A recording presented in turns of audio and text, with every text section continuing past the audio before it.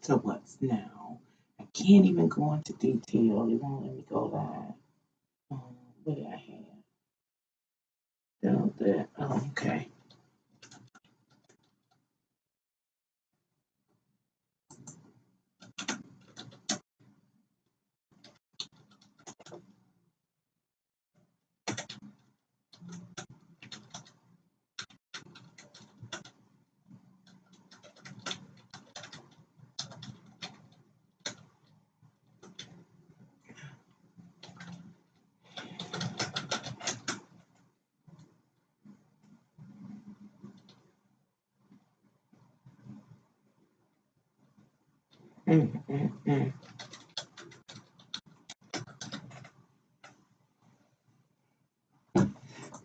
Okay.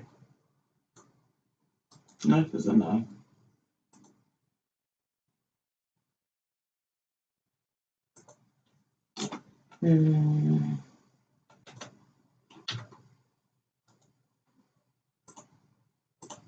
So I don't even have, today is the 13th at 9:23. They didn't allow me to put nothing up. How about a thumbnail? This is insane. Absolutely insane. This whole entire thing is insane. I am irritated.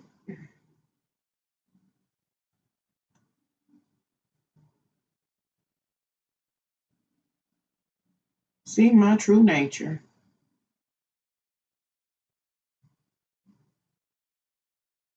Who I have been cultivated to be. Is this whole experience is bull? Okay.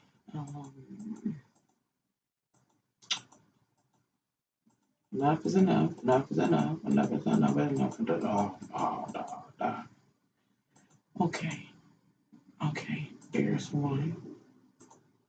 If it allow it. Okay. No particular playlist.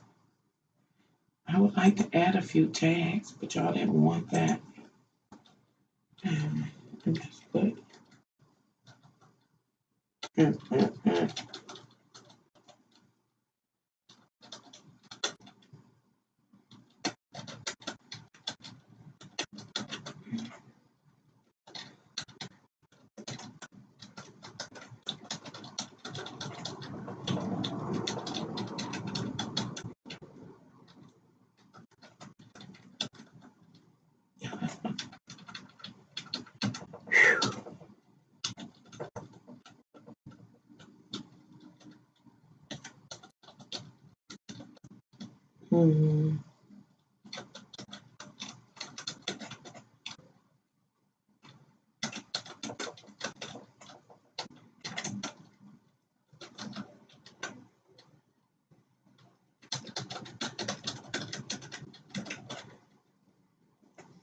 I'm gonna leave it like that. Leave it like that. Leave it like that.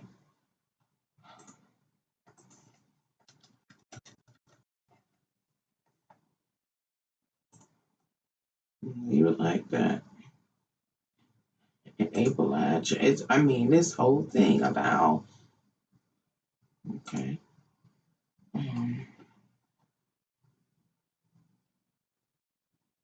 Say that like that.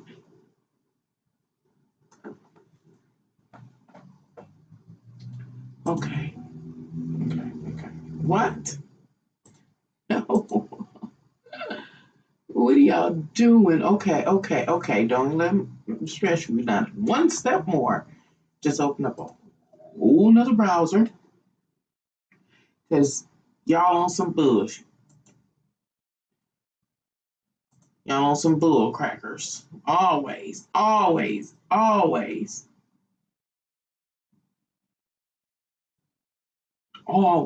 Insanity.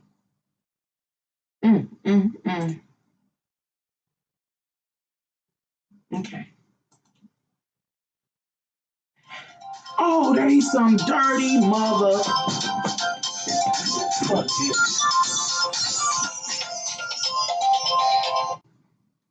Yes. Yeah, who they booed up. She's snoring and he's sucking like he's sucking on a pacifier. And YouTube won't let me go live. I think I'm live, but they won't let me have my controlling page. I'm just how is your day going? Well, go outside in the air away from anything and do it. You can't step outside? Oh, oh, well, yeah, I guess you just got to keep it on. Put some hands up.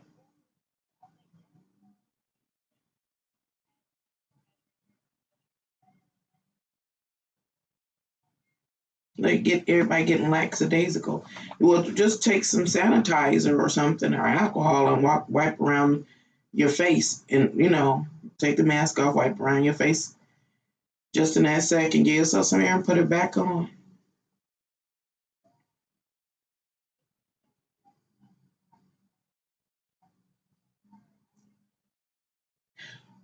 Oh, you can DoorDash me, can't you?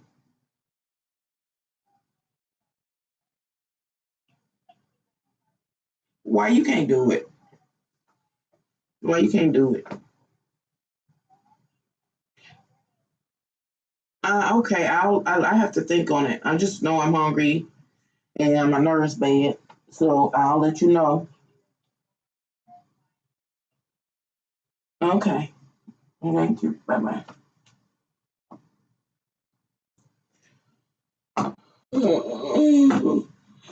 Okay. Well, come on, YouTube. Enough. Come on. How you just gonna just block everything? This is so crazy. Okay, I'm going this way, and it's gonna work this way. It's gonna work this way. It's gonna work this way. It worked, and so I should be able to do it. Why is a commercial playing? Okay. Oh, my volume probably is not even working because I switched to speaker. Okay, let's try this. Sound check. Because I switched to speaker. Oh, it's working. Okay, let's try this. Okay. Sound check. It's working. Okay. All right. All right. That's that. Mm. Annoying.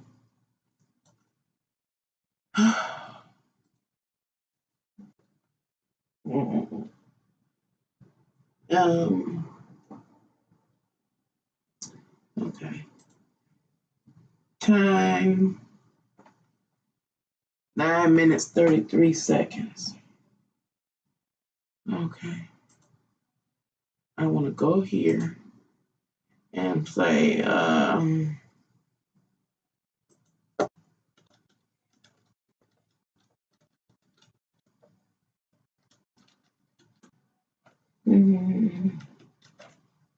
And 0 boom.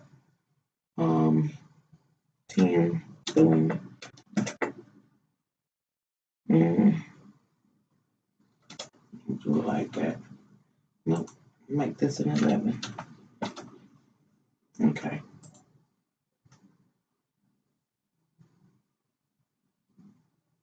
Don't worry about it. So,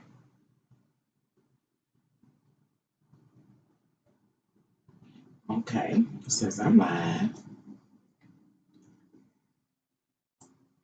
Okay.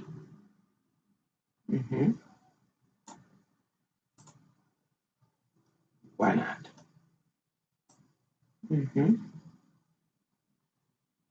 Okay.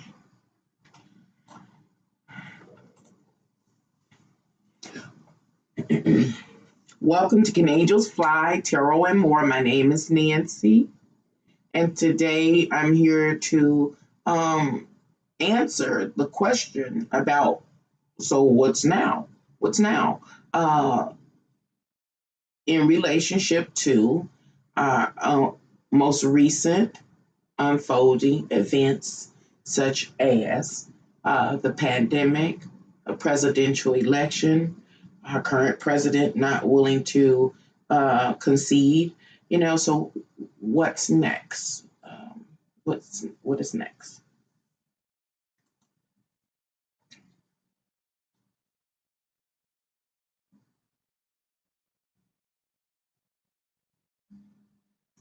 If you're ever interested in ordering your own personal tarot reading, you can do so by contacting me by email. My email is canangelsfly, the number one at gmail.com.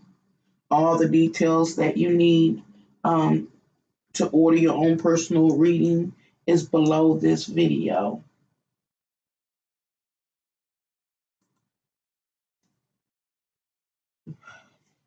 Again, welcome to Can Angels Fly Tarot and More. My name is Nancy. Ask you to please like, share, and to subscribe. See. So what's now? Over the last couple of days, I've just kind of been looking at the various astrological energies for the month of, November, December, January, February, to get an idea of, what's next, Maybe I should have titled it, So What's Next? Now that, we're in the midst of a pandemic that is reportedly on the second round, now that our 2020 presidential election, the United States 2020 presidential election has been performed, and all the drama that's coming with it, including our current president not wanting to concede his position. I guess that's the right word and statement. So right now, I'm just here to report my astrological findings about, so what's now, okay? And as usual, if you follow me, you already know I'd be frustrated. So it's no different today.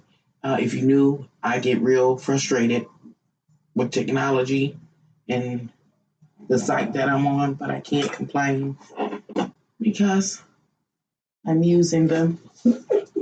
So enough is enough. It's been enough a long time ago, but enough never knew it was enough. Never knew. It never knew. Hopefully I can find my stuff. It's just stuff everywhere.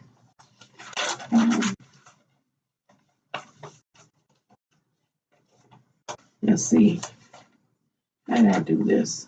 Oh, yeah. Oh, my gosh. My stomach hurts. I drank too much coffee. I ain't gonna worry about it. Okay. How about that? Okay.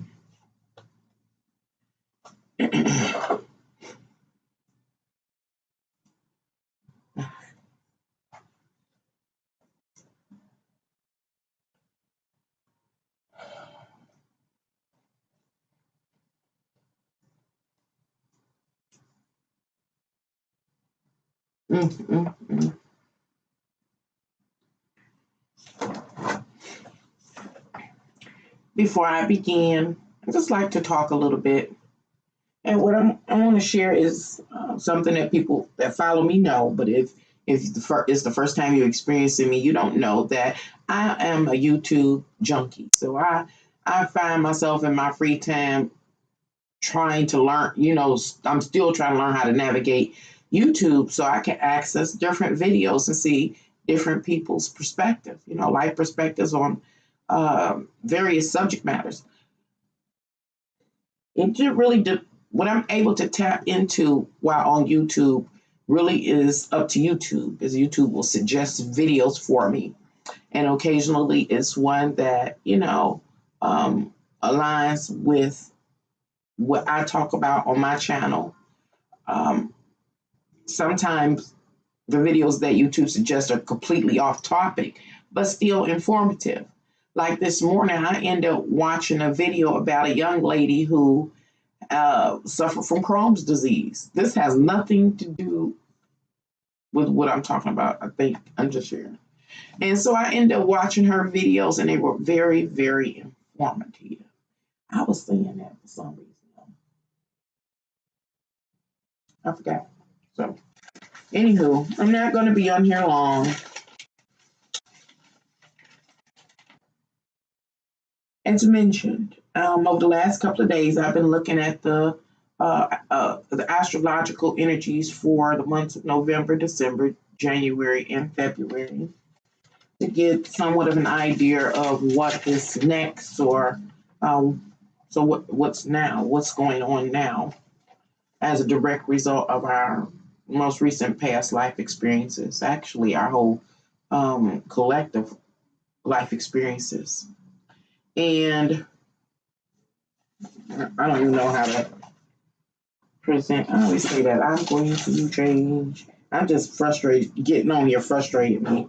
I mean, YouTube, I got to complain. I have to have my Aquarius rant part. YouTube wouldn't let me. I typed in my top, what do you call it, title, and in the description what this video was about. I used to put in my keywords tags on this video, and YouTube wouldn't let me go live because some of the terms I was using, such as I used the term politics and I used the term social issues, and it would not allow me to, start this broadcast. I had to go back, and I knew it was those terms.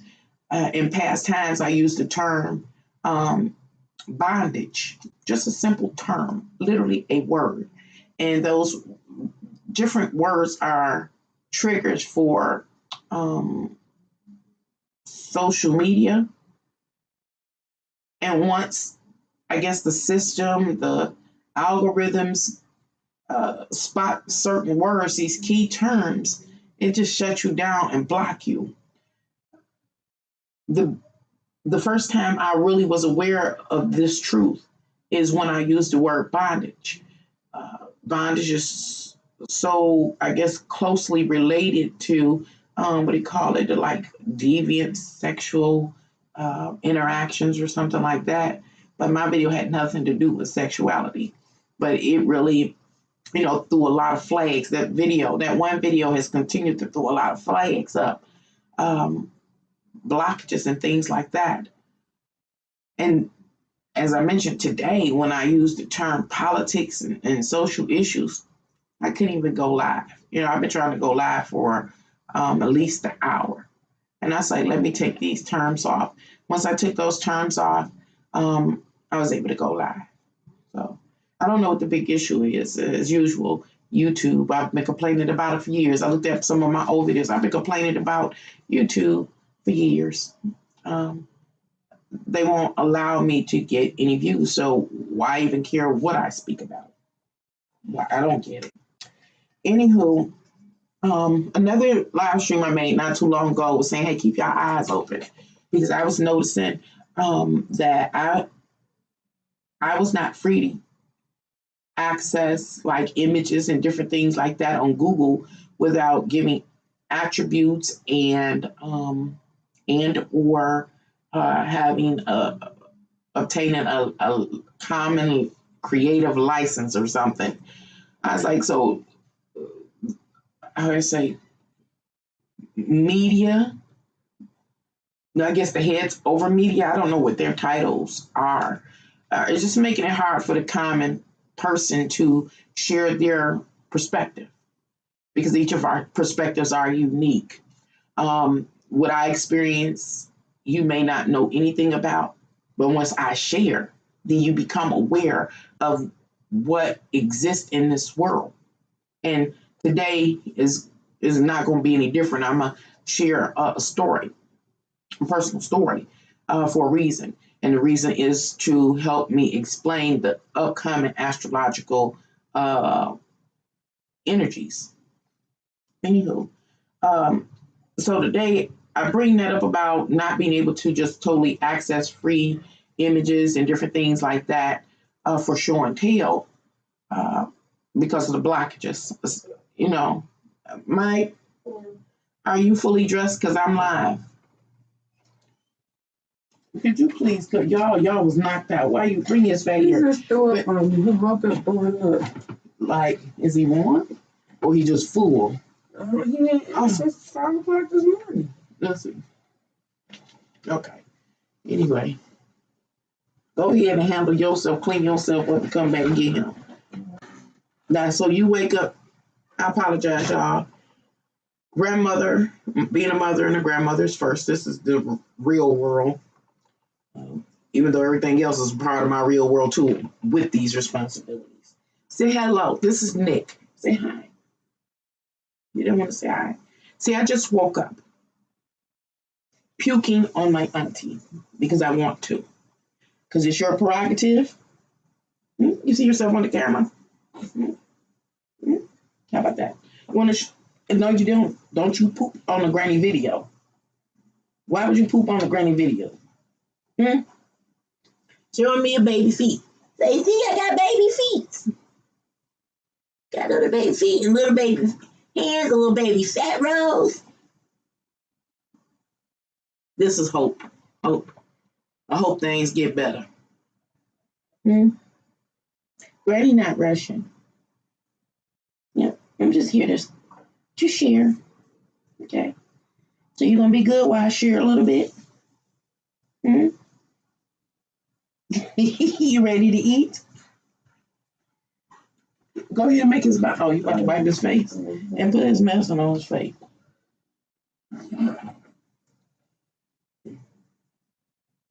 Get your face washed. Okay? Get your fat rolls washed. Okay. You looking like you could see the people. You can't see the people. Hold on to Granny fat while Granny talk. Okay. You made me forget where I was at. I know I was talking about images, the use of images for show and tell. For this live, I would have loved to have used images, but when I started trying to access free images once again, I kept running into the requirements for what? Providing attributes and or obtaining a common license or whatever, common creative license or building upon it, whatever it is. And this is way too much. This is way too much. So I can't present the information the way I would like to. Images help me like a cadence for myself. Mike, he's vomiting again. I think you might need to call his mama.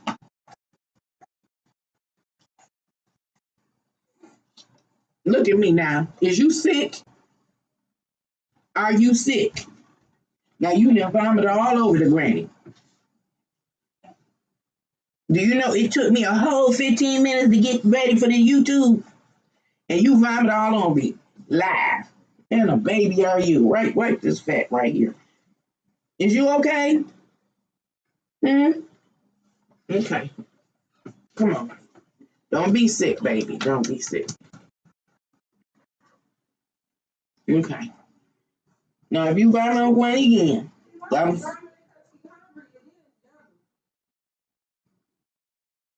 okay. Anywho, let me try to do this. Day before yesterday, as usual, I was on Google. Not Google. What's this? YouTube. Trying to find videos to watch. I don't know what to watch. I don't even know how to navigate YouTube after all these years. It seems to me, based on what how I perceive YouTube, is that it is worldwide.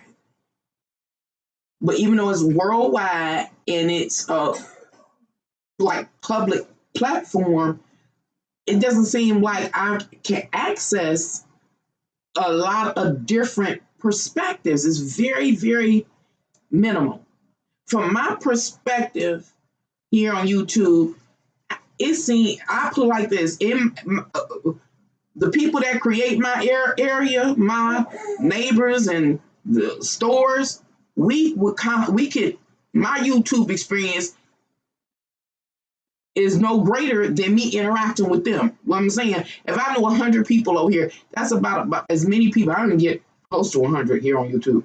I mean, it's a few people, literally. I really don't know how to access it. I go to live and I can't find, the chat live videos is only a few. I can know that somebody is live on YouTube, a particular creator, but it doesn't show up in the feed where it say it's live. Just I'm a tarot reader. Now, tarot reader is a big category, so oftentimes I run into a lot of tarot reading channels, but occasionally I run into somebody that's fairly new. They only have one or two viewers, just it seemed like by chance, and then I run it. There are other tarot readers that have a numerous amount of viewers watching them while they read cards. But my whole point is, it seemed like it would be a category where I could go under tarot readings, and whatever tarot readings exist, I could go on and on for days. But it's not like that for me. I don't know how y'all experience YouTube, but it's not like that for me. Anywho, the other day I'm on YouTube and I'm looking for just something to watch, but I know what it was, that King Von. Some King Von, some rapper somewhere was murdered. I really don't play into that, all of these ills, like those type of ills that's playing out in our world, because it's too much. It's way too much. It's happening way too often for nobody to be doing nothing about it. So I'll be quiet, because if you follow me, you may have picked up that I'm really aggressive. I can be very aggressive. I can be very violent. And so I'd rather be quiet than to irritate myself, it frustrate myself. So I saw a video or something, and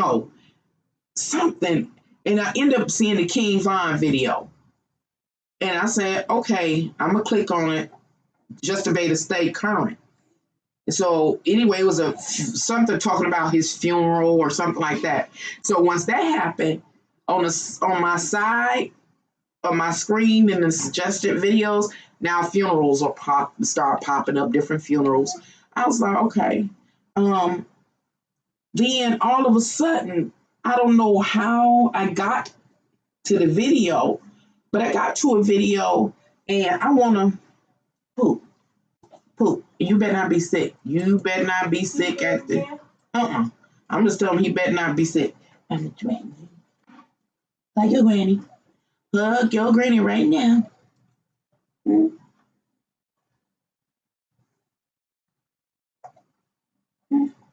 need a new shirt, don't you? Okay, I'm trying to find something, y'all. I have no organization or professionalism at all in this video. But right now I'm just trying to, where do I go? Over here. Okay, poop. I just want to give you the name of this video that somehow I got to, but I know it started with me seeing that King Von video about his funeral. Let me see. It was, baby, would you please stop drooling on me? Oh, don't do it. Don't you do it. Don't you do it.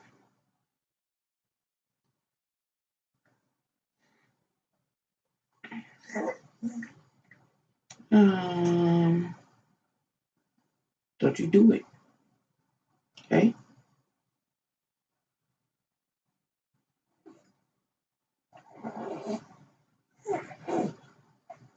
Okay, I ain't gonna read off the different things that I saw. Okay, right, it said leaked footage from King Von funeral. So I was just gonna take the time to learn about him to stay socially,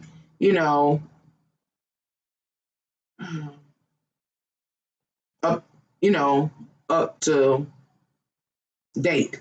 And then I end up seeing something called Whitmer, the person here in Michigan.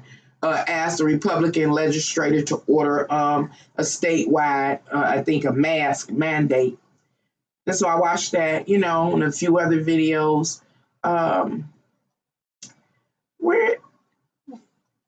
Where is it at? I want to tell y'all this video. Don't do it. Are you about to puke? I don't even see it here. What the hey? Oh, okay. I found it. Oh, I know what it was. What I know. What got me started searching videos, and as I click each video, it would suggest something else on the side, and I would click on it. Anyway, okay. The first one was an incident that happened here in Detroit. I'm not even going to talk about it again. I can't stand stupidity and ignorance. Anyway, after clicking, on some of the suggested videos, I ended up at this is the video here on YouTube. It is woman secretly records her doctors insulting her during a surgery. I'll read it again. A woman secretly records her doctors insulting her during surgery. What? You ready to eat? Go put some soda on. Go eat. What is Okay, close my door when you go out, please. It's making my morning. But can you take that baby and his bottle and get him out of my room, please? Thank you. 5,000. I need 5,000. I hope you didn't appear in my camera looking like that. Oh, close the door. No, you didn't. Turn that bathroom light out. It's daytime. God has provided. Okay. I think now you got my undivided attention.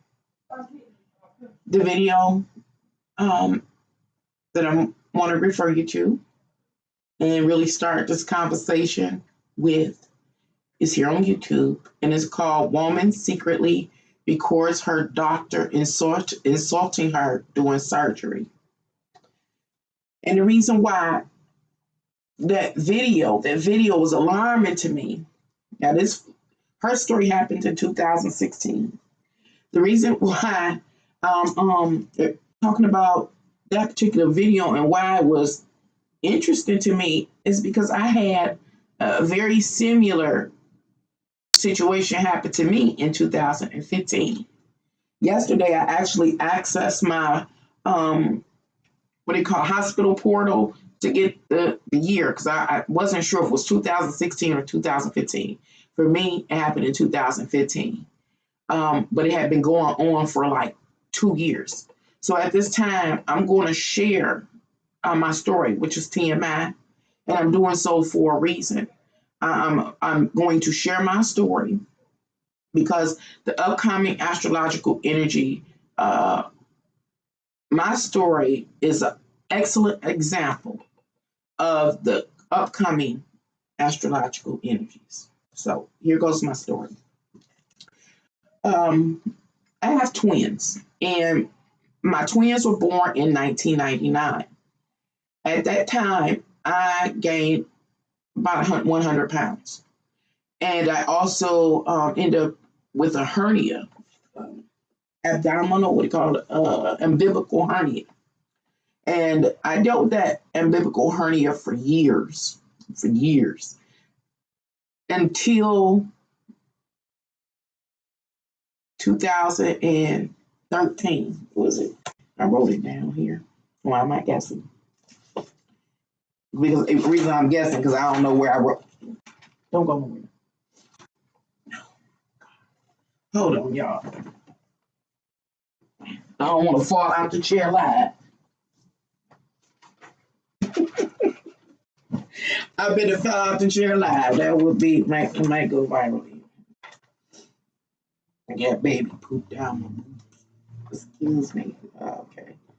I'm just trying to see. It might have been 2012. I'm gonna say rather than look for it, because the dates are not really important, except for that 2015. I was like shocked because her experience. Oh, let me stop. After I watched her video that talked about how this, she secretly recorded the doctors doing surgery, insulting her, YouTube also suggested another video. And when I clicked on the video, it also happened to a man. And it was around the same time period. So I was like, wow. I said, I think I had my surgery, my repair in 2016, but it was 2015. And so anyway, and I think 2012 is when the hernia first started bothering me. Y'all, I'm going somewhere with this. I know it's all over the place.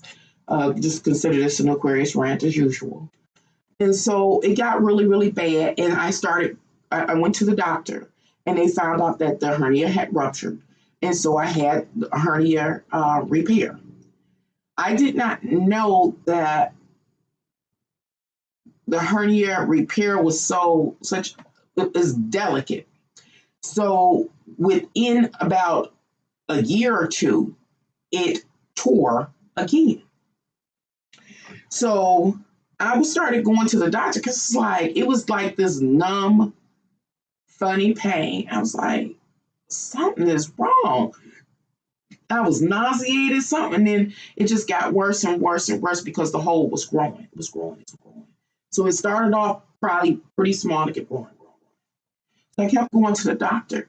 I ended up going to the doctor to make a long story a little shorter, a total of 2 years. 2 years complaining. I was going to my local stores and gas stations and every type of pain medicine I could get over the counter. I was popping 2 and 3 and 4 Tylenol. That was a experience in which I came to understand chronic illness and how it can take you to the brink of insanity. I thought I was going to lose my mind if the pain didn't stop. It got to a point where I never had a break from the pain. Oh my God. The pain was so continuous I thought I was going to vomit. Sometimes I thought I was going to vomit all the time. I was completely nauseated. And so anyway, mind you, I'm going back and forth to the doctor over 2 years. So I'm talking about going to the doctor at least twice a month, at least every single month for 2 years. And I'm asking to see different doctors, but they keep sending me to this same doctor. Oh, I want to say this doctor name so bad, I won't. And she's a really petite, very petite. I'm not gonna say her name. Very petite Caucasian woman. Talking about extremely petite. I'm talking about she may have weighed 100 pounds. And very petite. And so she kept saying, well, your problem is that you are fat, that you are obese, yada, yada, yada, this and that. And so I'm like, I understand what you're saying. Of course, I've taken that into consideration. This is my response to her over 2 years. And where I'm dealing with her, I'm constantly trying to see another doctor. The whole system refused to let me see another doctor for 2 years solid. I'm in pain. And so I'm like, I understand that I'm fat. I said, but I've been fairly fat or thick my whole life. I said, and fatness does not lead you to be in chronic pain in the stomach. Oh, things are stretching. I said, no, there's something wrong. This woman wouldn't order an ultrasound. She wouldn't do anything. So now this is in between. I'm telling y'all this for a reason, TMI. This is between, I think 2012 or 2013. I think it was 2012 when I first had the first surgery. No problem. Over years and the stress and the wear and tear of my body. The hernia is a very, again, delicate repair. And so many times the repair either tears or does something. And I've been told by the doctor that it may have to be repaired again. but I just didn't really consider it. I really tried to take it easy over the, after that. Anywho, uh, I'm trying to get myself together, y'all. So for 2 years, I suffered. Man, oh man, oh man. Thought I was going to lose my mind, going back and forth to the doctor. 2, sometimes 3 times a month. I'm begging. I got to the point where I was begging. I said, please help me. Would nobody help me? Wouldn't allow me to see another doctor. The doctor would not order any ultrasounds or anything. So one day, I was like, I remember sitting on my couch. I said, I can't take it no more. I feel like I was about to die. I said, I'm about to die. I was like, okay. I called the doctor.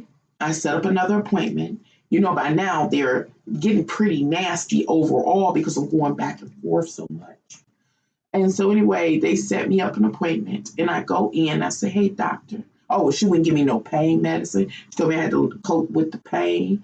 And for 2 years, I was in excruciating pain. Excruciating. She would not. Oh, my God. And so I'm set up this appointment and I go in and say, hey, doctor, I'm here again. I've come back to you. It's been 2 years. I'm about to lose my mind. Well, you got mental health issues. I was like, look, I said, by now, I really do. I said, I need help.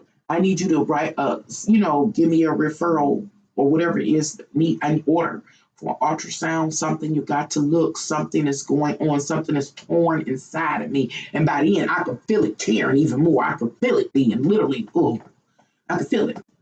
And she was like, she wouldn't do it. And so I told her, I said, okay, I didn't try every avenue and I've been nice to you. I said, but today I'm about to whoop your motherfucking ass. Right here, right now. Before I die, I'm about to kick your motherfucking ass. Excuse me, they can probably block my video out for that. But that's what I told her. That woman, that doctor, went out running and screaming out the room. They called security. I didn't care.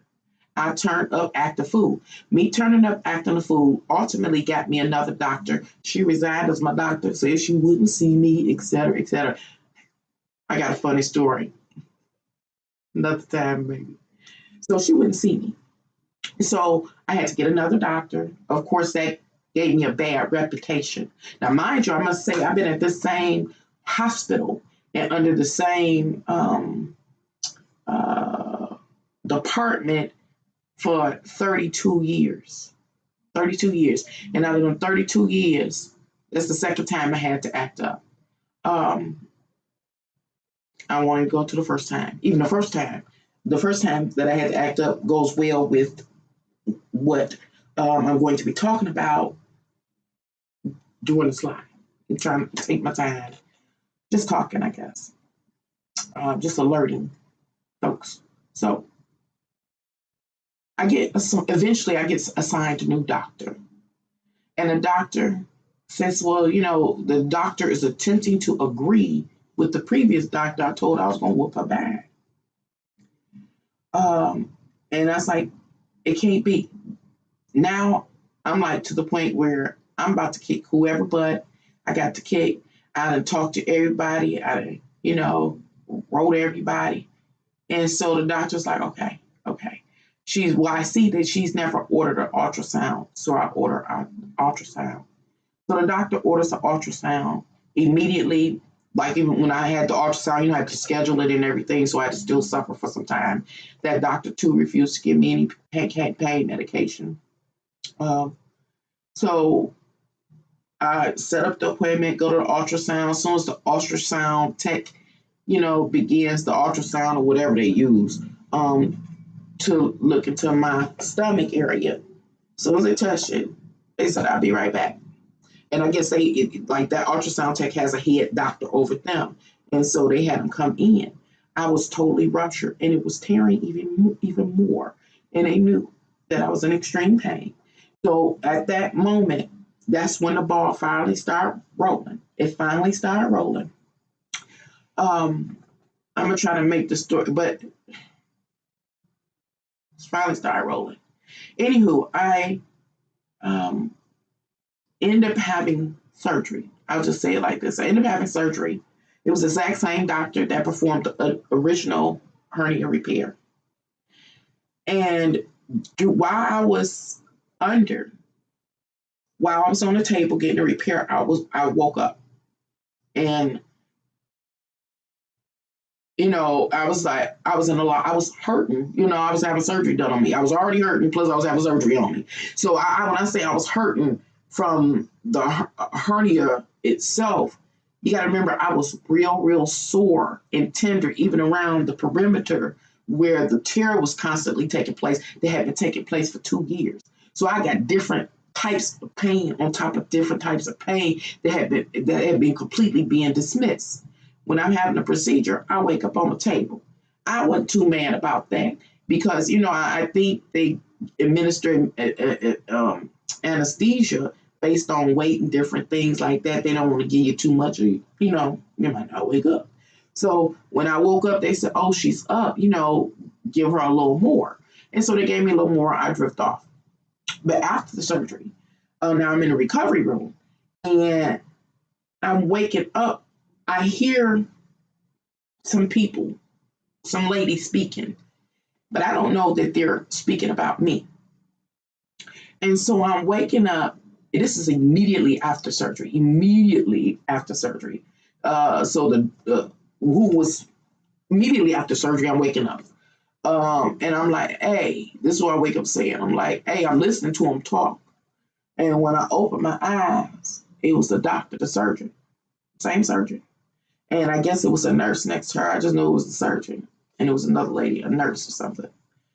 And they were standing over me talking about this fat bitch, this and that. What they were talking about is, remember, my reputation was scarred because of the incident I had with my primary doctor.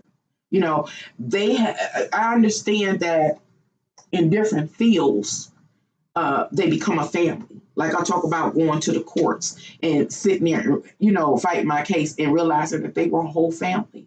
Everything from the stenographers to the sheriffs to the judges, they were all family, very close linked. And it is loyalty in families. It was no different at the hospital. That I had one doctor that will refer me to another, but they have like a fraternity, sorority, sisterhood, or doctorhood, or medical team bond. And you can't let anybody get in that bond. And I realized that when I woke up and the surgeon was calling me all kind of fat black bitches starting up shit. And forgive me, YouTube, for my belligerent words. But this is what a doctor was saying to me in a professional setting, which I was very vulnerable. And so, and it was a whole lot of other stuff that went on even prior to that, once the ball started rolling. But I just, took that out. But I'm thankful for the people along the way that, had these more supporting jobs to a doctor and to care, like what do you call it, lab people. See, it was never the doctors. It was, what I'm trying to say, it was never the doctors or the nurses that helped me get help. It was people like the lab technicians. After you've been a lab technician so long, you learn. And you learn some things. And so they can pick up on some stuff. They like, and they say, you got to do something. And they'll go get a doctor that they know personally has integrity. That's how I got help.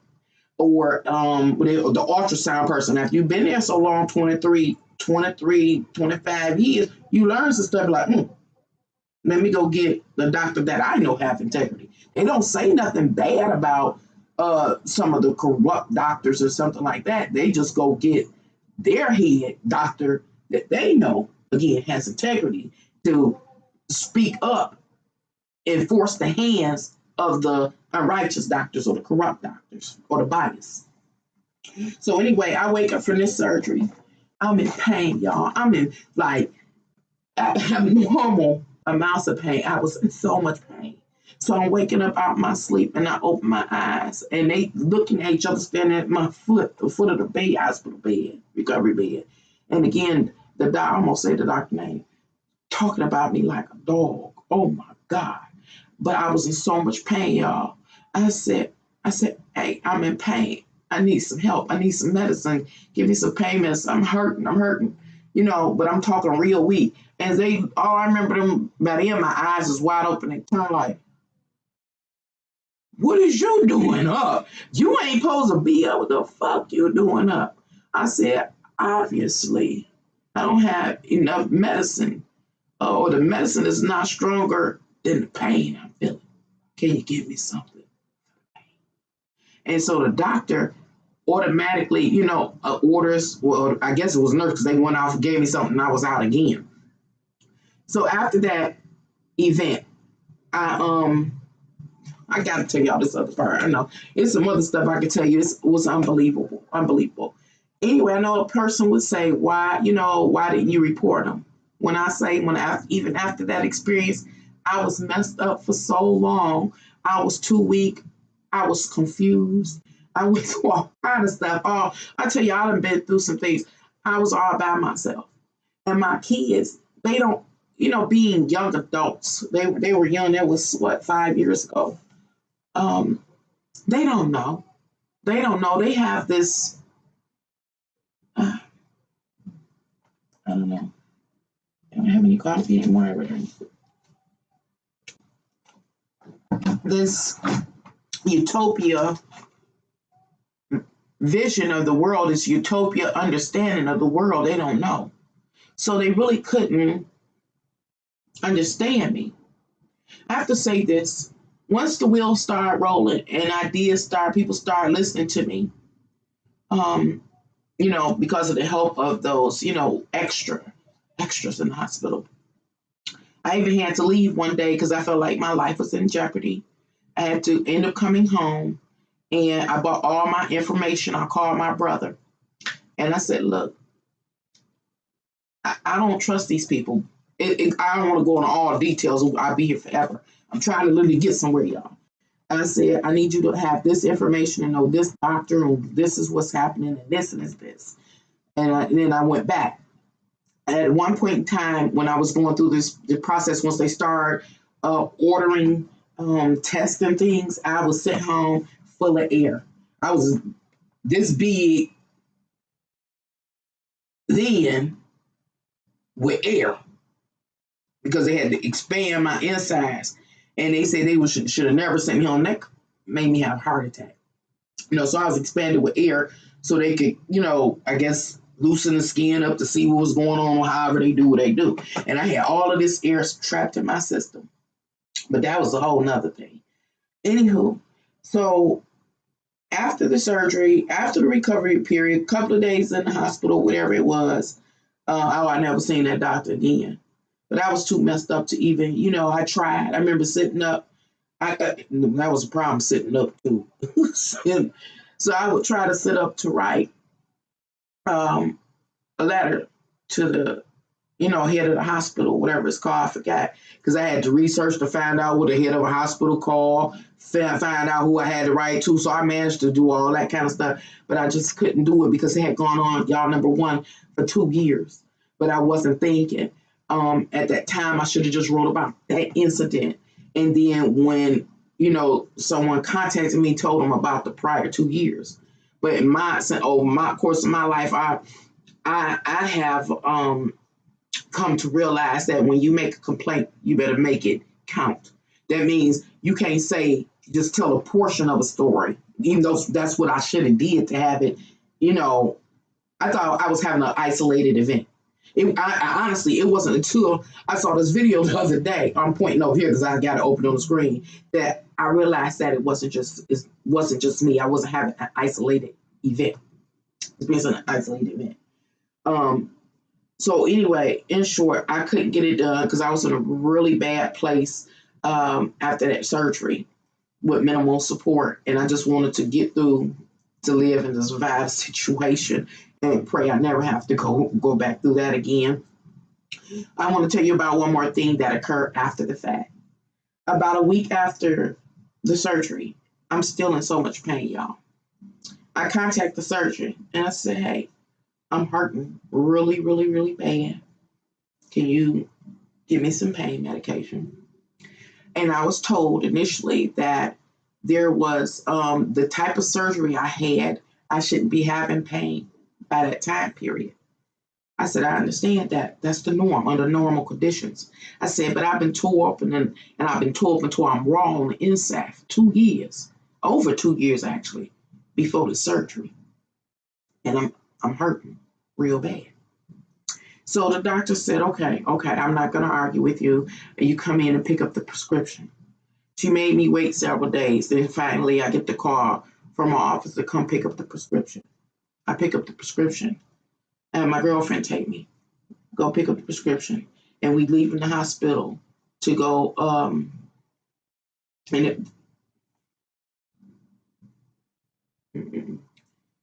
the hospital itself has a pharmacy. I rarely use the pharmacy. I use the same pharmacy over and over again. Like I said, I've been at the hospital at least 32 years. Pharmacy, same thing, you know. So I take it to the pharmacy. I leave it there. Now, mind you, I had no pain medicine. I'm hurting. I mean, tears. I'm going through it. This is after the second surgery. After everything's said and done, it's time for me to start healing, but I'm healing slow because it's been just that long. So I'm like, okay, I got hope. I'm going to have this medicine that's going to help me. When I'm stopping and refer you to a video I made called Dope Drugs. Dope Drugs. See, these are the story I'm telling you now is one of the instances that I experienced prescription drugs. And I can talk about it from that perspective. Okay, I digress from that. So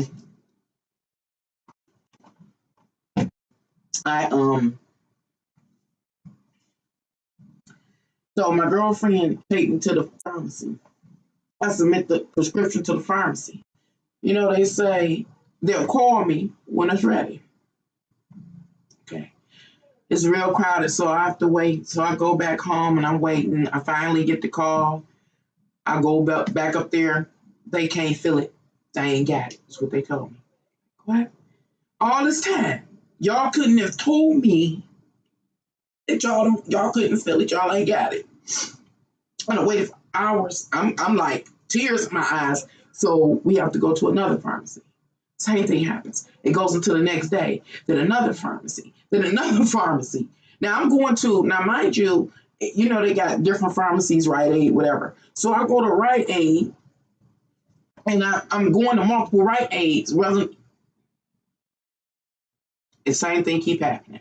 So okay, well I'm going to a different pharmacy now. So now I'm going to CVS. Same thing happened. I'm like, okay. It's a black owned. I'm sorry, y'all. I get so emotional about certain things. It's a black owned pharmacy not too far away from me. Unfortunately, it closed, I think, last year. But anyway, I tell my girlfriend, I say, hey, matter of fact, I went to the doctor. I went back to the doctors, to the hospital, to their pharmacy. I gave them this prescription, and I did what I had to wait. Waited. To do what? For them to hand it back to me. It's like, this is insane. Well, I'm going 2 or 3 days after that, still in pain. I'm laying up. I can't sleep. I'm crying. I'm in so much pain. I was being tortured and tormented by other humans' behavior. So somebody, I don't know who says, hey, it's a black pharmacy down here, not too far from your home. Why don't you check them out? You can check everywhere else out. You'd have been even to the hospital pharmacy and they ain't got it. What's the chances? Ain't nobody saying nothing but in the end that they ain't got it, they can't feel it, or they shitting it ain't came in. That's what they telling me. So I go to this black pharmacy. My girlfriend come pick me up. Now, mind you, I'm still in pain.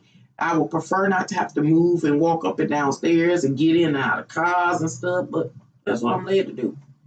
So I go to this black pharmacy, and I hand them the prescription.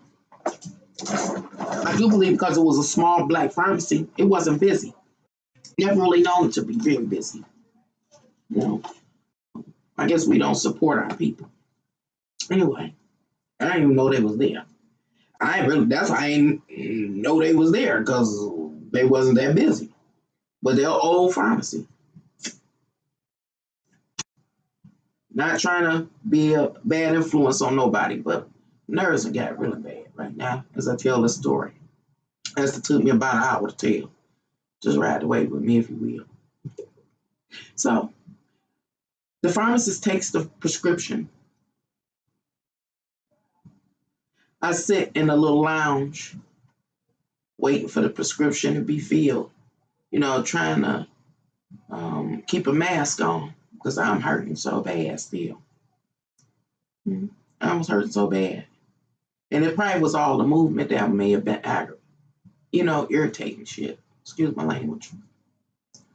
And the pharmacists look over at me. I see them look over at me. But I ain't paying no attention. I go ahead back into my mind. Now, I can tell y'all about meditation. That's the only way I survived that situation. I know about meditation. That's one way I know about it. Know about it from quite a few ways, but that's one of the ways that I could say I know that it works. Otherwise, I would have lost my mind in 2015. And so the pharmacist come over to me. He tapped on the window. He said, "Come over here. Call me by my last name. He said, I want to talk to you. I want to ask you some questions." He says, "and I want you to answer me honestly." I said, "Okay." He said, "Where did you get this prescription from?" And I'm like, huh? I was like, "I got it from the doctor." He said, "What's your doctor's name?" I'm not going to say it on YouTube. I told him. And he said, "Why did the doctor, write the prescription for you?" Told him about the surgery, procedure, everything. And he was like, He said, "I'm happy I stopped to ask you these questions." He said, "I was looking at you and you didn't seem like the typical drug addict or hustler."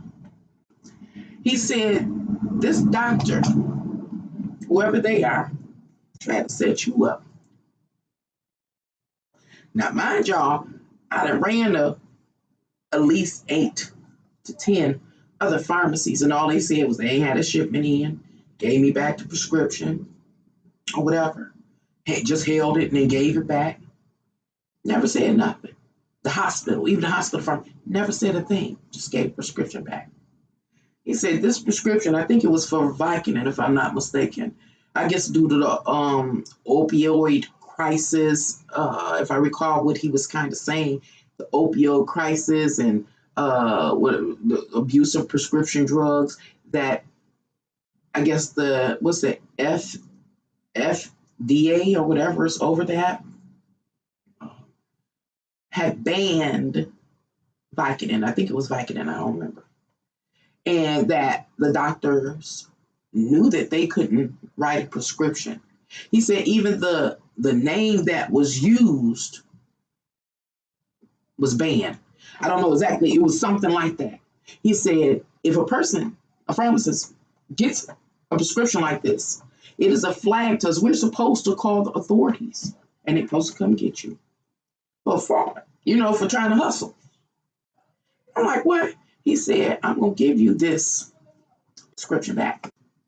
He said, "You take this prescription back to where you got it from, and you tell a doctor that you know, and to give you an appropriate prescription." So after all of that, I was like, okay. And she was mad. She was mad. I'm going to tell you this, and then I'm going to go because I'm all in my feelings now. But my daughter, recently, the baby that I was holding just puked all over me, called to set a doctor appointment up most recently, about a month ago, because the baby only 3 months old. And she was scheduled to take the baby in to see that very first doctor that I told I was going to whoop her butt in 2015. So I accompanied my daughter to the doctor to help her with the baby. And who walks in? That little doctor. When that little doctor saw me, she was so nervous. She was so nervous. But she stayed professional, and she went ahead and handled the baby and my daughter and everything with my eagle eye watching. But after that, she told them, that she would not service my daughter. Okay. Hopefully it was somebody that viewed my testimony there, because I done held that one for a very, very long time. Nope, ain't nobody to view it. Okay, of course. All right. Where am I at? Number one, I wasn't on the right page. Hello, hi. So it's hard to report this when in your mind, you know, it won't go anywhere but the crazy label. Right. It's hard. Exactly. I'm sorry you had this happen, but you are right. They all stick together, from the medical people to the courts. Exactly. And I understand it to some degree, but not to the point of corruption or unrighteousness when you hold people's lives in your hand. So anyway, I shared that TMI, got all into my feelings and partook in my vices. Now I'm going to begin to talk about the upcoming astrological energy. As I stated, the TMI and the videos that I've talked about are excellent examples of the energies that have began to and will begin in December to unfold.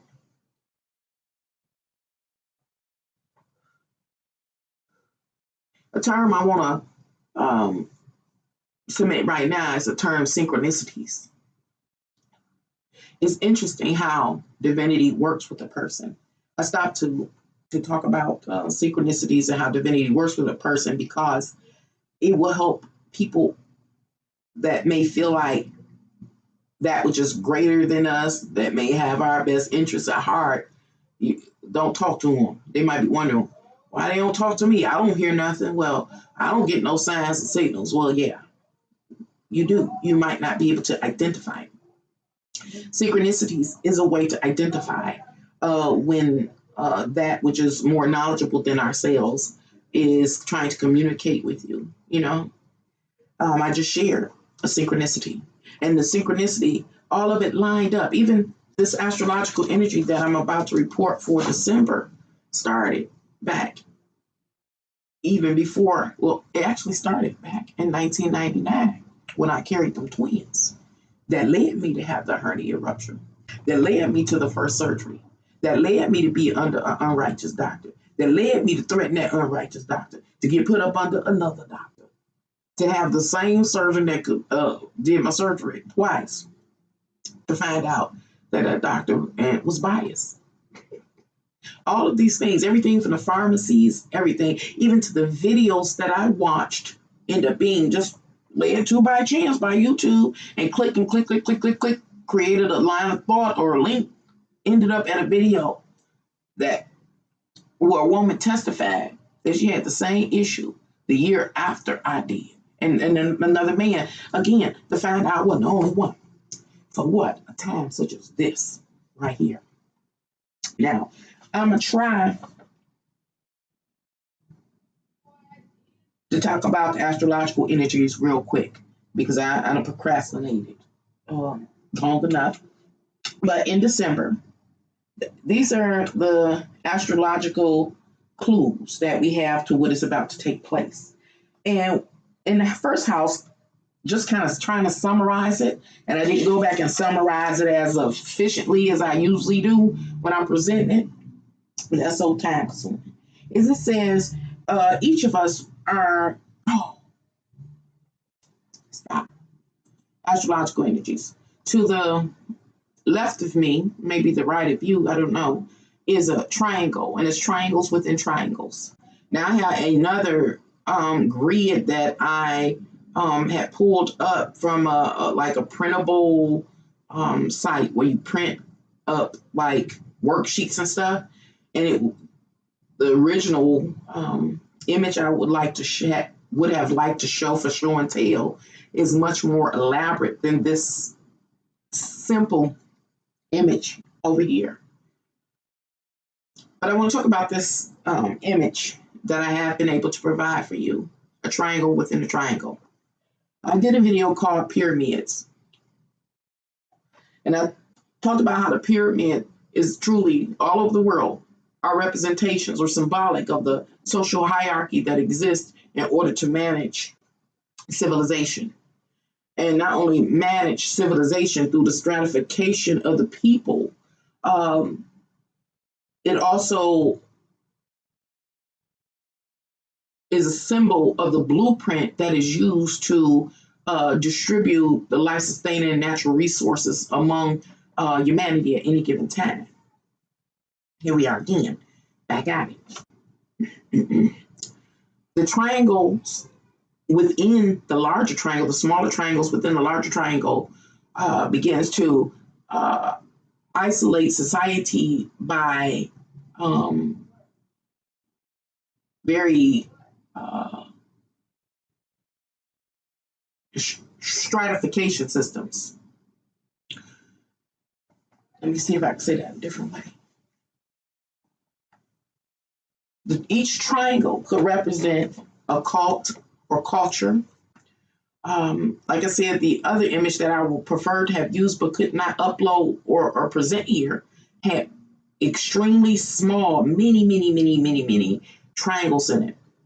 And each triangle represents again, a cult, a culture. It's all the different ways, again, society is stratified, I think is a word. Everything from the higher ups, the 1 to 2%ers at the top of the pyramid, all the way to the bottom, which is the 99% of the world's population or any given population. It is the rich versus the poor, the super rich versus the poor, the elite versus the sheeple.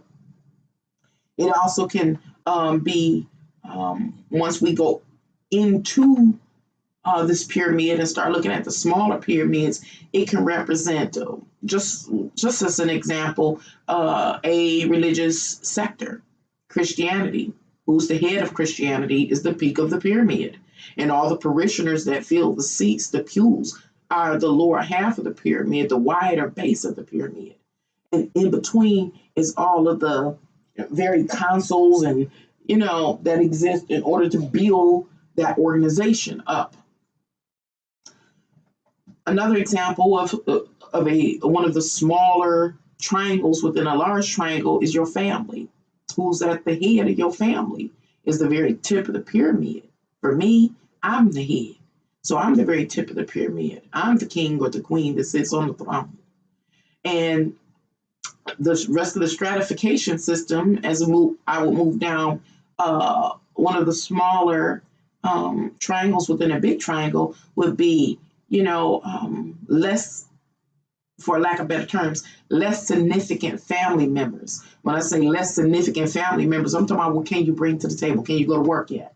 Can you pay a bill yet? Can you bring in any life-sustaining resources yet? Well, babies and grandkids that have not yet been educated nor work and are very dependent upon me and my leadership, as well as their parents going off to work and stuff, will be at that lower bottom part of the pyramid, pyramid. Let me try to think of another example of a pyramid within our social structure.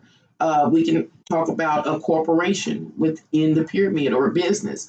Who owns the business? Who owns the franchise? Will be the very top of one of the small pyramids. And then whoever's up under them to help them sustain that franchise or whatever it is, whether it's a secretary, an accountant, would begin to fall into the lower part of the pyramid.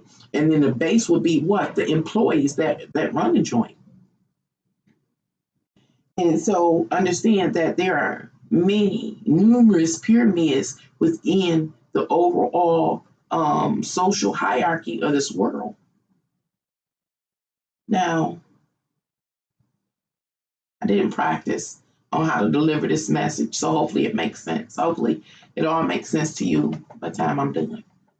So the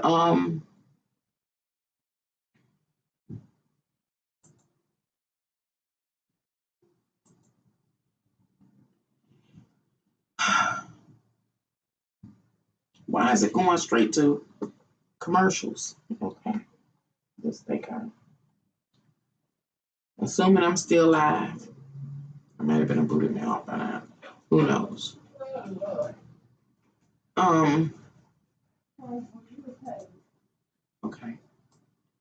I assume I'm still live. It's showing I don't have any viewers at all, of course, as usual. But go ahead and deliver the message if you would. I don't know. Anywho, still talking about this triangle here to my left, possibly your right. Remember, the outer triangle, the overall triangle, the pyramids that we see on the dollar, the pyramids in the world are symbolic and represent the whole world social hierarchy and the stratification of society at any given time and the distribution of all of the life-sustaining natural resources, et cetera, et cetera. The pyramid represents showing domination, world domination, actually. Anywho, still trying to talk about this pyramid because within the pyramid, who holds the power? Well, in my little pyramid, I'm supposed to hold the power at the top of my little pyramid as the head of my family. Who hosts the pyramid? I mean, who hosts the point of power in your home or your family? Then we have, moving on up the social ladder, we have the city or the township that you stay in. Who is at the point of power there? Who is the supporting council, maybe, or chairpersons? And then who is at the bottom of the pyramid? In that case, it would be the citizens of that district. Mm-hmm.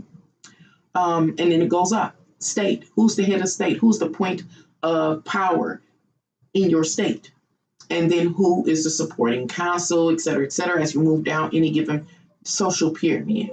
And then who's at the bottom, of that social pyramid. And it goes up from state to federal, even globally. And then after global, I do believe it what goes off world, same thing. Who holds the power?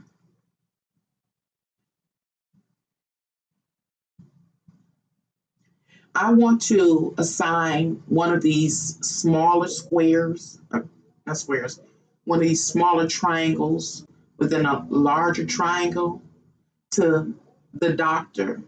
One of the doctors that I've seen, that I've talked about, one is theirs.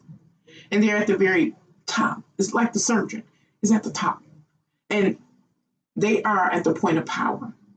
And the reason why they're at the point of power relative to a patient is because they are the expert or the master using a scalpel. Then another one of these triangles I've appointed to myself. Even though I am at the point of power within my own right, in relationship to my own family, when I had to overlap my triangle with the doctor's triangle, who holds the power there? In that scenario, the doctor still had the predominant power because I was in a vulnerable state. I was needing help. I couldn't help myself. And so that doctor had the capabilities, abilities, expertise to know how to help me. So they held the power. Now, my triangle, the doctor's triangle, and we'll say the head of state triangle. Now we're going to assign the head of state one of these triangles. Who holds the power there? Is it the doctor? Is it me? Or is it the head of state? Who's calling the shots on all the rules, laws, and regulations, policies, et cetera, et cetera? Well, we know in that case, under that scenario, it would be the head of state, unless he needed to use the doctor that I had. And just in that moment, under that scenario, the doctor will hold the power. Only by that specific scenario needing to play out with the doctor hold the power over the head of state. for the most part, the head of state would rule in that case. I'm trying to explain something. Again, that's why I like to use show and tell to try to explain. Hopefully that makes sense. So now, I want to kind of read my notes that I deciphered for or from the astrological alignments for December 2020. I asked you to ride the wave with me because I didn't practice any of this or trying to put it in order. I'm just kind of riding the wave. So in the first house, the summary that I have is each of us perform your social calling. Mine is to be the head of my household.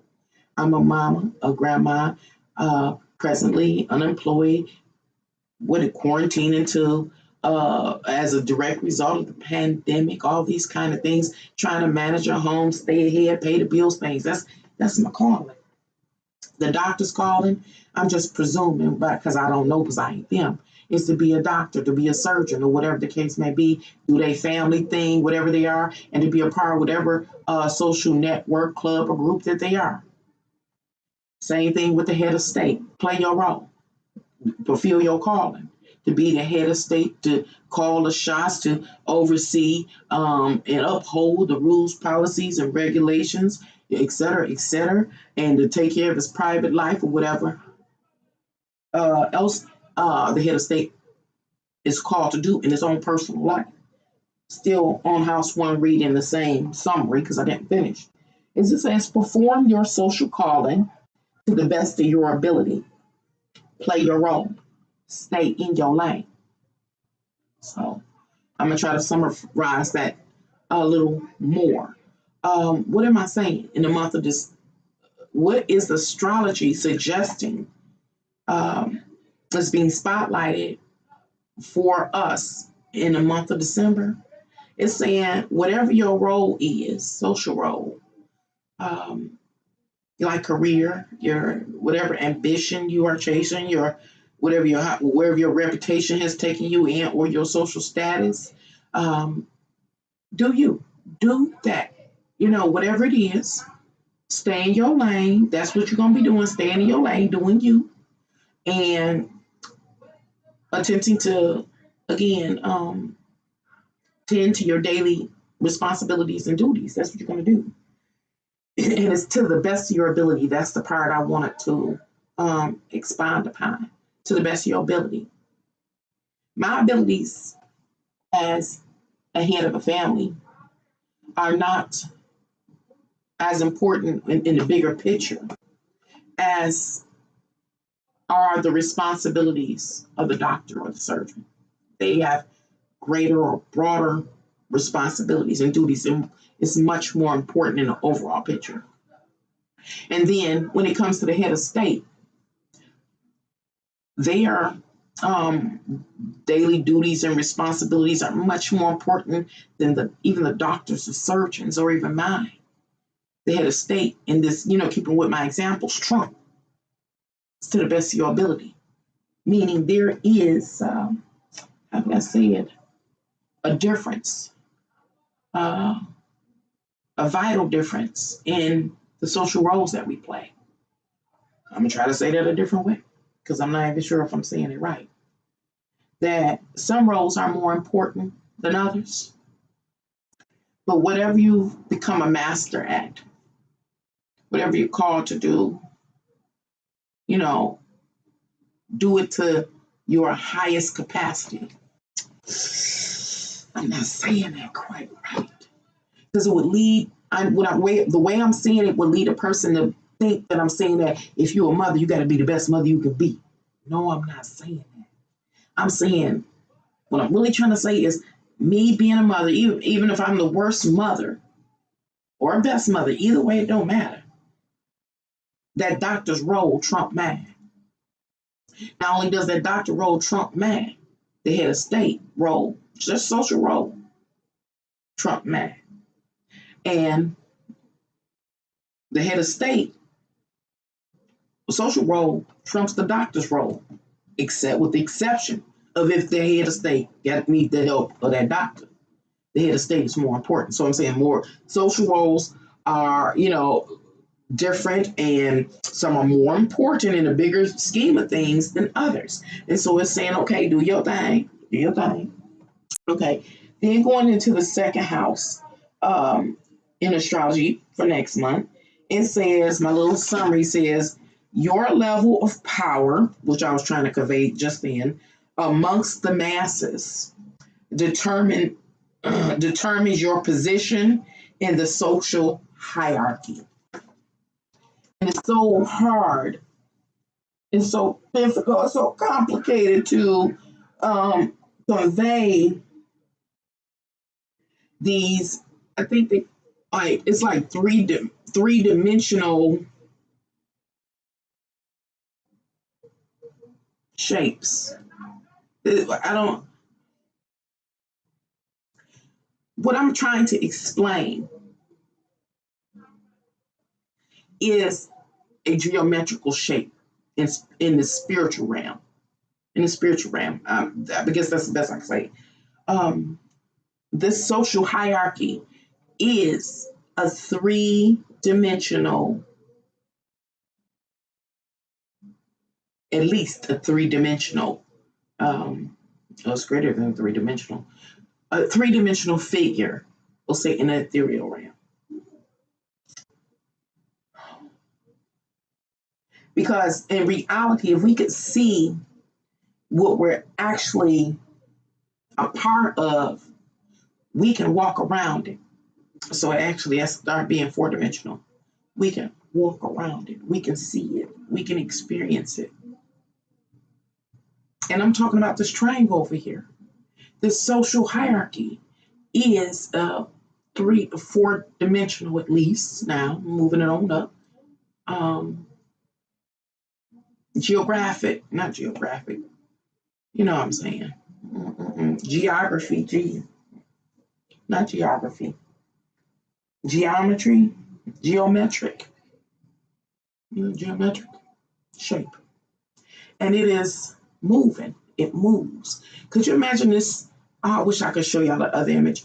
Imagine the 7.8 plus billion people in the world. Imagine 7.8 plus billion triangles within the large triangle, and they're all moving. And what do you call it? They're rotating and clicking and clacking like a Rubik's Cube. It's like that. And some of those triangles pop out like death. They pop out and are replaced. Others pop in, pop out, replaced. So it's like this constant spark, and all the little parts and gadgets of 7.8 plus billion are moving all over the place, you know. And then plus it's the institutions, which are, I was just talking about 7.8 plus billion little triangles representing each of us. Then it is also us in connection with our family that creates a larger triangle.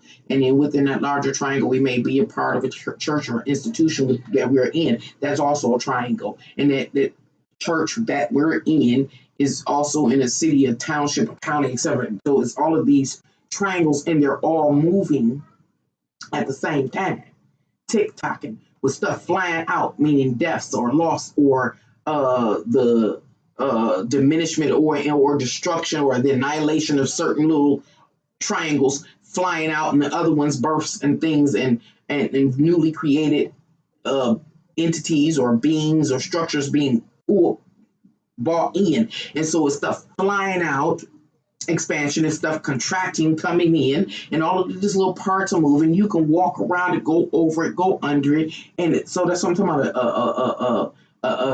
I'll say a multi-dimensional shape. That'll make it easier. Multi-dimensional shape. I'm trying to go somewhere with this. You gotta ride the wave with me though. So it's a play your role within your little triangle at the head. We're all heads at some point, but your role might not be as significant as another's. Okay. So anyway, and so this next house, the second house that I was starting on, says your level of power determines your placement in the overall triangle. You know, again, just how important are you?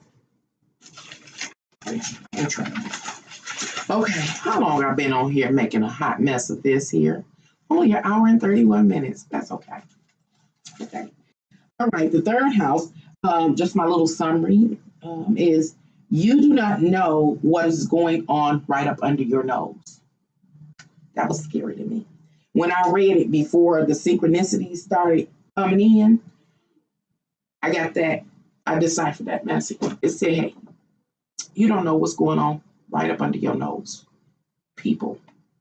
All 7.8 plus 7.8 billion people plus. You don't know what's right under your nose. United States population over 331 million. You don't know what's going on right up under your nose. Oh man, where is it at?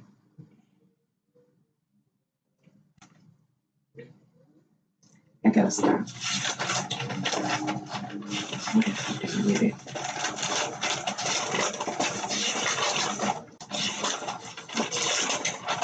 I'm just rambling and sharing.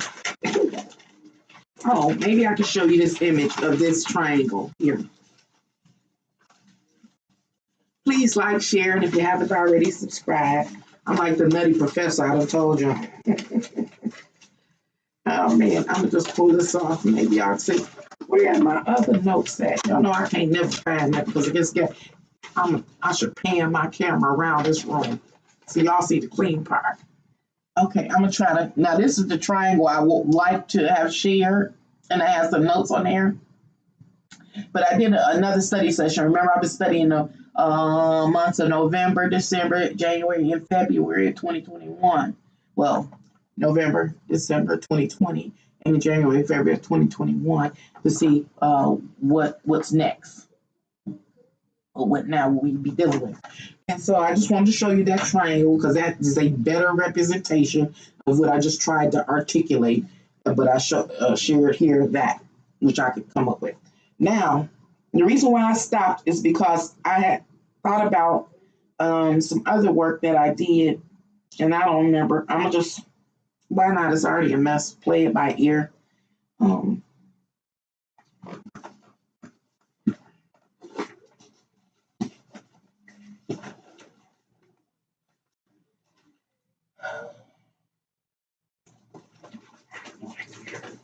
I have no idea what I did with that part because that was really important. A major clue. I don't know what I did with it.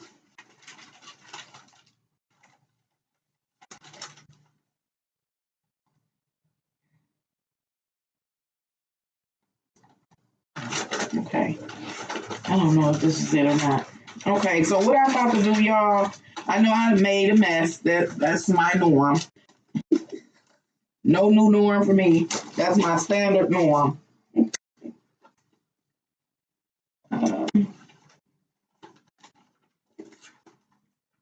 Okay.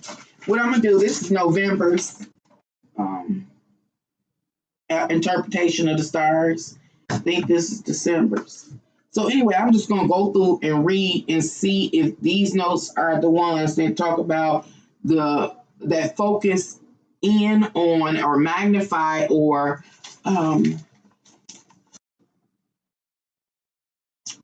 man, oh man, I'm just talking.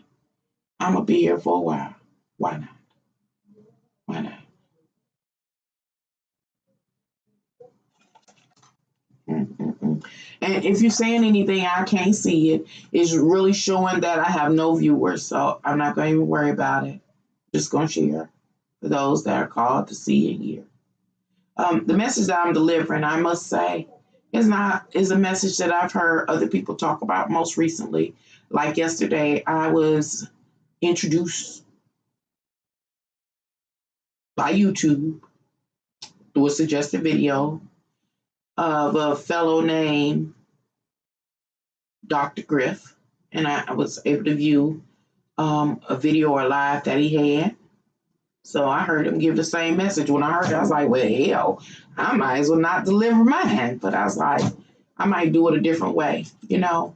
That's to say, people learn different ways, come to comprehend different ways. So, and then today I was watching some video. What's the name of that video? I don't know who it was, but they suggested another platform. And I think it's a platform that one of the people that, frequents my channel may have suggested for me at some point in time. But today when I heard them suggest this other platform for a person to create content and share on, I finally went over to the site, or whatever you call it, the platform. And who was there was this person named Alex Jones. I've heard about Alex Jones before. A lot of people talk about him, and I was able to watch part of his video. And he was talking about, he was talking about a lot of stuff. So, but I bring it up because what I'm going to share, people already know. You already know. But how can I say, my research is going to reveal the innermost, I guess I could say, work or mechanisms at work as we go through all of these social experiences or life experiences we are scheduled to have. So mine is a little different. So I'm going to go ahead. And again, I'm like the nutty professor. So November, just trying to read. I'm not even sure how I did this. I'm gonna read exactly what I have on paper, and then try to summarize it quickly. November 2020, 1 Pisces, meaning first house Pisces. Any and all predetermined outcomes have manifested, creating our current reality. I say cusp energy /1, 2, which is houses 1 and 2 combined. What your current reality consists of or not. Aries with Mars at the 21st degree, 3, which is Sagittarius.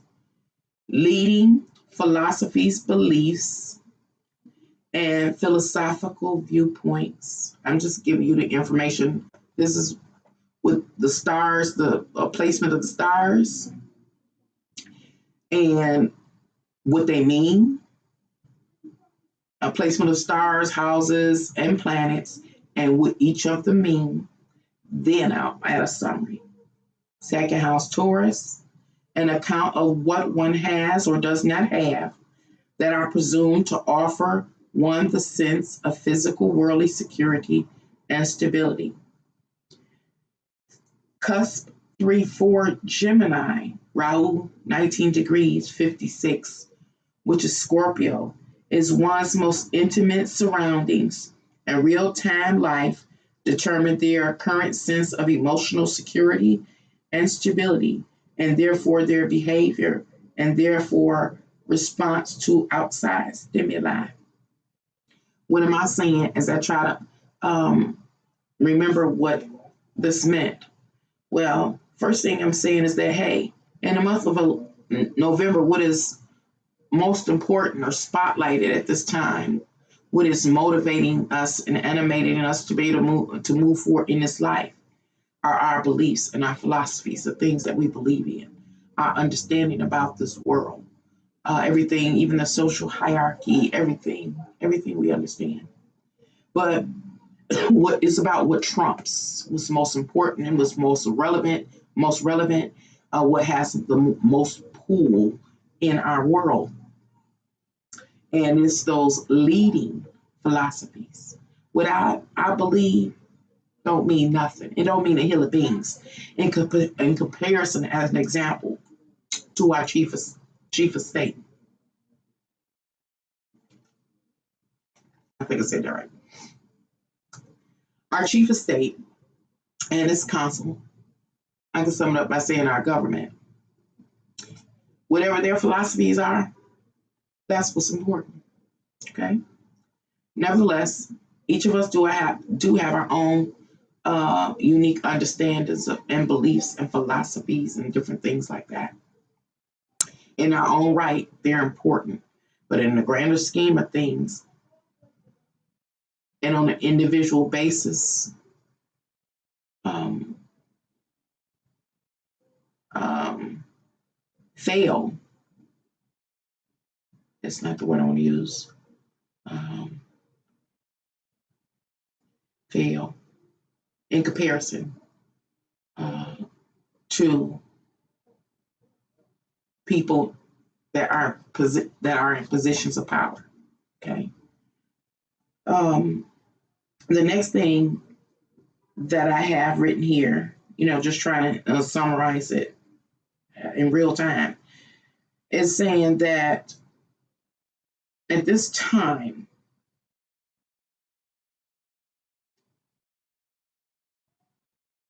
people, of course, are very concerned with their own personal sense of physical, worldly security and stability. That's to say, if you have what you need or not. The second house of Taurus talks about having possessions, or how can I say this? Man, it's so much stuff. How can I do this? Remember, philosophies is the central focus in November. That's what is motivating us to move forward. Then when I add the second house, yes, it says, hey, we are all concerned about our physical, worldly well-being, et cetera, et cetera. But that second house energy is also connected to the philosophies and about what you have or don't have. See, the head of state has and possesses the most influential and people like himself, people of power, they possess, again, the leading philosophies, but most of us do not.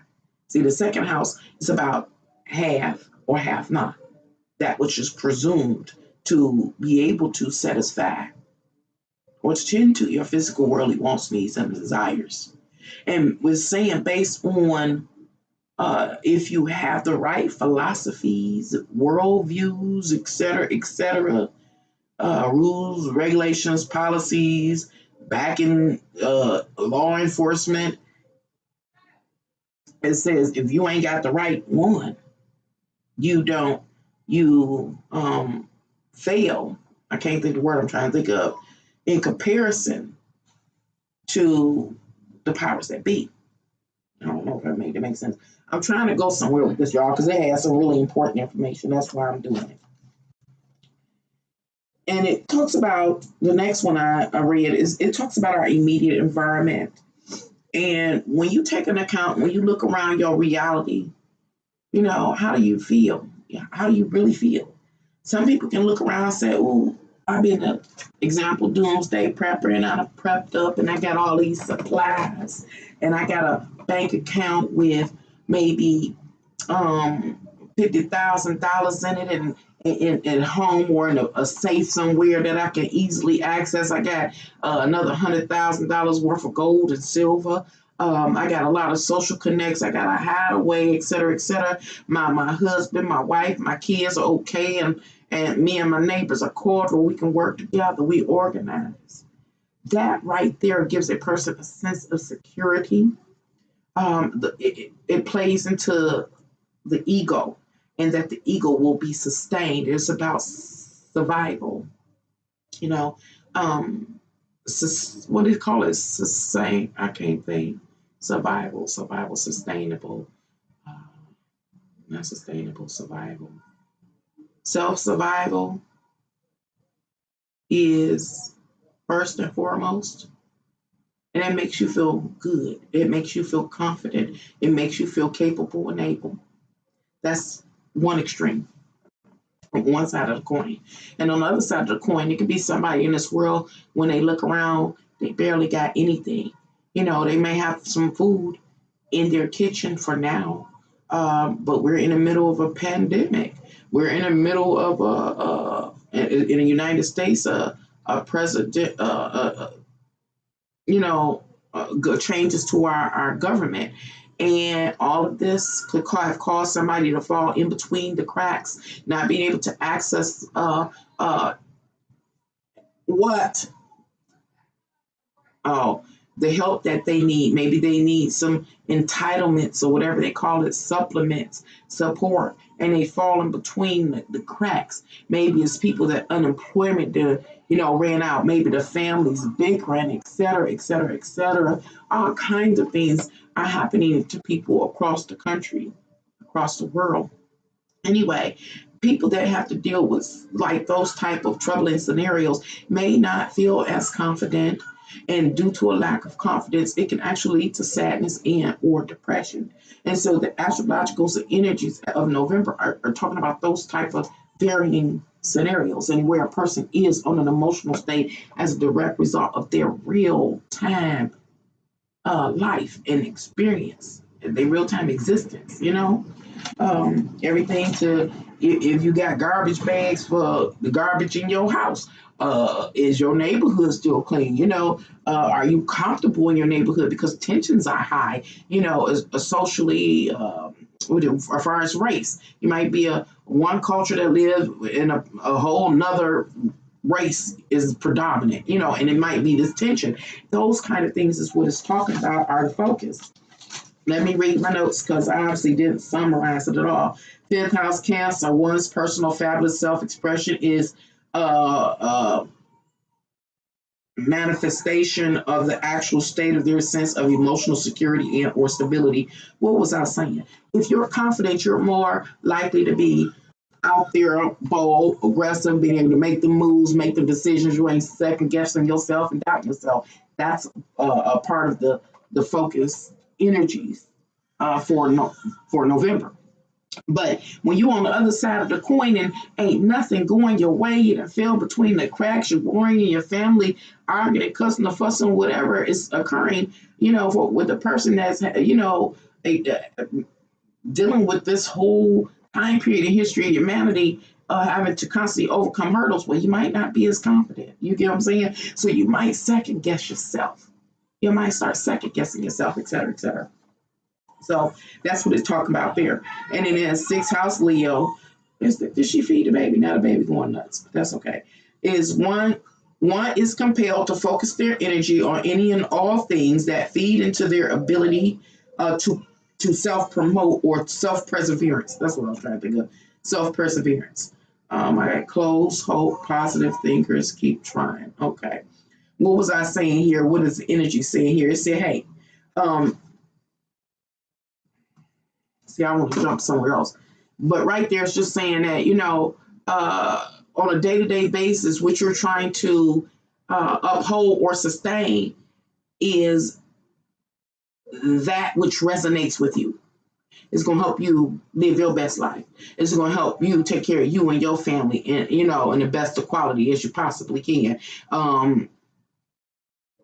That's your primary focus. That's each of our primary focus is to tend to the self and self perseverance, that kind of thing. And this is all November. The next one I have is seventh house Virgo. One, social contracts are reinforced by the following stipulations. Okay. So what am I talking about right now? Right now, I'm reading the astrological energies for November 2020. I'm trying to go somewhere with this. Everything you've heard over this last hour and 45, or last hour and 50 minutes, all go together. You just have to ride the wave with me. Okay, so the seventh house Virgo says that each of our social contracts, the people that we interact with from day to day or whenever, are reinforced by the following stipulations, meaning these are the stipulations to why we engage others and or not. And one of the things is we'll contribute to the perseverance of the self and self-interest. What am I saying? You only want to kick it with people that's really, down for you, down for your cause, have the same viewpoints, philosophies, worldviews, et cetera, et cetera. Okay. Oh, yeah, this is it. Number two, this is the stipulations. Will add to one's sense of emotional security. That's why I kick it with you. That's why you kick it with anyone at this point in time. in the history of humanity is because they offer you some form of emotional security. We've talked about it before. There's a support system, a beneficial support system. If they not, why kick it with them? This merely takes me back to some work we did about a year or two ago where it talked about getting rid of people that ain't really got your best interests at heart, that bring hard times and difficult times to you, challenges and drama and things. To get rid of them now because soon and very soon we're going to be in a having some life experiences that is going to make it that much more difficult. Well, right here, we are here at the time period where, I'm going to say,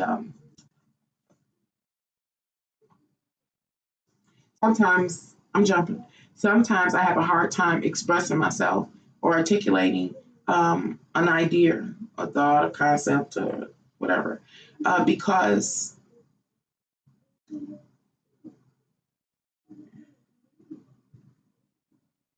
what I was going to say. Y'all know what I'm saying, old people problems, so. And I ain't even there yet. So, what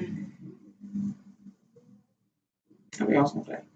Anyway, so we won't kick it with people that are truly emotional support systems.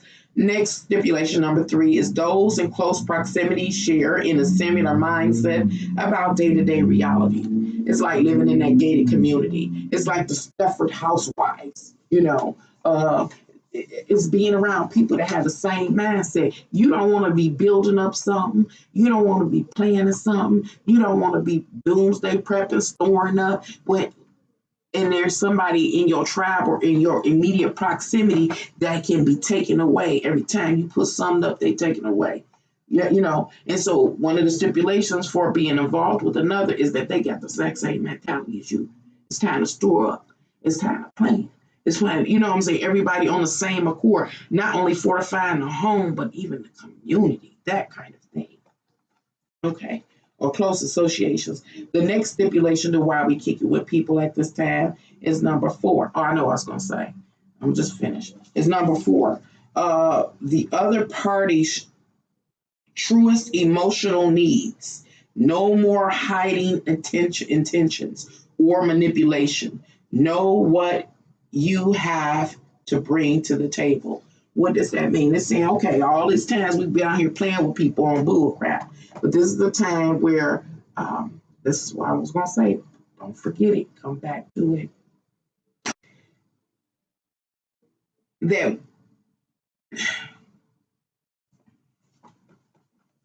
before I go into detail on that stipulation, I got to stop because I remember what I was going to say, and it's important. Don't forget Nancy. Oh my goodness. Can you please? Nutty professor stuff. That people are different. I guess I could say it like that. So don't forget, people are different. How are they different? Oh God, it's so.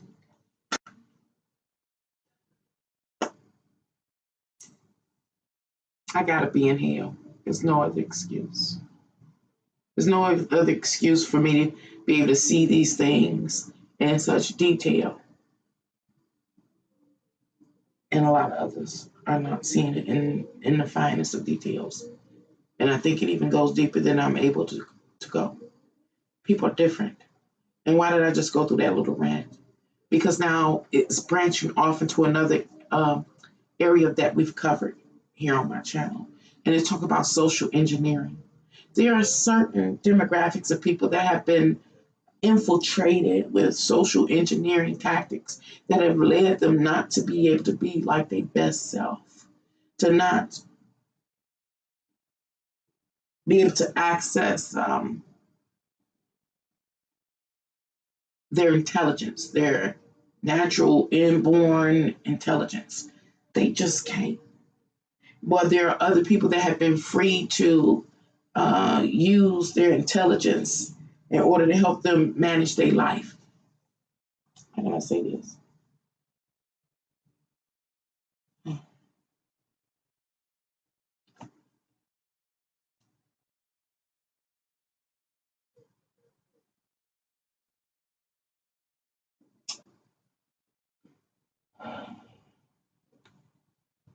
Mm-hmm.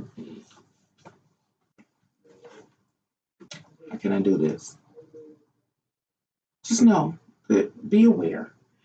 This is all what I'm trying to talk about has also been spotlighted in the astrological energies. It's highly important. It is the difference between people's ability to manage their life,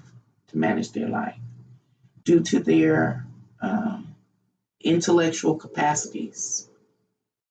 Based on the extent of a person's intellectual capacities is also directly related to their behavior and how they manage their life.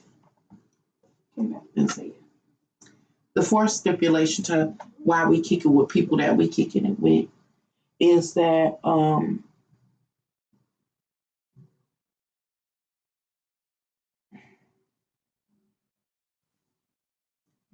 I have written here, and I really don't know how to explain it, but the other party's truest emotional needs. So when I say it's like two people in a relationship, as an example, you can be in a relationship with whomever, and each person having totally different goals and interests and intentions. And that relationship most likely won't be healthy. It probably will fall apart, be quite toxic at least, to say the least.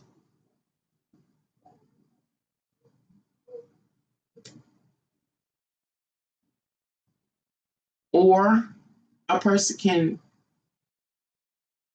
mate with or connect with a person that have a, similar intense interests, and they probably would get along together a lot because they have a lot in common.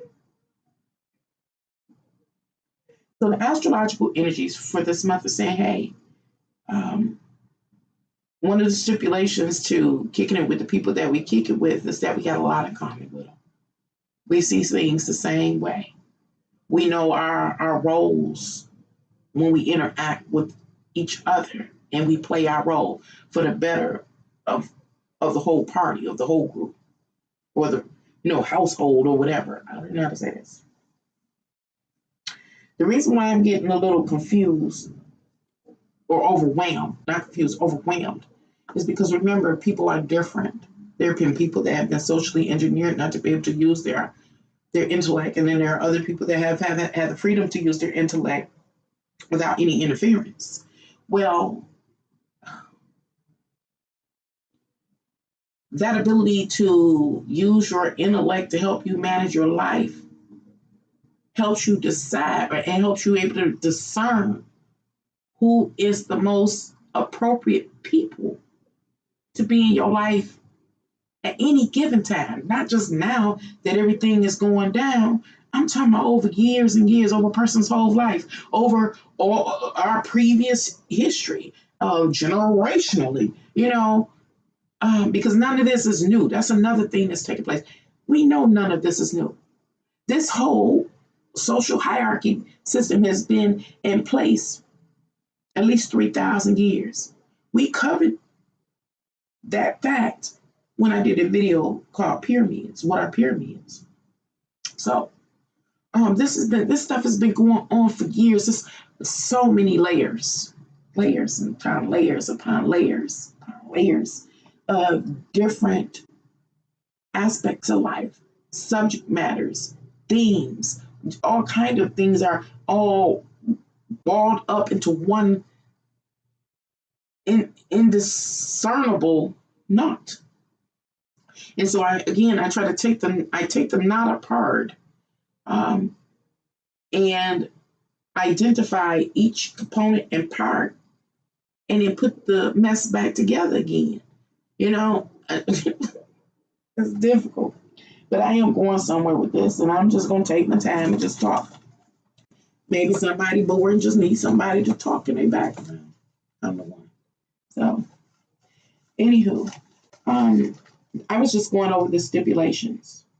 And it says, know what you have to bring to the table. Let me use me as an example. I'm still trying to deal with this fourth stipulation to why we kick it with people that we kick it with or do business with, whom we do business with. Me, In a grander scheme of things, to my social, overall social society. In a grander scheme of things, I don't know who I am. And if I don't know who I am in a grander scheme of things, other than being a mom and a grandmother and the head of my household, I don't see me, at least now, fitting into the position of a governor or a mayor or a doctor or a surgeon right now. Not right now, based on my qualifications. Right now, I'm a mom and a grandmother. So I have no idea who else I could possibly be. I'm trying to explain this concept. I am who I am, and I hold the power where I hold the power at. And all I know from my perspective is who I've had to associate with. I know the reasons why I had to associate with these people. See, it's a whole little layer to it, but I'm not ready for it yet. And I know why we had the interactions we've had. I know where I sit, playing my social role, being who I am.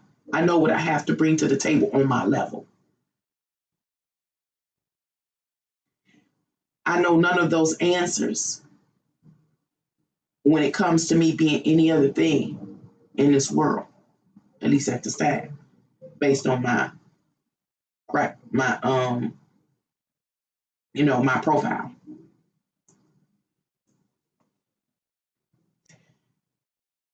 But another example, to expound upon this concept that I'm trying to convey, is the doctor. The doctor knows why they associate with whom they associate with outside of their home and family, colleagues, and things like that. It's a reason, it's a purpose.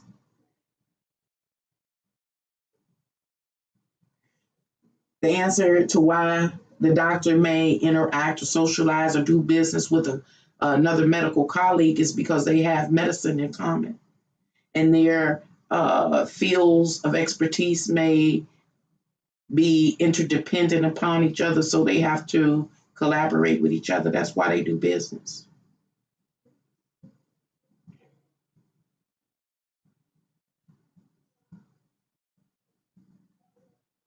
Mm, mm, mm. The doctor, because of their role, because they have gone through medical school 8 years and they have the title of with an MD, MD with a PhD or whatever it is, and because of their experience of seeing thousands of patients, performing thousands of surgeries, and having a very intricate understanding of a physical body, that doctor knows what they can bring to the table as they interact with the people they interact with in order to do business with. That doctor also knows, I say, that doctor can cross boundaries. That doctor can cross, our hypothetical doctor, not my doctor, hypothetical doctor, can cross boundaries with me and still know who they are and what they bring to the table. A doctor can bring health, healing, information, instruction, or whatever to me, as well as to the head of state. They can cross boundaries. How can I say this?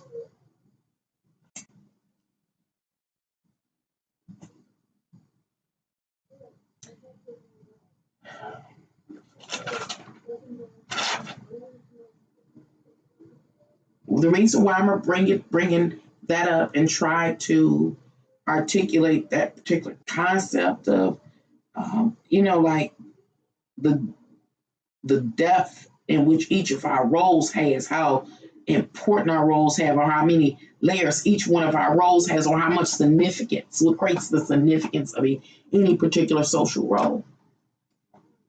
I'm trying to go somewhere. Is because the reason why I'm trying so hard to share this concept and get it correct is because the astrological energy spotlighted this. So I'm going to try to summarize what it spotlighted. It said, hey, I'll say there are people in society that rank on the scale of social importance at a 0. I have to be a 0 for this example. And then there are other people that rank a 10, and that is the doctor, or even 11, the head of state.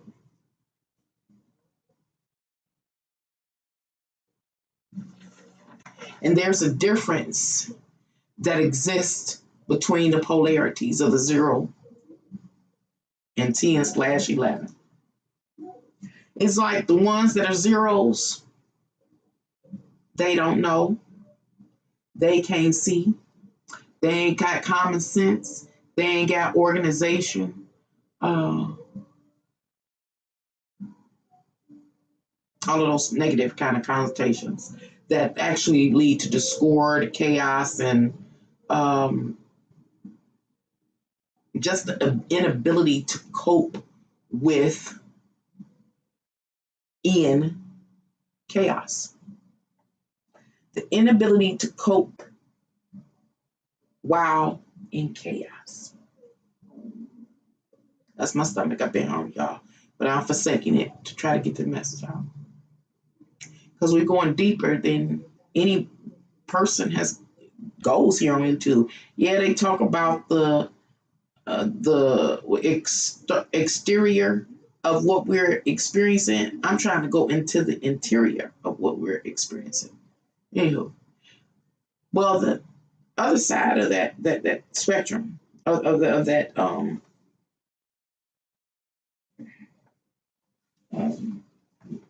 the other side, the 10s, the 11s, they know. They have the ability to organize. They have advanced thoughts. They are able to collaborate successfully. They are capable of doing everything down the checklist that needs to be done in order for them and those up under their care to manage themselves while in chaos.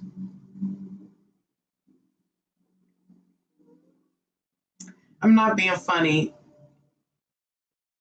That description really was a good one, but it doesn't embody. See, I be trying to embody the spirit sometime of what I be talking about. Embody the spirit of the belittlement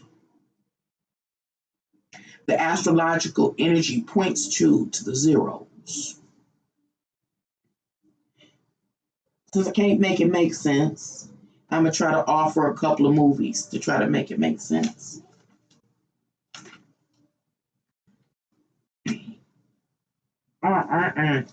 Too bad. It's going to be a mess with that too. Well, one movie is The Purge. And I offered the movie The Purge, whatever one you like, 1, 2, the beginning, whatever it was. Because it's an excellent example of, especially that the first Purge, the movie The Purge. Now, when I say the first Purge, they had the first very Purge that they had, then they had another one, then they came out with a third one. They called the third one the first one. So that third one, I think, and in which the powers that be set up the whole concept or idea of the purge and promoted it to like the inner city of New York or something like that. And it was all those black people that lived in the ghettos and what do you call projects, and it was the gang bangers, the drug dealers, all those more, socially low vibrational people, the 0s.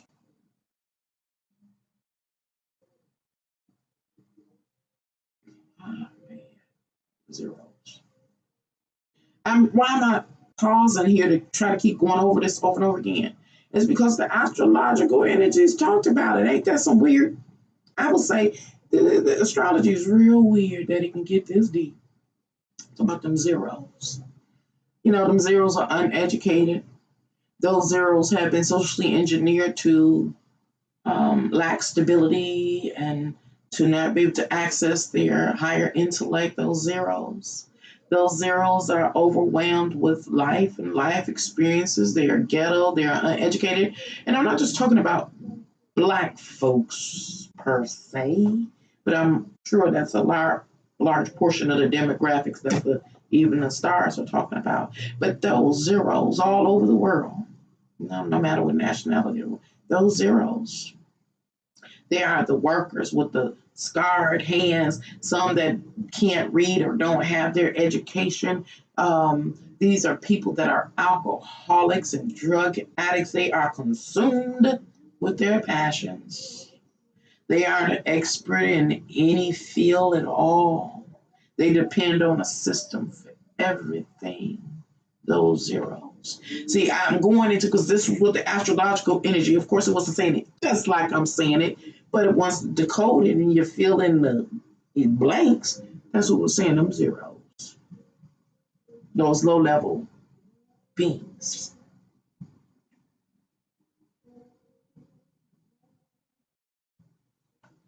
Don't lose it, Nancy. No. I could show you what I see.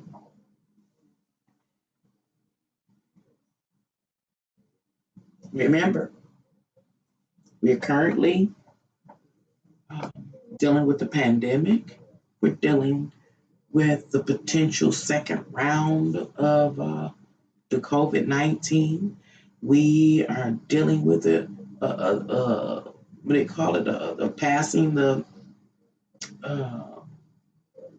torch in our government, and a person not wanting to pass that torch. We are dealing with all of these threats. We are dealing with all of the various social engineering tactics. We're dealing with the threat of civil and or racial, what do they call it, war. All of these things are in place, and those zeros are in the midst of all of this.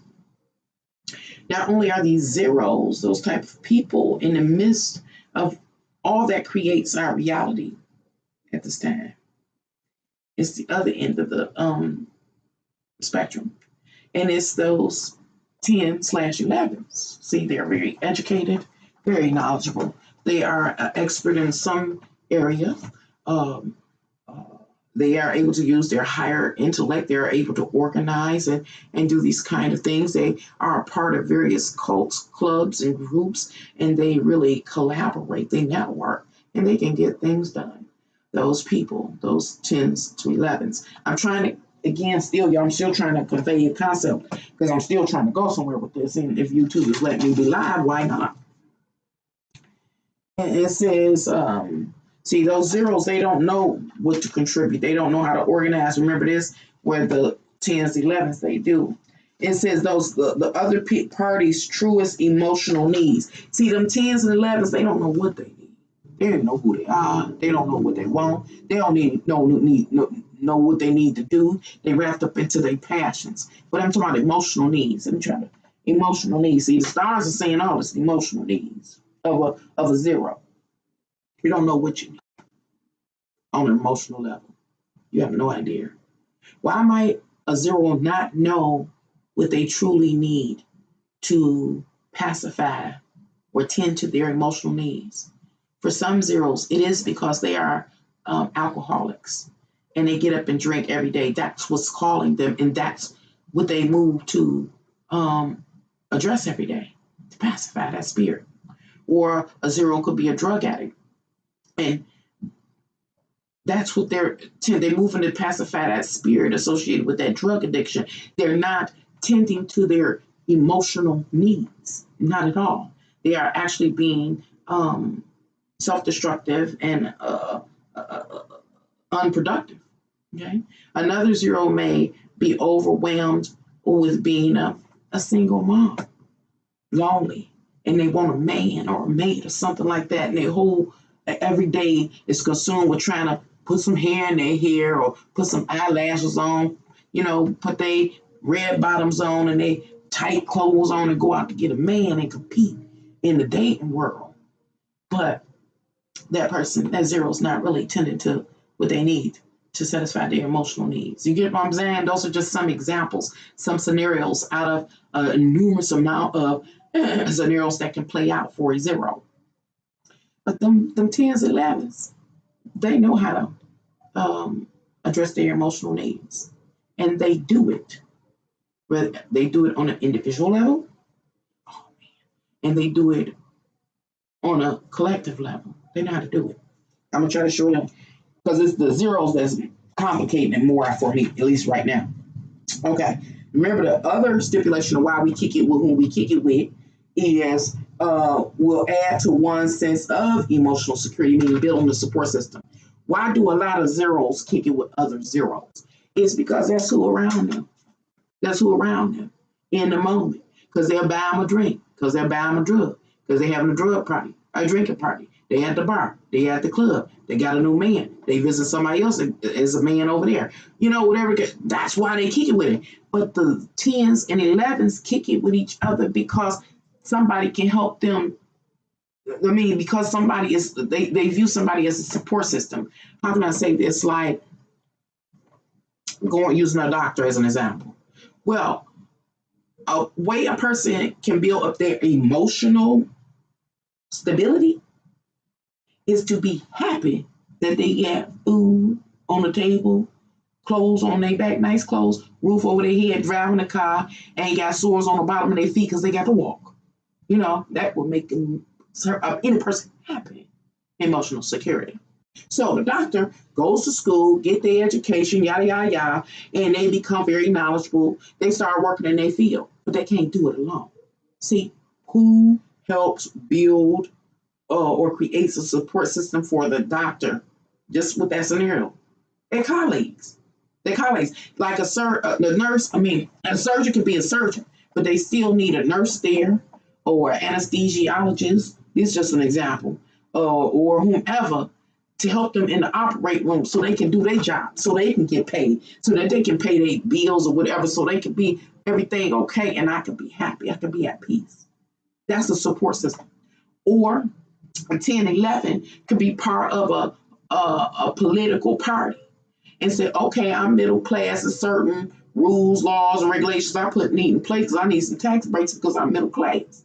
Well, who would be a person supporting character? It would be people in their same network or party that's going to help them get those particular rules, policies, regulations, whatever, or tax laws in place so that they can get their tax break that allow them to have more money to do what? Just in case you hadn't caught on, buy whatever life-sustaining resources that they need and to live their best life. Give them a sense of physical, worldly security and satisfaction that plays into them having a stable emotional state. And you can be a woman or a person that's in a domestic violence situation. Let me tell you what's the difference between a happy person in that case and a sad person, to try to make clear. You ain't got the money or the resources or the social connection you need to escape that domestic violence situation, you're going to be sad. You're going to be real sad, real abused. Why? Because you can't get out of the situation. Emotional support is when you can say, okay, I'm in a domestic violence situation. Ain't no problem. I can get out of it. I got the financial connects. I got the social connects. I got the whatever support system to get the heck out. Yeah, you may feel a little down that the relationship didn't make it, but guess what? You're a whole lot more happier and free than you would have been if you didn't have the social support and connect.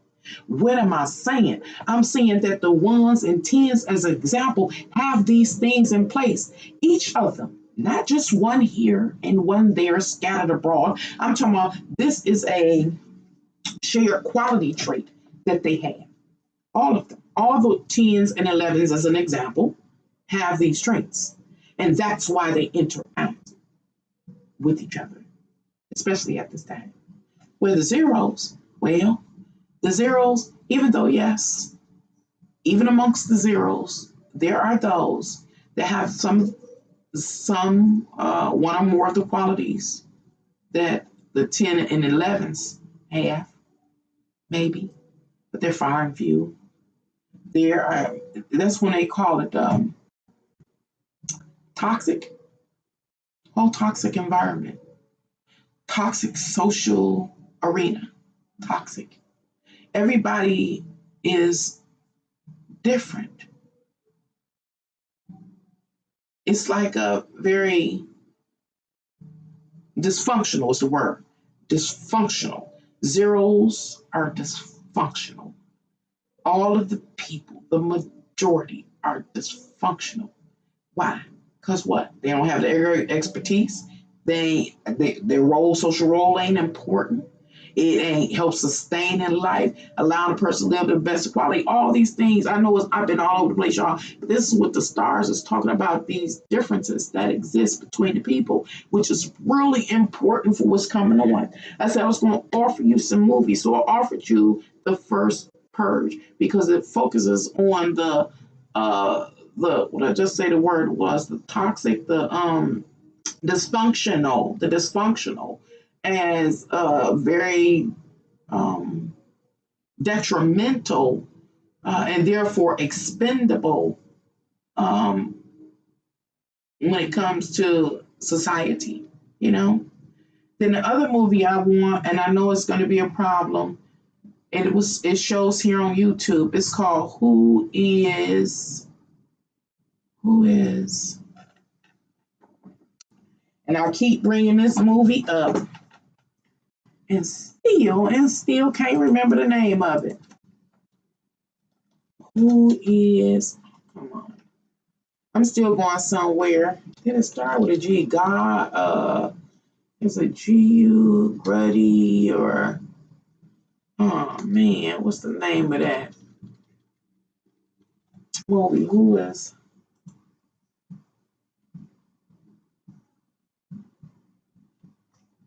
Mm. Okay, I'm gonna put movies in YouTube, y'all. Y'all can't see what I'm doing. It's a Who Is G? Let's see. Like I said, G-U. Just please pull it up. No, I cannot remember. It's called. I knew it was gonna happen. I can never remember the name of this movie. Like who is James Gotti or something? Is it something James? Is it James? No. Who is James? Oh. I bring this movie up every freaking time, and it's here on YouTube. Anyway, what the movie is about is like the movie focuses on the 10/11s, those people that are experts in some field, and their sense of supremacy in relationship to the rest of the society. Now, mind you, I'm not talking about on the social hierarchy in this triangle. I'm not even talking about the 1 or 2 percenters. I'm not talking about the trillionaires. I say trillionaires because we don't even know who the 1 or 2 percenters are, but there's evidence that they exist. Well, I'm not talking about them. I'm talking about those that have basically established and ran generational corporations like Ford and them and their offspring that are still being very innovative and having the funds to bring it into existence. what's that? I cannot remember the name of the movie. So I'm talking about that portion of the pyramid, the support to or of the 1 to 2 percenters. And so in this movie, it's about these experts that I speak of, the 10/11, these experts in a particular field, and how they get to a point where they are just disgusted. That's the word, disgusted. Disgusted. I'm gonna say it like this, disgusted. Because this is what the astrological energies is saying. Disgusted with humanity. Can't jump in yet. And so what they do is they pull their expertise away from society. They go off into an oasis somewhere where they barter and trade. And they live their best life using all of the advancements in technology that they made. They literally live in a utopia where the rest of society collapses.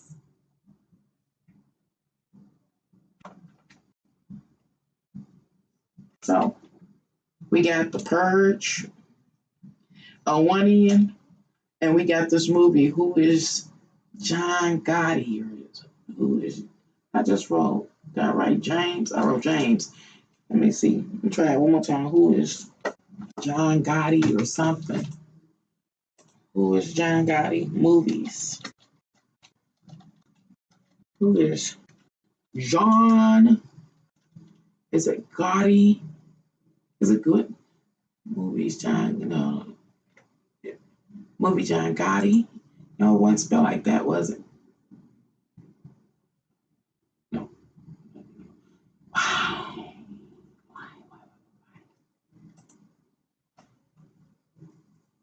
Mm-mm. Who is John? I don't know, but I know it wasn't played by. I want to say it was G. Who is John?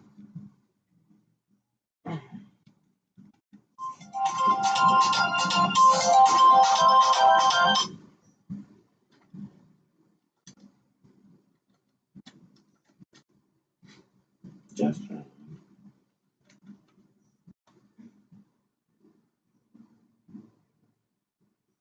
it's amazing. As long as I'm sitting here by myself, everything that I need be right at hand. I could just think it and the thing will find it. This damn computer will find it, but okay, it ain't going. Who is John Gotti or something? I don't know. I'm gonna just type it in. I'm gonna do one of those post things and put it there. So every time I talk about this movie, y'all know what I'm talking about. I'm gonna let it go. But YouTube has it on. Anywho, so now understand. Right now, I'm going over the astrological energies for this month of which is November 2020. And I'm talking about the seventh house of Virgo, talking about the various stipulations that exist to why people engage or do business with whom they do business with. And we have the purge group, and we have the what I call them, we have the zeros, and then we have the 10/11s. And so right now we're getting to understand why the 10/11s interact with whom they interact with, and how they determine whom they're going to interact with. And of course, most of these actions of an individual are on a subconscious level, where the zeros don't have the consciousness to, they don't even have the consciousness for this process to occur, even from a subconscious level. They are, again, what's the word? Not toxic, but dysfunctional. Dysfunctional. Let me write this word because I keep this.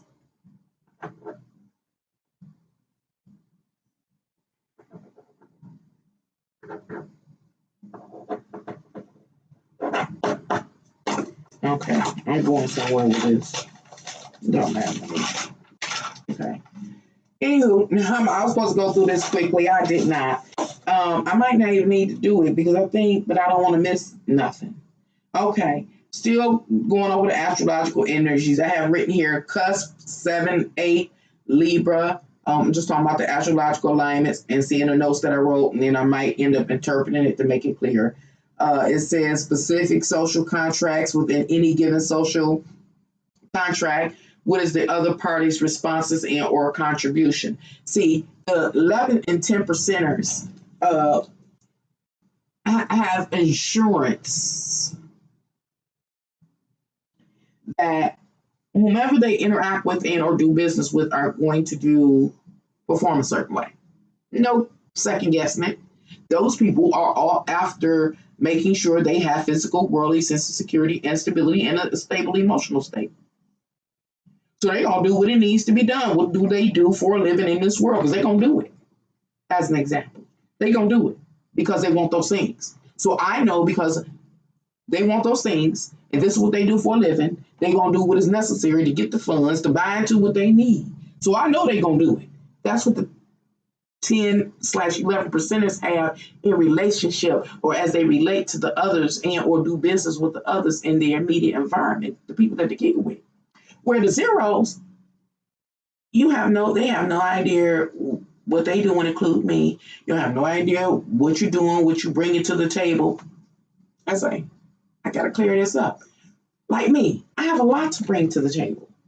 But what I have to bring to the table is not really going to be beneficial to a drug addict or an alcoholic. Those are just examples. I'm not picking on my folks with addictions. It's just going to an extreme to understand what I bring to the table ain't going to help them. What I have to bring to the table is going to help specific people with specific needs. Amongst the zeros, which is the majority, where are those people that will benefit from what I have to give? We have not organized ourselves or stratified ourselves. Period. It's not even in an effective way. It's period. And when I say zeros, I'm talking about the majority of the population, whether the majority of the population is worldwide or if it's like more locally, like here in the United States. On a very mundane or day-to-day level, we're not organized. That's what I'm trying to say. Enough to know whatever gifts or talents we have, who we can network with so that our talents are truly useful in making sure that we're able to attain the things that we need in this physical world in order to offer a sense of physical and emotional security and stability. That doesn't exist amongst the zeros. I'm trying to go somewhere with it. I'm trying, y'all. So, and because that doesn't exist, when we interact with others, this is the part of this is dysfunction. We don't know what bag they're gonna come out of. We don't know what's gonna happen. We don't know how an encounter is gonna end. We have no idea what an encounter is gonna bring into existence and or not. You know what I'm saying? And an example of how this look in the real world is when like women get in relationships with us, or a person gets in a relationship. I always speak from my perspective as a woman, but when a person gets in a relationship and they got all these high hopes and they invest all this energy into a relationship and the person never repays them back any affections, a person doesn't even invest in the relationship. A person was planning on getting out, but you have no idea of it. You don't know what's going to happen. You have no freaking idea because a person doesn't know who they are, what they have to contribute, and they're not discerning of who they connect with. All of these dysfunctions exist in the zeros. Everything I've been talking about, at least for the last hour, 45 minutes, is about the dysfunction of the zeros versus the maturity. I guess I could say, I have to say because I don't have the other word, that exists in the 10 to /11 group. It doesn't exist. And this is important to understand all these intricate details because it's showing us how we're actually being played and overtaken by the powers that be, the 1 to 2 percenters that we have been talking about really. This is how it is occurring.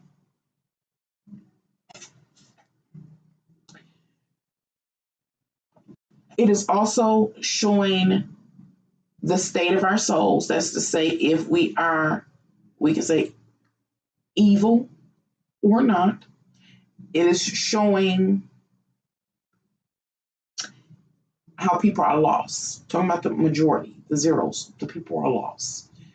These are people that have just come into the world and taken life for granted. And I'm one of the people that came here taking life for granted, thought I was just here, that I was just Nancy, thought that the significant other would come along and we would have the what is it called, the house and the white picket fences and the 2.5 kids plus a dog and a cat and a Volvo and the swimming pool in the back, whatever, like the American dream consists of.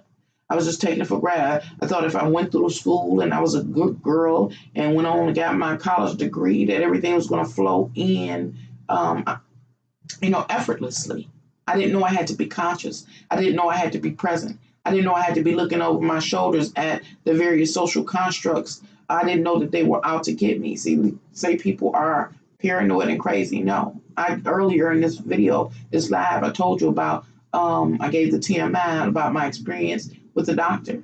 I also have testified, and I have yet to, and I don't think I will, tell you I've been a lab rat to one of the social constructs in this world. I'm a living testament to it. So all these things I didn't know. I didn't know that we were, being socially engineered, not in the beginning, not when I was a teen. Socially engineered, certain demographics of the world's population was being socially engineered to be dumbed down, literally. And here on my channel, I've been talking about the different methods that have been used to dumb down the population or to lead to social discrepancies, discrepancies between different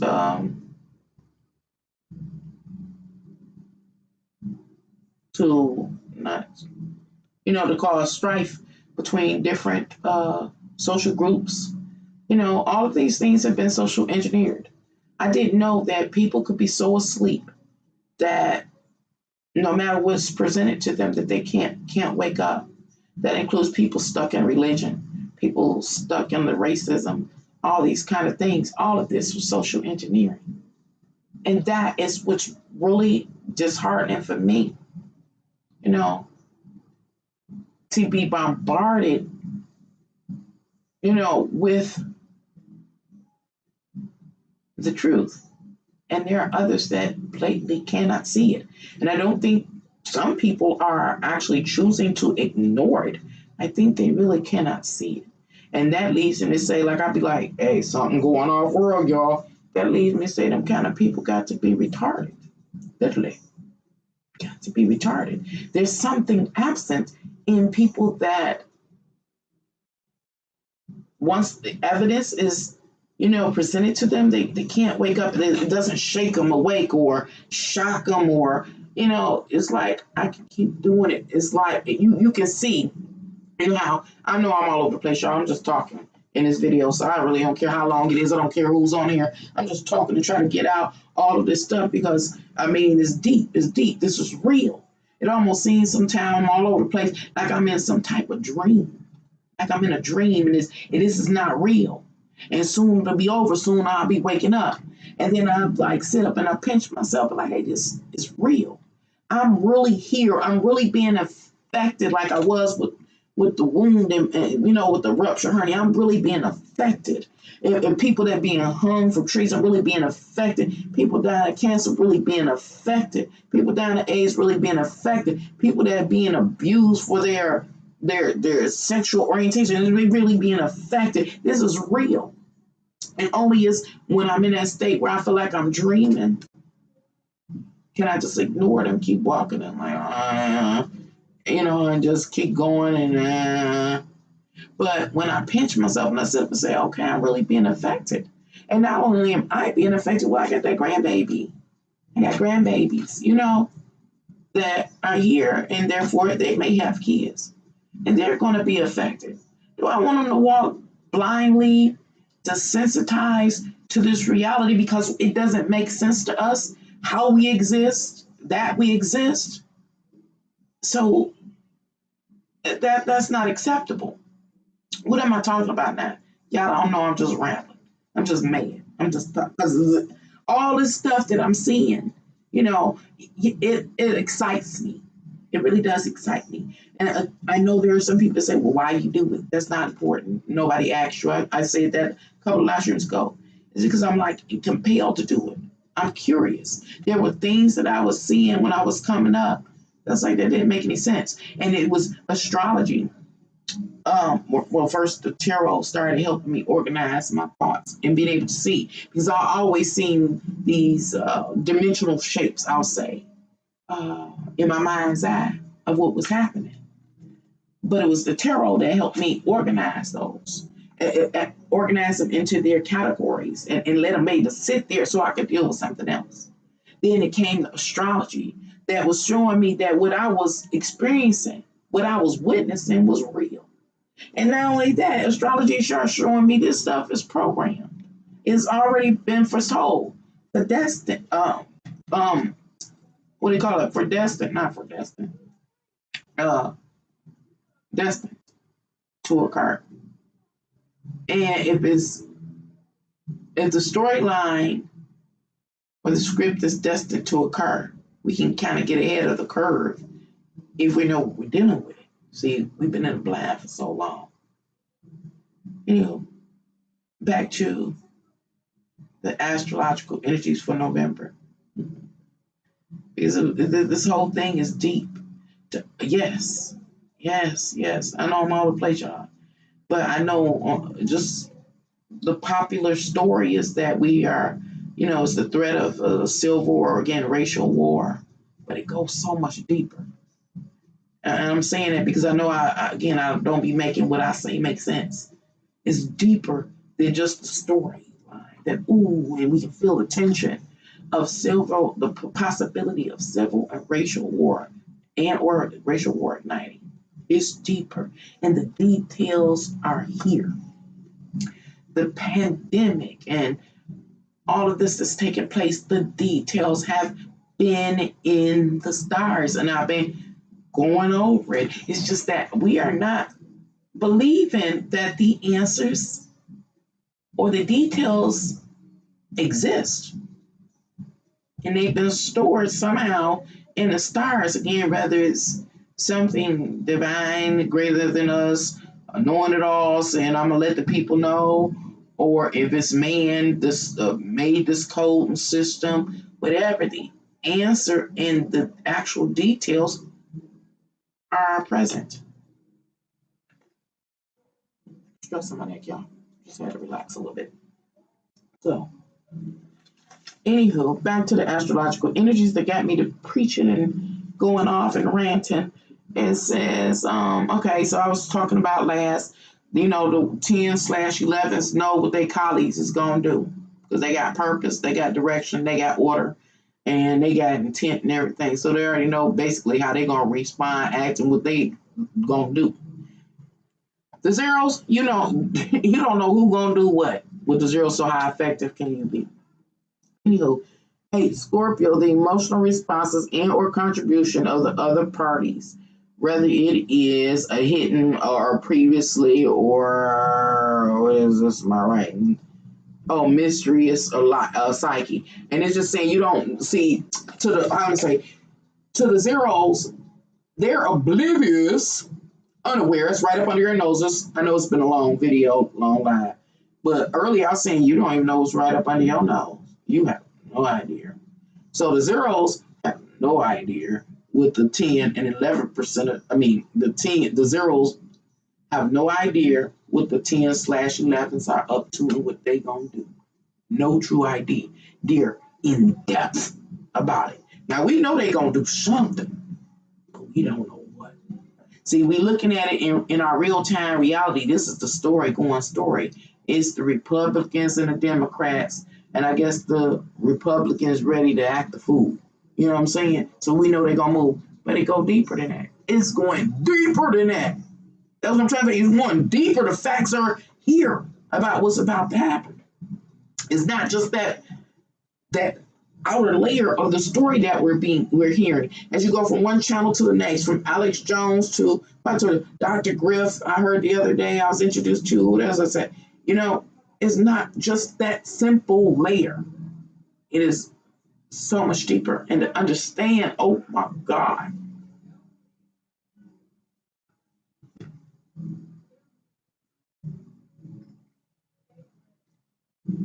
So the zeros don't know what the 10 and 11 gonna do. But check this out.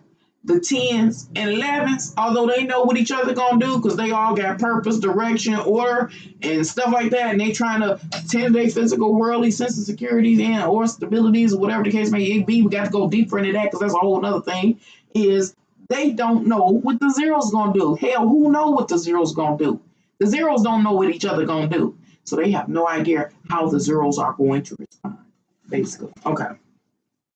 9, 10, back to philosophies and worldly works, bios, and missions. If you follow me, you know I've been trying to sum up the 10th house of Capricorn, which is ruled by Saturn. And I try to summarize it by saying biography of a person. What do you do for a living? I just also learned about another new person. His person name is, where my page at? Go to YouTube. Her name is Karen Hunter, and she has some type of like it's a vlog show or talk show. And one of her guests,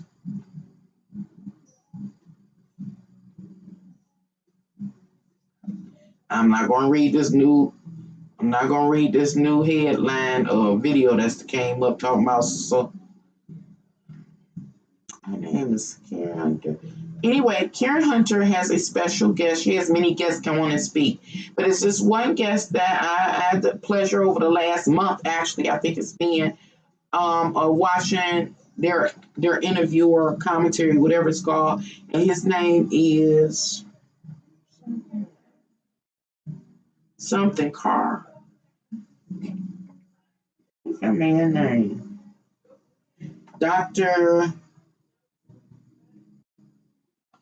Carr. What's her name? Is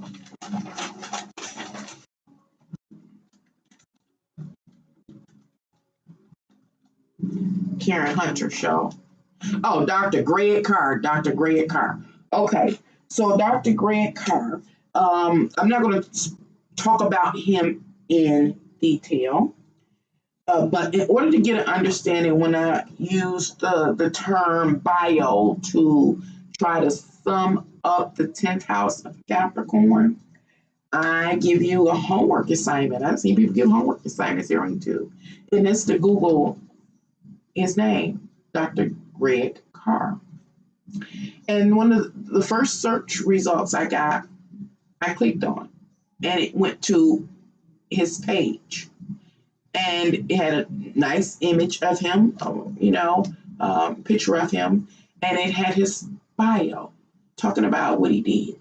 I would show it, but again, I don't know. And I saw he had his page copyrighted, so I didn't want to go through trying to contact him or whatever, And I could have chose anybody. You could use Donald Trump, and you can use Biden. You can use whomever has a significant social role to access their bio, and access their bio to get an understanding of the 10th house, again, of Capricorn. And the reason why I do that is because these people that have a significant social role often have a mission. Lately, I've been talking about mission statements and things like that because it lets you know what they up to, what their intentions are. The mission statement lets you know what their missions are. Their mission statement lets you know what their intentions are, what they intend to do. And usually their ultimate, sometimes it's the ultimate goal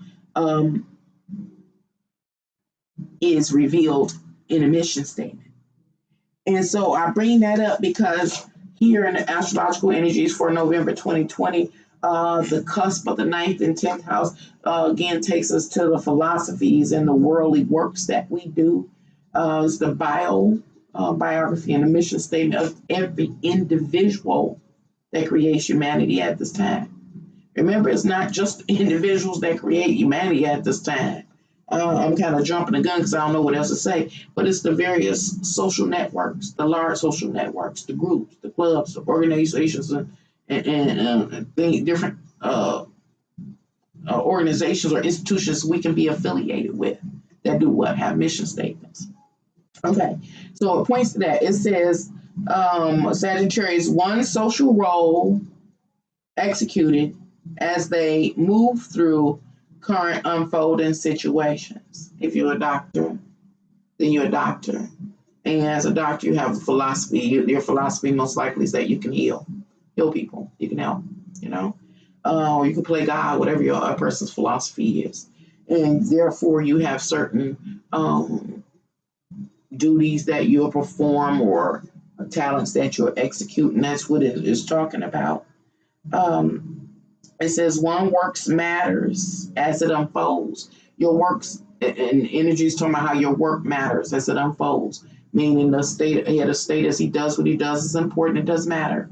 The doctor, the surgeon, when they do their works, whatever their works are, whomever they do it with, it matters.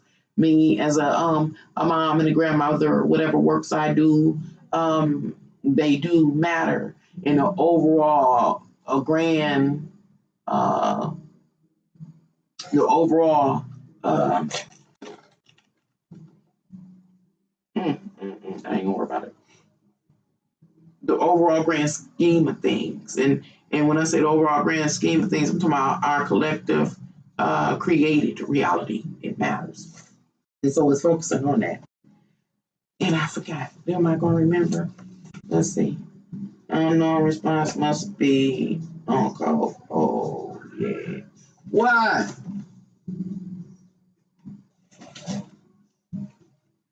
Total alignment with one's works. Yes, I'm going on reading my notes, even though they may not make sense. It says one works matter as it upholds a specific social construct. Again, a doctor, a surgeon holds up the medical construct, a healthcare construct. Me as a mother, I uphold the, I don't know what they call it, homemaker construct. As a the head of state, they hold up the governmental construct, so it really matters. That's how our reality continues to exist. So it focuses on that. And then it says Venus 00, which is Aries, and it's how do you find balance? Balance is achieved when you're in the right field. When you're in the right field. I'm gonna expound upon that really when you're in the right field because I'm trying to get there.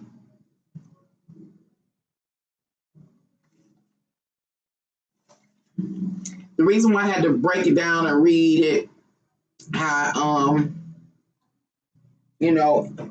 decoded it is because I didn't summarize it. So, and it also says Cthulhu 1956, which is Scorpio, says you are spiritual enough to care about if your personal worldly wants, works impact another. So what am I saying? There is a question here. It is a spiritual question that exists.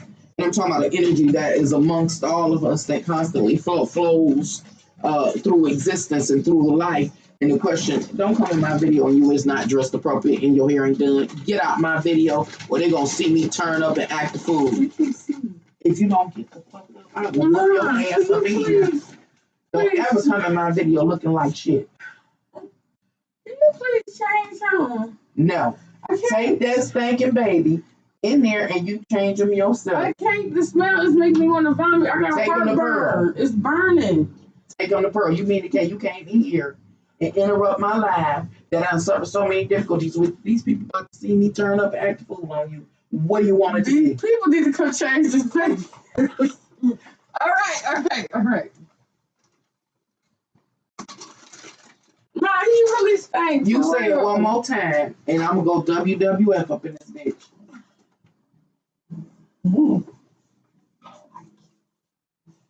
Close my door. Close my door when you go out, and don't say another word. Cause as soon as I get off here, I'm gonna kick you all over the place. hit my door again. See, they made me act a fool. Y'all finally got to see me. And she made me mess up my camera. Now my camera messed up. Now how I make they done made my camera mess up. Am I back in? I'm mad. Oh my God. Excuse me. Okay. That made me forget. Oh, okay. So it is the question that flows in existence because we exist within this world, within a life. And the question is, are you there yet? Are we there yet? Are we there yet? Is asking us, have we hit this spiritual plateau where we are conscious and care about the works that we do in this world? Are we there yet? Will we actually care that our works and our careers and different things like that have not only an impact on our life and our and reality, it has an impact upon others' life and overall reality. Are we there yet? And so it's focusing on it and it's saying, okay, what is the importance in the month of November relative to your bio, the works that you do and stuff? The importance is asking whatever our reality is surrounding this area or the subject matter, answers the question is if we are there yet. They're what? Spiritually evolved to our higher selves. That answers the question. To try to make it make more sense, the doctor that abused her power in relationship to me in 2015,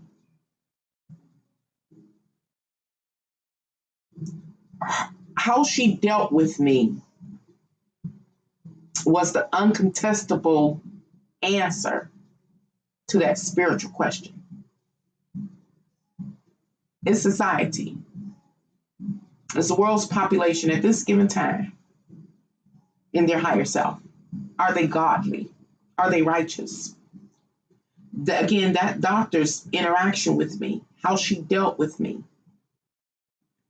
how she spoke terribly to me when she thought I was under the influence of anesthesia. How that other doctor allowed me to suffer for 2 years straight was, again, an incontestable testimony to if we're there yet. You know? I'm biased. Me and my little triangle. The reality of the role I play as a mother, as a caregiver. I guess I can sum it up as a caregiver, a mother, a grandmother, a head of a household. My behavior. Y'all just seen it. That's my true behavior. My behavior. And how I handle my responsibilities and duties associated with my role is an incontestable testimony, the answer to the question of, are we there yet? And I just say incontestable. I'm biased. I say I'm a good mom. I'm a good grandma. I'm hard. I'm stern when necessary, and I'm loving when I need to be or not to be. In times past, I made a live stream that talked about, hey, I can't see my own flaws. The truth of the matter is I can't see my own flaws. I could be the most horrible person, the most horrible mother or grandmother. And so when I talk about incontestable, there's certain things that are incontestable. And what is incontestable is spiritual. I say it. And I went over it when this energy I'm talking about when I did the live stream about natural disasters. It's called New Paradigm Living Natural Disasters. Not many people watch it. If you got time, watch it. It's not as long. It's interactive and it's fun. Got a lot of show and tell. Again, it's called New Paradigm Living Natural Disasters.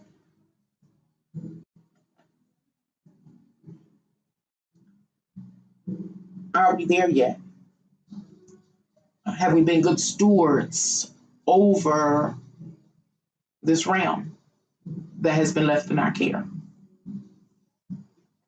Me and you and the other 7.8 plus billion people in the world will raise our hands and testify we are righteous, that we have done our best, that we are good, that we are masterful, that we are skillful, that we collaborate, that we're cordial.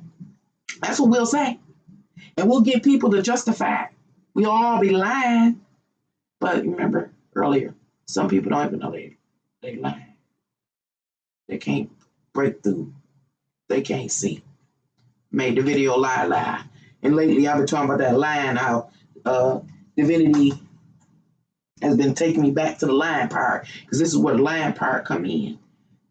You can't see. And again, it's the age of deception. You lying to yourself till you don't even know it's a lie. You don't even know it exists. You're oblivious to it. Anyway, what I'm saying is that, anyway, 7.8 plus billion people in this world. Excuse me. Now, I know I'm going to have to talk real loud. How do I turn this volume down? Excuse me. I asked for that needs to be turned down because I'm live and it's getting louder and louder and louder and louder. We'll tell her to close the door, turn it down. No, because I don't like you. And you already freaking know. So to turn it down, because then YouTube will block me for sounds in the back I ain't got no control over. Who? YouTube ain't gave me nothing. I just got paid, took a damn year. Now it's going to be 2021 going in 2022 before YouTube give me anything else. Please leave me alone because y'all have irritated me. Ask Pearl to come make me a cup of coffee. Somebody in my stomach, please make me a cup of coffee. Y'all have made me mad now. Anyway, 7.8 plus billion people in the world will testify that they're righteous. And get people on board to agree and believe it. But how can I say? There is an energy that exists that's always moving again through life, through existence. And whatever the truth is, whatever the truth really is incontestable. And the way we experience this in this physical world is what ends up really, really manifesting. Like, that's why I referred you to the video I did called New Paradigm Living, Natural Disasters. Like, hey, if we were barely being good stewards over the earth, then it wouldn't be happening. We wouldn't be having these, all these natural catastrophic events, everything from fire. So that's our doing. See, that's the incontestable evidence that we ain't been being good stewards over this planet.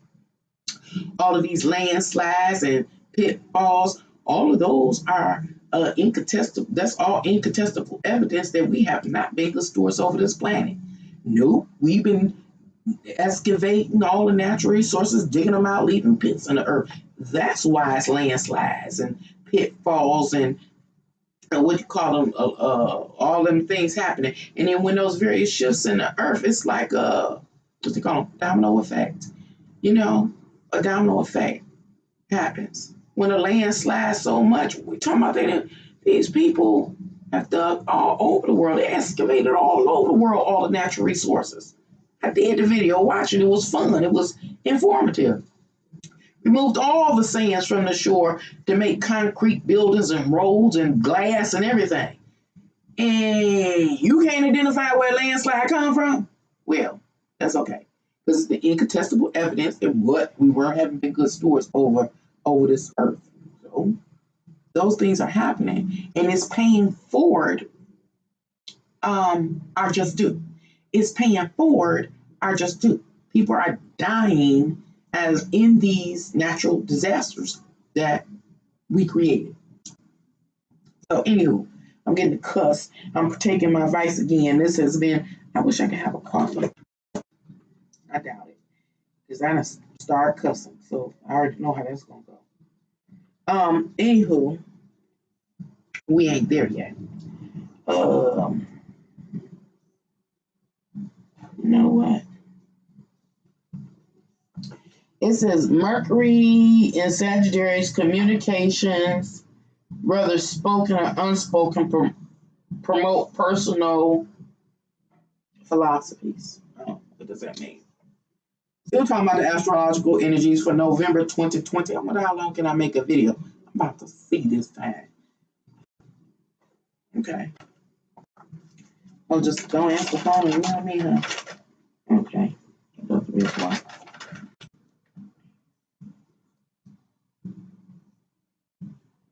I wish I was a bee witch. I would love to be bee witch. Bee witch. Genie. Somebody. Anywho.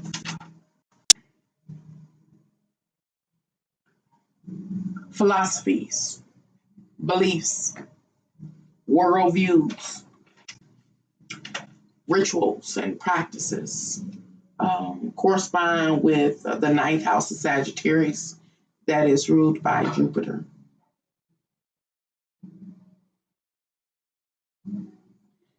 Oftentimes, I define that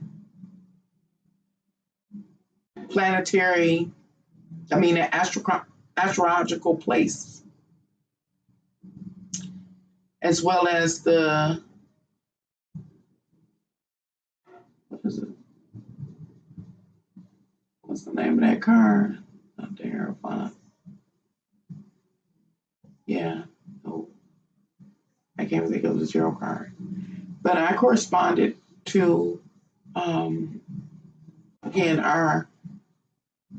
any institution. That's not how I say it.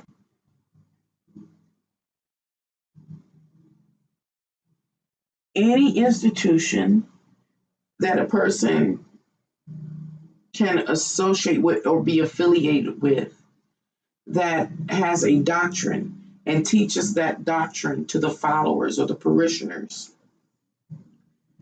And that institution also offers, because the doctrine tells them to do, it offers, again, rituals and different type of practices.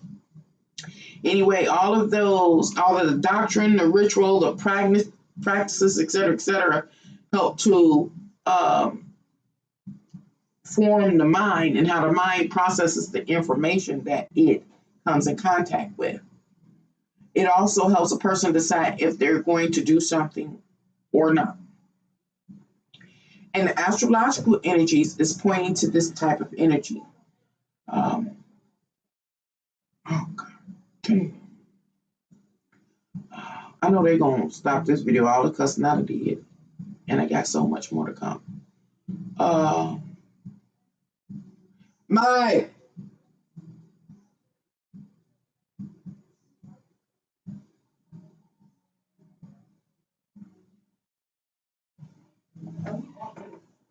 Who is that? Would you ask Pearl to come here? Tell Pearl I said come here. Tell Pearl I said come here. Oh, okay.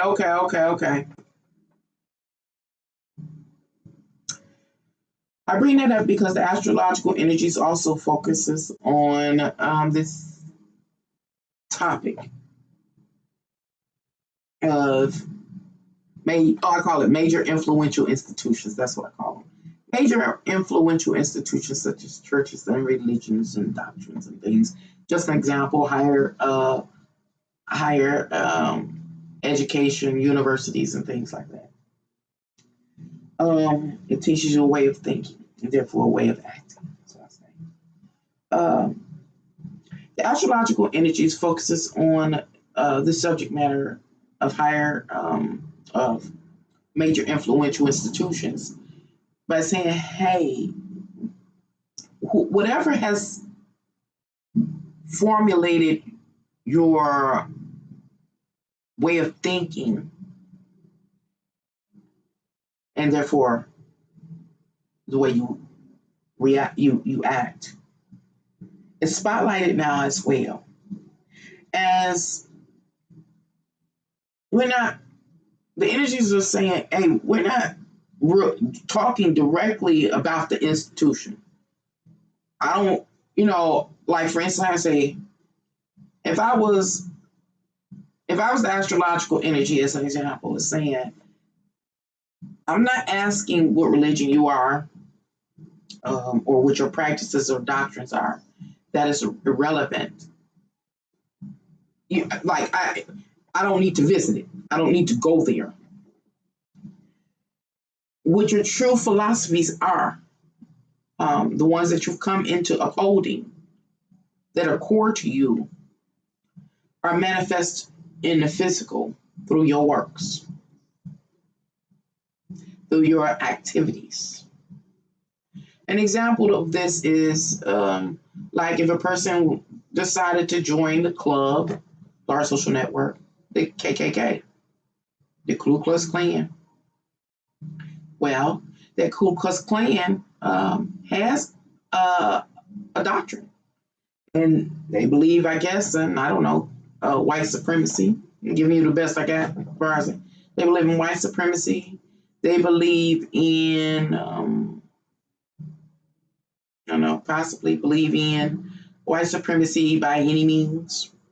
Gentrification,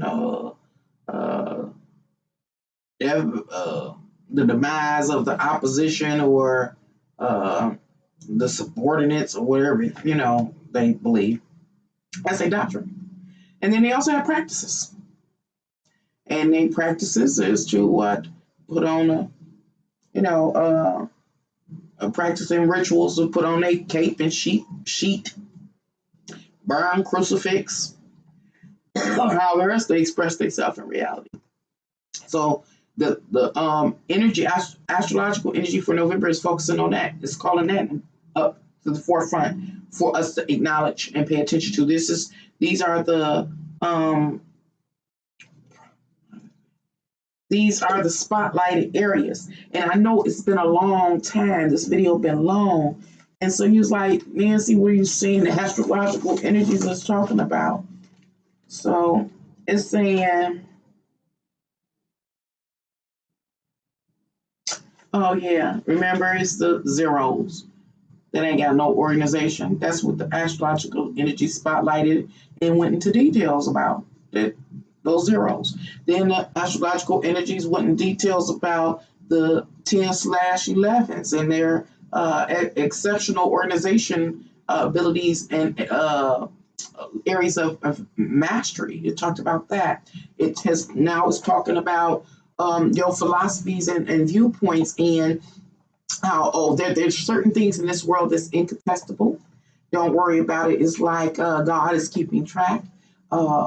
And one of the things is are you there yet? Have you people of the world become righteous? Are you there yet? So it's incontestable. Don't worry about it. You ain't got to answer the question. This is not a rhetorical question. God all is taken into account. And then the next one is let's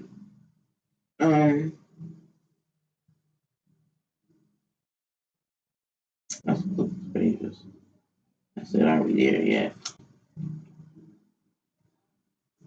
Oh, your beliefs and philosophies.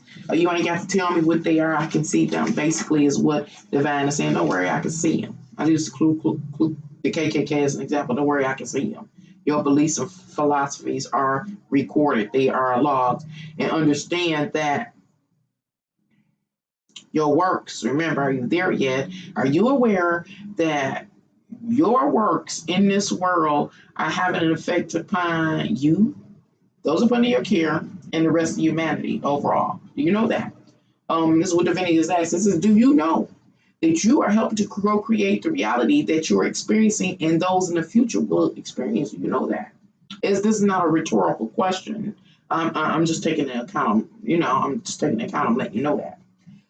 Because you all are about to have a particular experience. But, okay. Anyway, let me try to go on. Let's see what it say. It say Sun 24 degree 11, which is Capricorn. This is the social importance and influence of one area of work, expertise, and or social role. I tried to go over that more. It says, how important is your role in maintaining the overall social construct?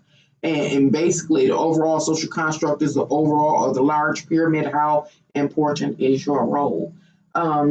It said the next is the 11th house of Capricorn. It says each individual that creates the world's population, humanity, and each of those people's social roles are relative works, meaning we all are, whether we know it or not, like having a butterfly effect upon each other. And I'm talking about just how I'm talking about sociology. See, these aren't the notes in the head. Sociology is a real primary focus. It's the I say for November, it's really about sociology and our actual factual details associated with every branch of sociology. That's to say, when I say that sociology is the theme for November. And then I don't know the different sub branches of sociology. But whatever the first sub branch is of sociology, whether it is policing, I don't know. Policing is a division of sociology. I don't know that it is. Right away from me if you will. Whatever the reality really is incontestable. That is the reality. And that is all of these details are coming together to create what is about to occur. But as we're on our way to the ultimate unfolding life experience, or the upcoming life experience is pretty vital, critical, there's still certain things that are taking place that we are not seeing. And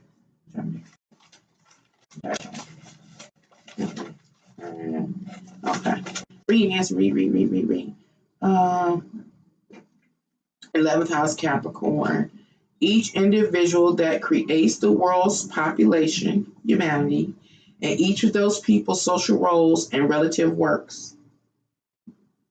Any given person working independently on their own contributes to the reality of the overall world.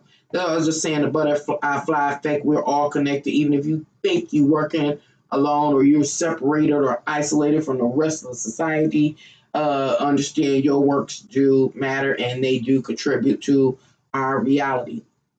Next thing says, I choose to do what and it says, I choose to do what I do because it supports what? And this is that question I just posed is for every individual that exists and everything that exists. I choose to do what I do because it supports what?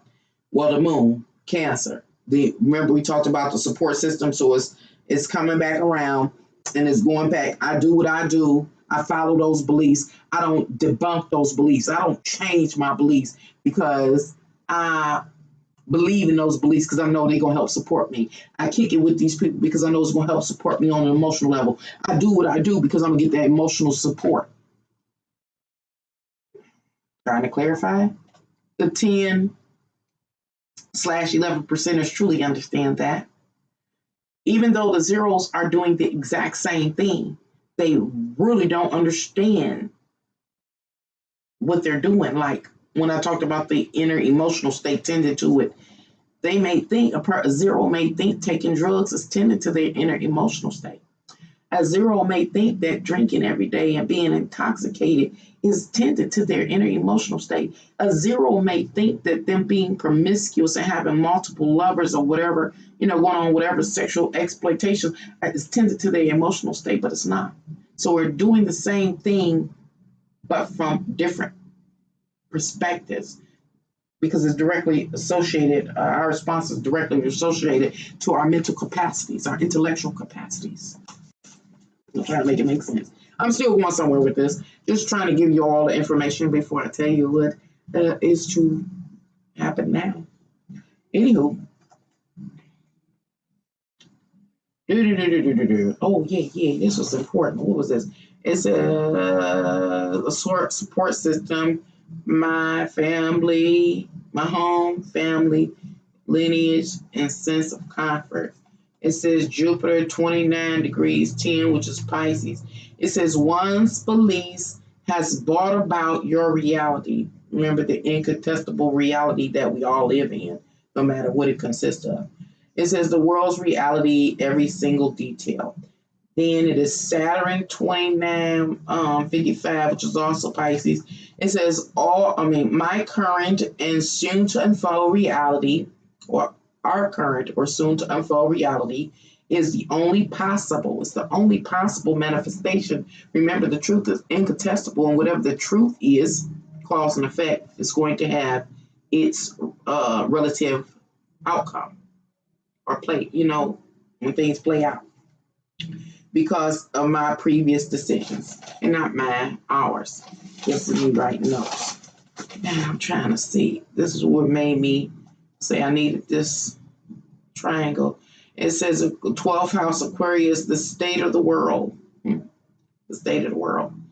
I'm still dealing with the November 2020 astrological energies. And the 12th house of Aquarius talks about the state of the world.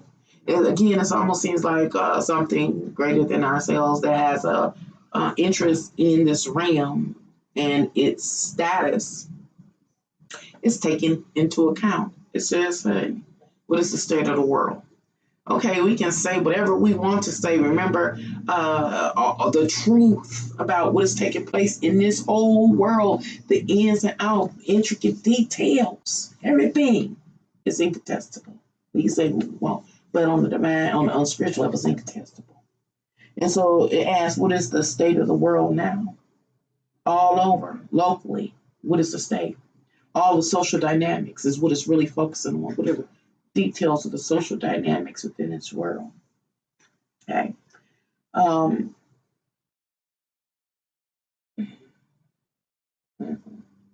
That's talking about the social stratification. I picked that up, the middle class. Oh, this was the thing. This was the thing. I don't even know where them. Is this it? Yeah. Yes, and I'm gonna move on, y'all. I'm gonna try to explain what all of that this last 2 hours has been. And then, okay, it says, how does this?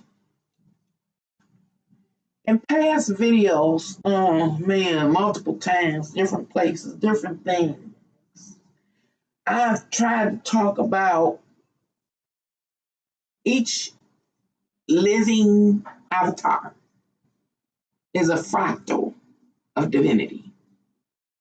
You can think of every living avatar that has ever existed over the history of humanity as a set, just one set of God's eyes.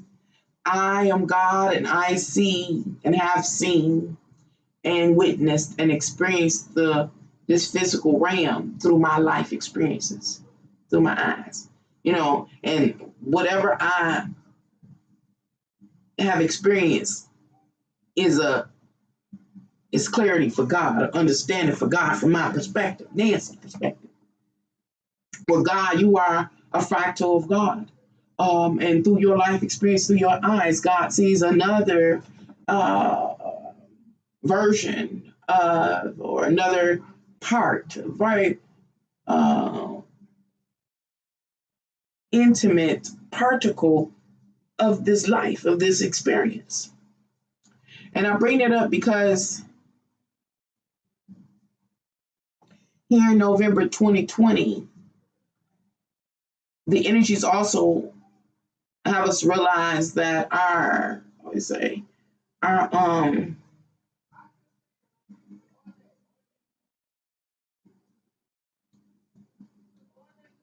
social perspectives is spotlighted. This life, and all that it consists of right here, right now, at this point in time in history of humanity. The zeros have a unique perspective of the life, whereas the 10s and 11s, they have their own unique perspective. life at this time. That's just the first example I'm going to give you because I got others. I have to take these other examples because the astrological energy almost seems it takes us deeper into society, and it has this. It looks at a part of our stratification system, social stratification system, yes, I can say. And so I've given at least 3 labels here.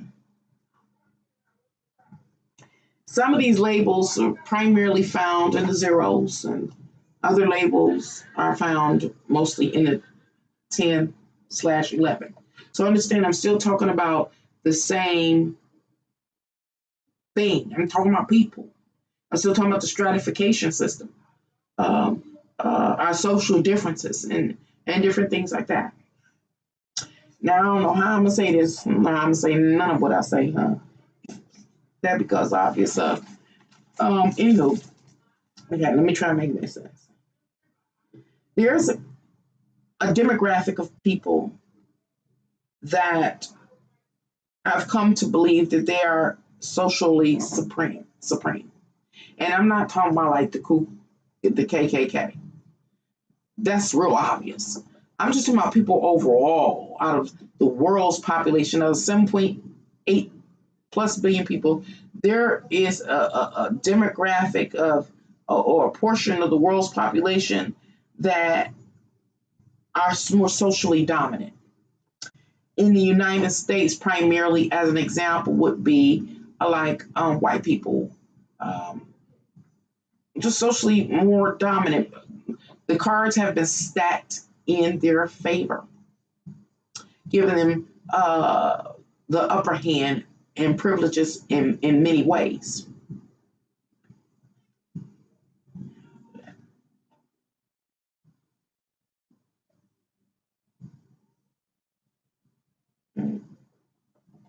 Then there's another class. I'm going to just try to keep it focused on the United States in order not to get too confused or be too confusing. So we have this socially dominant class. Then we have another class that is considered like the middle class, or those that are primarily focused on doing whatever it takes to get and sustain financial security. That's what they're usually after. Where the more socially dominant don't have that constant fear or threat or looming consistent concern or being animated or compelled by this need to make sure they can go out and get it. They know they're going to get it because everything's in their favor. So that's one group. Everything in their favor. Everything is bubblegum drops and everything, in the physical realm. It's easy for them. Rather redlining, and when it comes to real estate, help them. Rather getting their own unique credit score rating, help them. Whomever falls up under that category, those type of privileges create a socially domineering person, or social, and allows them to be socially supreme.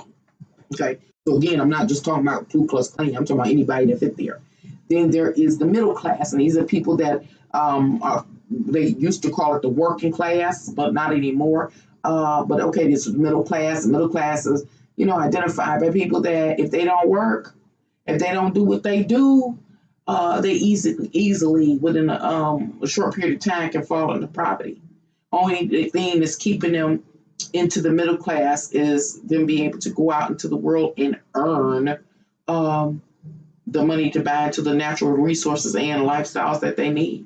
One of the character traits I have to say associated with the middle class is that they could be very critical of others, but I wish I could pull up the sites and stuff. Anywho, and then it's this third cast. It was the casting system. That's how I mentioned the stars brought up the casting system, and so I'm focusing primarily on the casting system in the United States. But there are casting systems all over the world and different, in different cultures and things like that. So it focused on the casting system. I'm still trying to go somewhere with this, y'all. What am I saying? All this rambling I've been doing for 2-3 hours is all of the stuff I could decode out of the stars. That's why I tell y'all all of that, so you can see how much I can pull from a chart. I can pull from the chart. All this has just been the information, and it tells what's about to happen.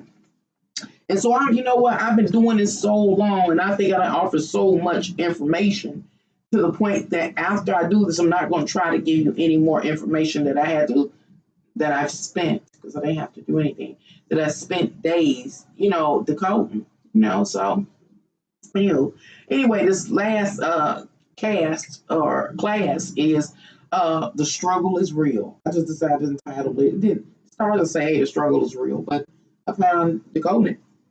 It says the class say the struggle is real. The struggle is real. And many times in that class, the struggle is real. We can associate it with the zeros. The struggle is real. The struggle is real. And there, with the zeros, where the struggle is real, there's a lot of scattered efforts.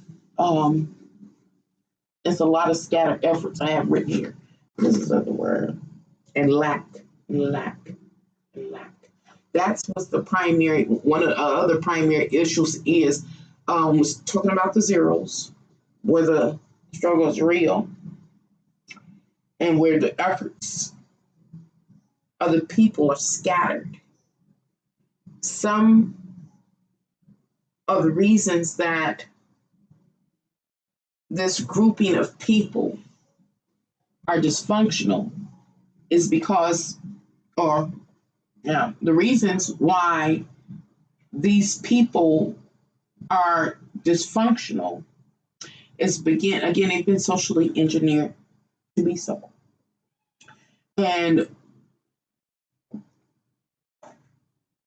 the issue that seems to be spotlighted upon discerning the stars, decoding the stars, at least for now, is pointing to just having a lack of, a lack of what? Well, the zeros lack what the middle class has, the ability to acquire a job or a role that upholds some social construct in this world. Give them all of your energy to the best of your ability and have them pay you for your work. To hold whomever you need to hold down or do whatever you need to get ahead in order to get that financial security. The zeros don't have that. They didn't have the opportunity for one reason or another, whether they were socially engineered into not having those opportunities because they came up in a district with horrible school systems and teachers, as an example, or if they came up with parents on drugs and alcohol or whatever case it has been for a person, or their parent been out living their best life being promiscuous, and or a person became a teenage mom. It was all social engineering. That's what the astrological energies have been pointing out in November. These are the intricate details. Yes, we know all of these truths, but we know them in pieces and parts. The astrological energy has all of the facts, like in this bowl right here, and it says, I look at it like divinity saying, "Oh, I know. The world, you might not tell the truth. You might be unrighteous, but what is real, whatever the truth is incontestable. Because guess what? Not me, but divinity. Divinity got all the truth right here. It's incontestable. And what am I saying? One of the things incontestable is that category of people, the zeros, that where the struggle is real. The majority of them find themselves in that zero position, the casting system, because they were socially engineered to be that, not to be able to access hope. Oh, wow. That means that somebody committed a crime against divinity. Anytime some of his creation have been able to access their higher consciousness for generations. Ooh, it's going to get good. Okay. Anyway, they were socially engineered. They were socially engineered to lack. And there has been different methods used of social engineering to cause these zeros to become zeros. They also don't have what the social supreme or socially dominant have. They don't have the privileges cast before them, not in their position. The redlining doesn't benefit them. Skin color doesn't benefit them. I don't know, better credit rating or their own unique credit score rating doesn't benefit them. Not being able to being able to obtain an attorney to represent them at a drop of a dime, rather, it doesn't benefit them. And I'm not just talking black and white. I'm talking about the fine, intricate details. This is what the stars is pointing to.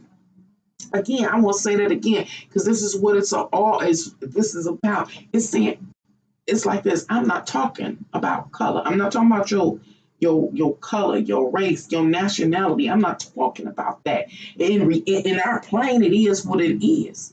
If the shoe fit, wear it. But this is saying I'm not talking about your color. I'm talking about because you can obtain an attorney at a drop of a dime if you've done something wrong and or been falsely accused. You have that privilege right there. Because you benefit from redlining, you can live in a district that's really, really clean. They got good schools. That if you fit in this category, this is that. If you have your own unique credit rating that sets you ahead above the rest. If you can go to a prestigious school as an example, without even having to make the grades or prove yourself, you in this category of those that socially dominant, superior. These are certain things that the zeros ain't got. Because something is paying attention. And or I'm perceiving as that either these are notes that the powers that be have, and I'm just a code. I'm behind because they've been wrote notes. Or is divinity saying, I've been keeping an account. It's all incontestable. And so I'm gonna move. Eventually, not me, divinity. Anywho. So then it says, okay. And if you middle class, it ain't got nothing to do with your color or nothing like that. And to some degree, of course, being middle class does have something to do with, of course, it has to do with economics. But again, I'm going to say it. It has nothing to do. It has to do with economics, but it has to do with what do you have to do to stay in the good graces of the social constructs of this world and uphold it? What works did you have to do? Remember, we covered the Milgram experiment in one of my live streams. What do you have to do? Do you do anything the authority figures say? You thought it wasn't going to be no blood on your hand, middle class? The truth, the facts are incontestable. I'm going to move, not me. I'm going to move on you. That's what it's saying. I'm going to move on you. But I ain't said yet it's going to move on us. It ain't said it yet. But I can see where it's going. I can see where it's going. So it's saying, you wanted that financial security so bad in this world, middle class. And middle class is a generic label that I'm using.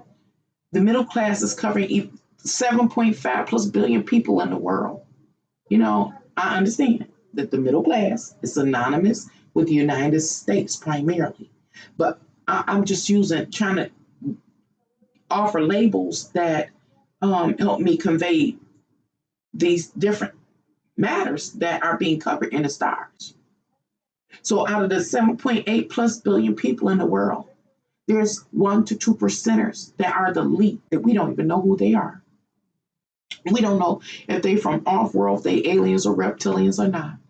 Then we come down, as we start coming down that pyramid over there to the left of me, you start getting the supporting cast that allow those 1 or 2 percenters to stay here. And we start talking about the trillionaires then the billionaires in this world. And then it come on down a little more. We talked about it in that video I made called Your Ass is Grass, Due to the World's Greatest Pyramid Scheme. We kind of covered this. And it goes all the way down to the bottom, to the common men and women, mostly zeros at the bottom. But anyway, the middle class, worldwide, wherever you may be, that fit in this category, that did whatever Milgram said, Milgram experiment, Milgram said for you to do, for you to get $1, for you to secure your own physical worldly sense of security and stability, not taking in consideration the pain and suffering that it may afflict upon another outside of yourself and those up under your care. If you fit in that category, you're middle class, based on my label. Says what you have done is incontestable. I see you. This is what it's saying. I see you. I see your works. I see that. I look at you, middle class, not me, divinity. I look at you, middle class, and I'm trying. I have this spirit moving through the life, constantly checking to see, are you there yet? Are you there? Are you to the point, to this place spiritually where you recognize any works and duties that you do in the world have an effect upon you, those up under your care, and those outside of yourself? Are you there yet? Do you care? The answer is no, thus far, especially in relationship to the middle class. And then, and what I was going to say, the zeros don't have the benefits or privileges that the middle class have. And so we have, again, let's go back to the zeros. And the zero, I'm trying to explain this concept. Again, remember, I tried to describe this 3-4 dimensional model of all these triangles, 7.8 plus billion triangles within a large triangle, moving all at the time with sparks flying out and some coming in, and so we're still dealing with this model. And so could you imagine you playing the role of divinity, looking at this model in front of you? It's a 3-dimensional figure. You can go over it, under it, around it, left, right. Every part is activated and is its own 3-dimensional, shape. And you God, you walking around and you looking at it from, I believe, a 4th dimensional perspective. You God. You can tap and say, "Ooh, there's Nancy right there. Let me draw out her life and see what it's about. Ooh, once I got Nancy, let me tap and see one of her kids and see what their life about when they are at the point of power. Let me see. Or let me tap on the head of state, and let me see what's going on with him and why he don't want to proceed or what he got up in his sleeve." See, this is the kind of model that I've been trying to break down.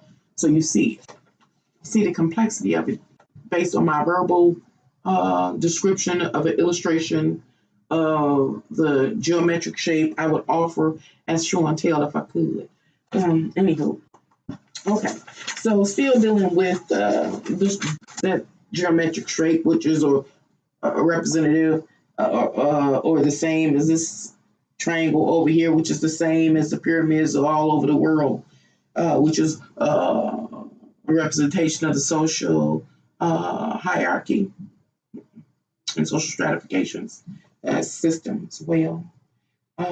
It says points of dysfunction. Okay, we talked about dysfunction and zeros. Dysfunction due to social mismatch. I talked about social mismatch when it came to the zero. Timely access to resources. I kind of just covered that. Distribution and excess surplus. Oh yeah, it was something about excess surplus. What was it? Can't remember. Distribution, excess surplus or supplies, and currency. What was that about? I'm sure it was really important. What does one group possess whereas another does not? I just kind of covered that. Oh, strict guidelines, utilitarian partnerships, family hierarchy, financial awareness and practices. Didn't I get that from somebody? Who was this from? Hey, who opened that door? Hello? Come here, please. Wealth build Are you decent? Please, will you make me a cup of coffee? I done did the dog. I ain't asked you to do the dog. You did what I did. What you do to her? Feed her, so let's take her out. Oh, you want to take her out again? Okay. Well, I get up at 6 o'clock in the morning, 5 o'clock in the morning with her. I just wanted to make this video. Please make me a cup of coffee. I greatly appreciate only 1 scoop of sugar, please. I'm trying to watch my girly figure, y'all, because I done gained so much weight during this pandemic. In the course of my life, I think I done gained about 3 pounds every year since 18. At least about 50. 3 or 4 pounds. It's crazy. Anywho, so I'm trying to lay off the sugar. I think it's too late for me though, y'all. Go on, say yourself. Say yourself. It's too late for me. Anywho, right now, what am I talking about? I wrote some notes talking about particular strict guidelines. I can't recall exactly what I was recording here. It said financial awareness and practices, wealth building, marital contracts, and lineage. Oh, interest with purpose, mutual respect, no folly, social. Oh, okay. I think I know what's about. Remember, I was saying there's differences, different benefits that are allotted to a person based solely on their social class, basically. Because this is like bigger than the normal. When I say normal, see, I'm trying to deal with spiritual. Y'all gotta remember, I hope y'all got it. I haven't said it, I don't think, that I'm not just talking about, at times I'm talking about physicality, and other times I'm talking about spirituality. When I'm talking about this casting system, yes, I'm talking about what actually exists in our physical world, but I'm actually looking at it from a spiritual position. That's to say, like, I'm standing in intercession for God, as an example, and I'm looking at like a Sims layout or what do you call it? A 3D model of reality. So if I'm the architect, I'm God or support of some type, and we in the conference room just evaluating Earth. I've got an example. A lot of flat earthers. I'll entertain you today. Flat Earth. There's a flat Earth in the lab, wherever it is, and me and the rest of the CEOs that created Flat Earth and put y'all on here. Well, we came in the lab room with our white coats on, and we looking at society. We're analyzing the experiment. All this I've been talking about. We're analyzing the experiment to see what progress you've been making. And so we got our little clipboards and chalkboards and saying, well, and so they created, this species has created a social caste system here. And we have this caste system here. We have the social dominant. We have the middle class. We have the zeros that the struggle is real. And this is what happens with when there are zeros in a struggle that's real. It's accompanied by alcohol, drug addiction, promiscuousness, a lack of education, underemployment, overworked. This is how it looks: single parenthood, early deaths. This is how it looks. And they lack, mobility. They lack the ability to go to school. They did away with affirmative action. Affirmative action came up too. I think that was for next month. Though. This is what the results are. When we come look at our experiment today on this flat Earth, look, and then the middle class, going back to it, and then it also points to this species here. Some of them actually mastered this realm and became doctors and lawyers and stuff like that. Once they did that, they began to have a significant role in the hierarchy of the people. But then there was those zeros where the struggle is real, where they didn't do any of that. But guess what? The reason why they didn't do many of that, because they were socially engineered by some of those people that mastered the world to not be able to access their higher thought pattern. So what am I saying? I'm trying to make. I keep going over trying to make it make sense because again, I'm dealing with the physical, yes, what's really physically going on, but I'm also dealing with it from the spiritual perspective or from a spiritual perspective. And the best example I could give is that we on Earth are in a laboratory and we are on a flat Earth, this disc within a laboratory. And the scientists, gods, come in with their white coats and charts. And this they're holding their clipboard. Everything that I've talked about in this live is what they're evaluating.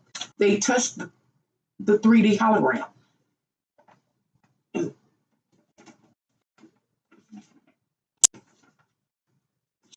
Let's get a clear evaluation of this sector. And it comes up, just that one little thing out of the whole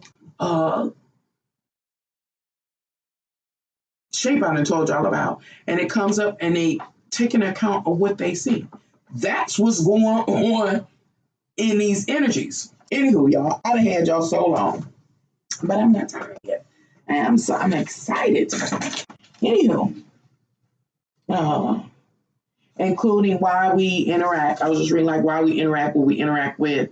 Oh no. I was just reading based on a social caste system determines what you have available to you, have access to or not.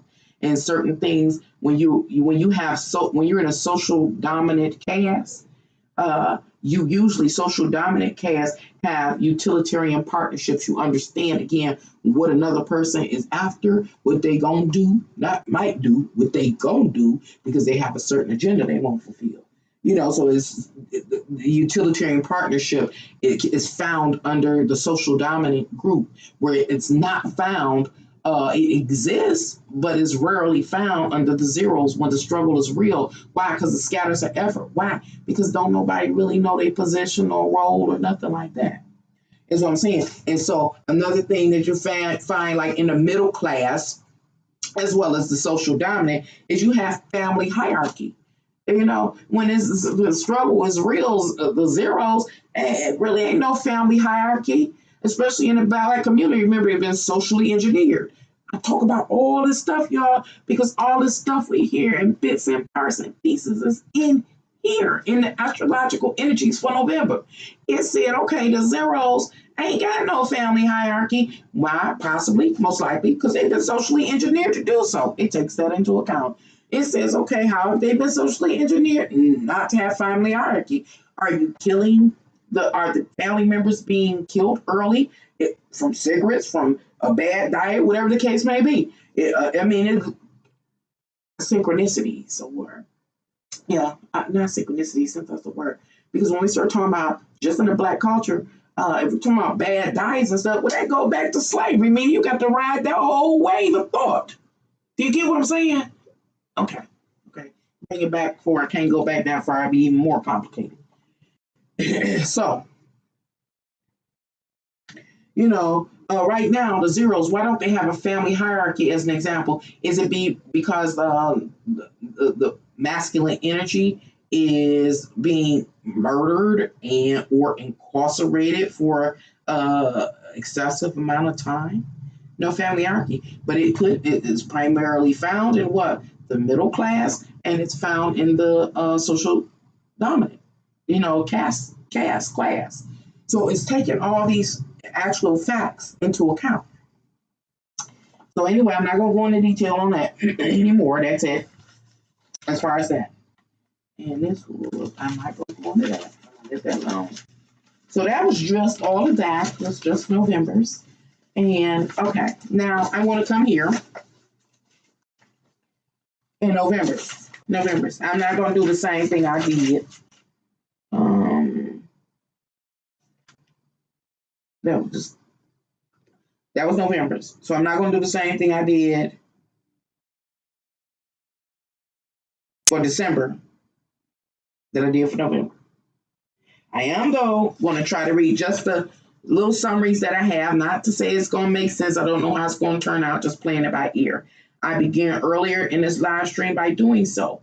I do have an overall message, y'all. Again, I'm just trying to show you the extent astrological decoding the astrological chart can give, and that's how I'm able to make the predictions that I've made. And pay attention, they all successful. Go back and watch my videos. All successful. Only thing I didn't get right is I never imagined what I told you in a million years would be a pandemic. I thought it was going to be a natural disaster. Well, I mean, pandemic is a natural disaster in its own right. But everything I was right about, because you can go to this extent is what I'm trying to get you to get. See. Okay. All right. So now I'm dealing with December astrological energy. I will not go through December's like I did November's. I did that for a reason. So please don't let me forget before I go. Anyway, this is what the summaries say. It probably won't make sense reading it to help trigger me and help you see how to decode, the astrological energies. You've heard this before. Perform your social calling to the best of your ability. Play your role. Stay in your lane.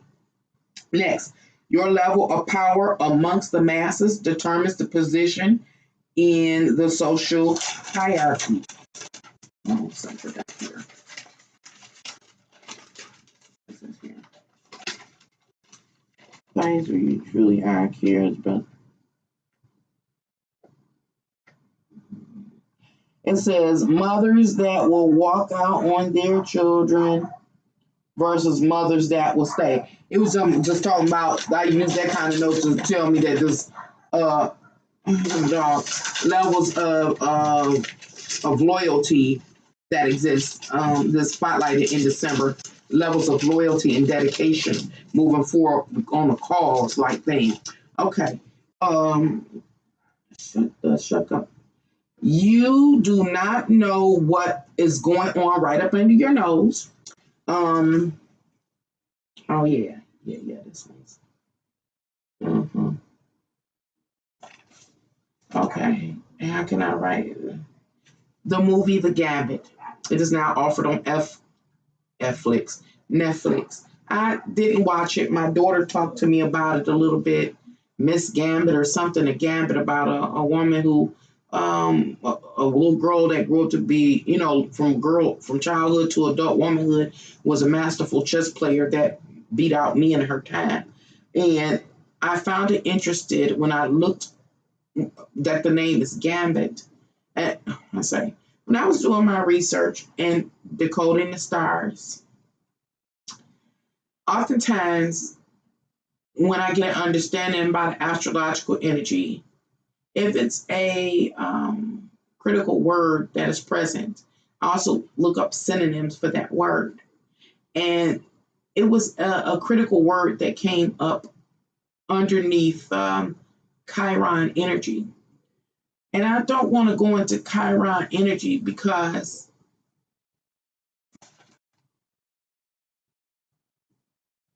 I've done it before.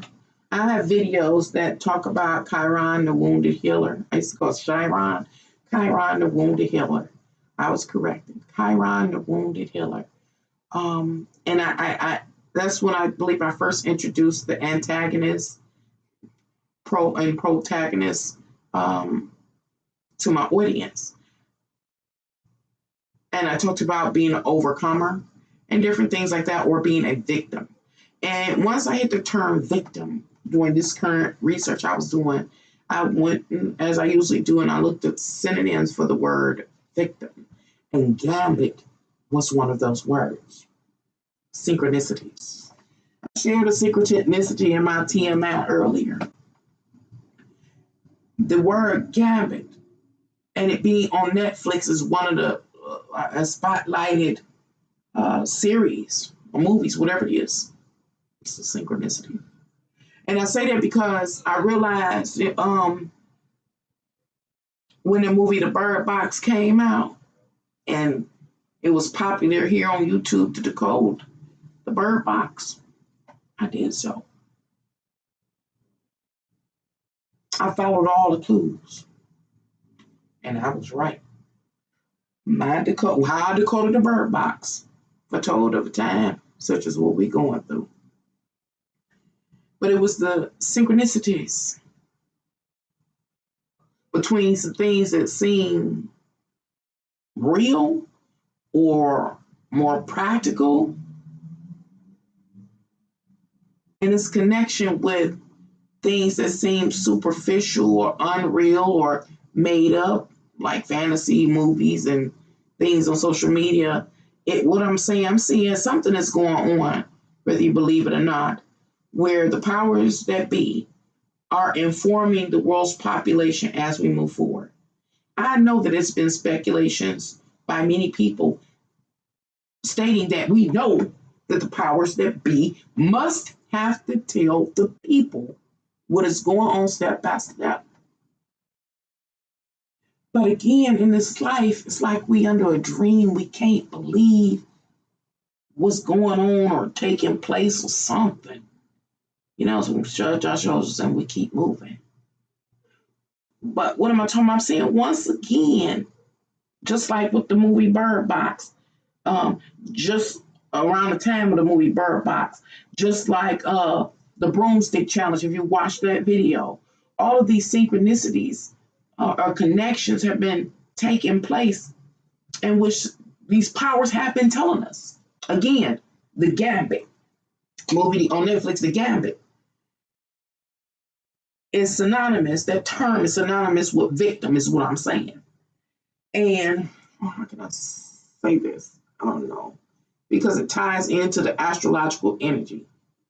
Oh, man, because it's so deep. How can I say it? That's really deep. I'm going to stop trying to explain it. I'm going to stop. Talking about the astrological energies for December. So, remember, everything right now, November, December, January, at least. And I did a little February, but I'm not going to go into that. Matter of fact, y'all, you saved. I'm not even going into January. Is about society or sociology.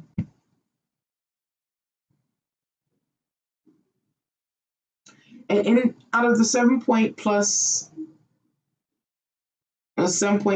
plus billion people in the world, we're all in different spaces.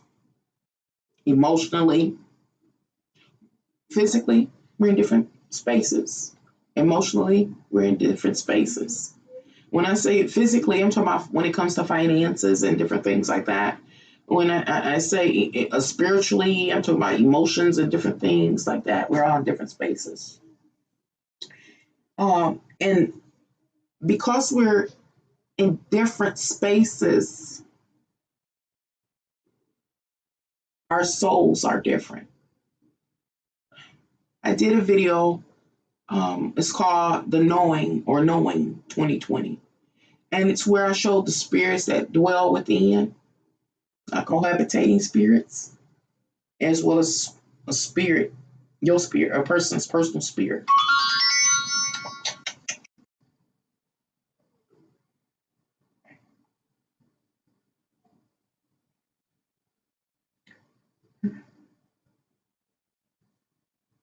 The spirits that dwell within us can be in 4 different states. I was going to say 4 different states. One of 4 different states. I think you can only occupy one of these states at a time. And the first state is you can be complacent, and it's directly related to the physical world. Remember, what I'm talking about is jumping back and forth between the physical world. Actually, is physical and spiritual is living out simultaneously. So, you can be complacent. What does it mean to be complacent? It means in a physical world, you have what you deem like you need to secure your own physical, worldly sense of security and stability, even to the point that it pacifies your emotional needs. You could be complacent, not complaining, just enjoying what you have, riding the wave. It's the best way I can talk about it. Then it's the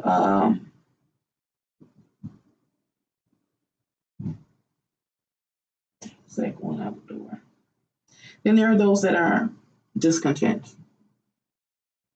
or they find themselves at this point in time in their life. They can't deal with it, it's irritant, it's annoying. They could be sad, depressed. Some people end up committing suicide when they get discontent.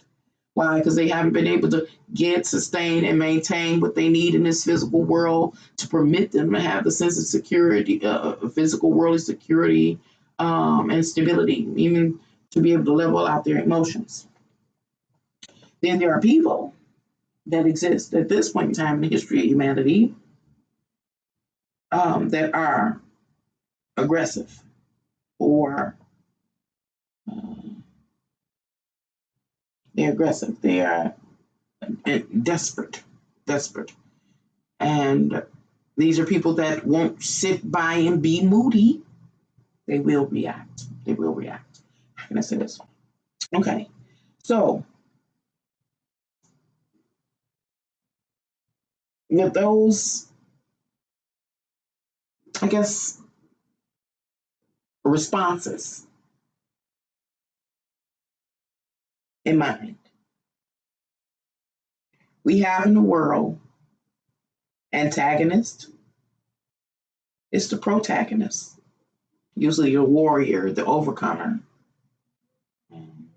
Then we have the victim, which is the gambit, or the pawns. Remember the zeros, where struggle is real. We have the pawns, the hunted. That's a term that's been coming up, y'all. Synchronicities. I keep hearing, getting this term hunted keeps coming up. It keeps coming up. I'm gonna go somewhere with this in a minute. Casualty, martyr, and sufferer are some of the synonyms to victim. And then is this new term that I'm submitting in relationship to Chiron, the wounded healer, and it's pharisaic. I remember pharisaic, or being smug, and I'm trying to make it make sense. I don't even know if I can. Anyway, I'm supposed to be reading, so I submitted them. I'm talking about the spirit that dwells within. I'm talking about your own personal spirit. Anyway, falls up under one of those categories. I'll come back to it. Okay, for one, no, I'm only supposed to be reading.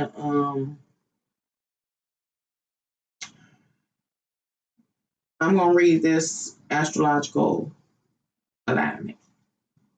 It probably ain't going to make sense to you. I don't know. But in the fourth house, talking about December, it says one current inner emotional disposition and state of emotional stability and security. That's the fourth house. With Aries of the self, with the avatar, most likely angry, aggressive, militant, compelled. Mars, energy, aggression, movement, advancement. Just giving the definitions or meaning of each of the elements associated with this astrological alignment that will be present in the sky in the month of December. And it's 20 degrees to Sagittarius, which talks about the beliefs. When I decoded this particular house, that's why I wanted to read it, it points to psychological stress or triggers. Say triggers. Psychological stress. Things that cause psychological stress that are triggers. Am I saying that right? I don't know. I don't care. Let me stop it. And from that, it went into, this was what I think is most important, cognitive dissonance. I've heard that term before, cognitive dissonance. It says, what is this? A doctor working on a nigga. I had to write that. That's what made me go right back to that thought. Remind y'all, the thoughts had left. The synchronicities kept happening. And I was like, the doctor. The time I read this, I was like, the doctor that work on a nigga. So I'm going to read this this defining statement that defines what cognitive dissonance is. I got this entry from Wikipedia, of course. Cognitive dissonance. It says when a person has to participate in an experience that goes against their true core beliefs, ideas, and or values. And I don't think that's exactly how a Wikipedia had it. I had to reword it. I had to reword it, but I'm gonna read that again. Cognitive dissonance is when a person has to participate in an experience that goes against their true core beliefs, ideas, and or values. Continue to read the astrological energy. I'm not supposed to do what I did for the other one. Let me see if there are any more notes I could discern. Fool me once. What was this one? Fool me once, shame on you. Fool me twice, shame on me. What does it have to do? Impose one will until the world heart ego will formulate through. Taurus is the person. Discontent one impose their will until the world. Y'all, I'm trying not to have to read the astrological energies to y'all to better see what it says emotionally driven. Oh yeah, it can be seductive. Oh that got good. That got good. See, it's real fun, y'all. It's real fun. It's real fun. So, okay, what am I talking about? I'm actually just reading the astrological energies, the alignment for December. I'm reading the fifth house. And in the fifth house is Taurus in the fifth house and Lilith with 26 degrees 56. Anyway, upon decoding, what it says is that I'm trying to just do decoding. An example of what that placement means for December. I accessed a blog. They gave me this information called psychcentral.com. And it's the 6 dark traits of a female sociopath. Female sociopath. Because the feminine energy, how can I say it like this? In the month of December, the feminine energy will be activated as suggested by the planetary body Lilith. And it's the negative feminine energy. And so an example of negative feminine energy to see how it'll play out in our reality is a psychopathic female. And so here, anyway, the 6 dark traits of the female psychopath, as offered by again Psych Central. It says it's a callous lack of empathy. This energy as displayed in our physical reality. It's a tendency to manipulate and can others for the gain. And con others for the gain. Okay. It's a callous lack of empathy, a tendency to manipulate and con others for their own gain, a sense of egocentricism or whatever. I'm thinking of something, y'all. An excessive entitlement along with blatant disregard for the rights, needs, and feelings of others. This is the energy that's going to be playing out in December. Sorry, probably happening, but it's going to start building with intensity. This is what. Okay, now I do have some. Okay, the 6 traits. Okay, now here go the 6 traits of the sociopath. They mirror and love bomb you in order to get information. They are superficially charming and demonstrate exaggerated speech or gestures which lack authenticity. They sabotage you covertly. And I had to put the unemployment scam there because they sabotage you covertly. This conniving feminine energy of Lilith. That unemployment scam, and I'm not talking about the people scamming, I'm talking about the government setting them up for a fall, sabotaging people is an example. They demonstrate little to no remorse in harming others to get what they want, and they exhibit internalized, what's this? What is this called? Misogyny, I think it's the word. They are sadistic and enjoy inflicting pain. They strive off of male attention, masculine energy that tries to control. Now that's, you got to look at it for what it is. What am I saying? Yes, I'm dealing with the meaning of an astrological influence. Lilith represents Adam's first wife who felt like she was being controlled and subjugated to Adam and his masculine energy, trying to suppress her and her womanhood and her freedoms, and she rebelled.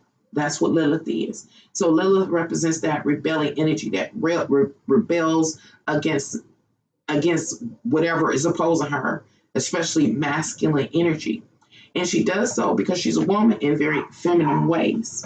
And so I was trying to offer the best worldly examples I possibly could of this energy in order to show how it will manifest in our reality in the month of December. Of course, these energies have already begun to unfold, but will continue to unfold with intensity as we move forward. Who is that? Who is me?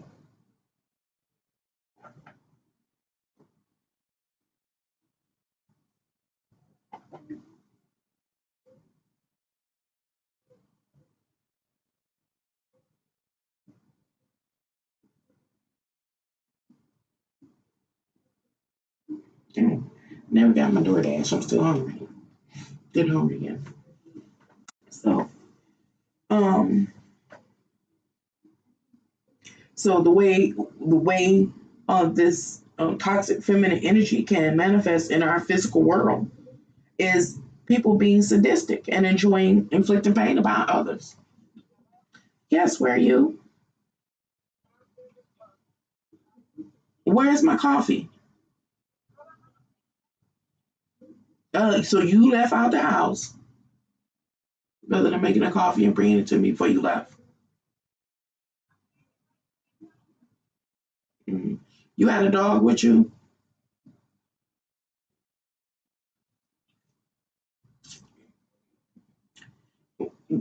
Am I going to? Okay. Can't ask for too much. I cannot ask for too much. Anywho,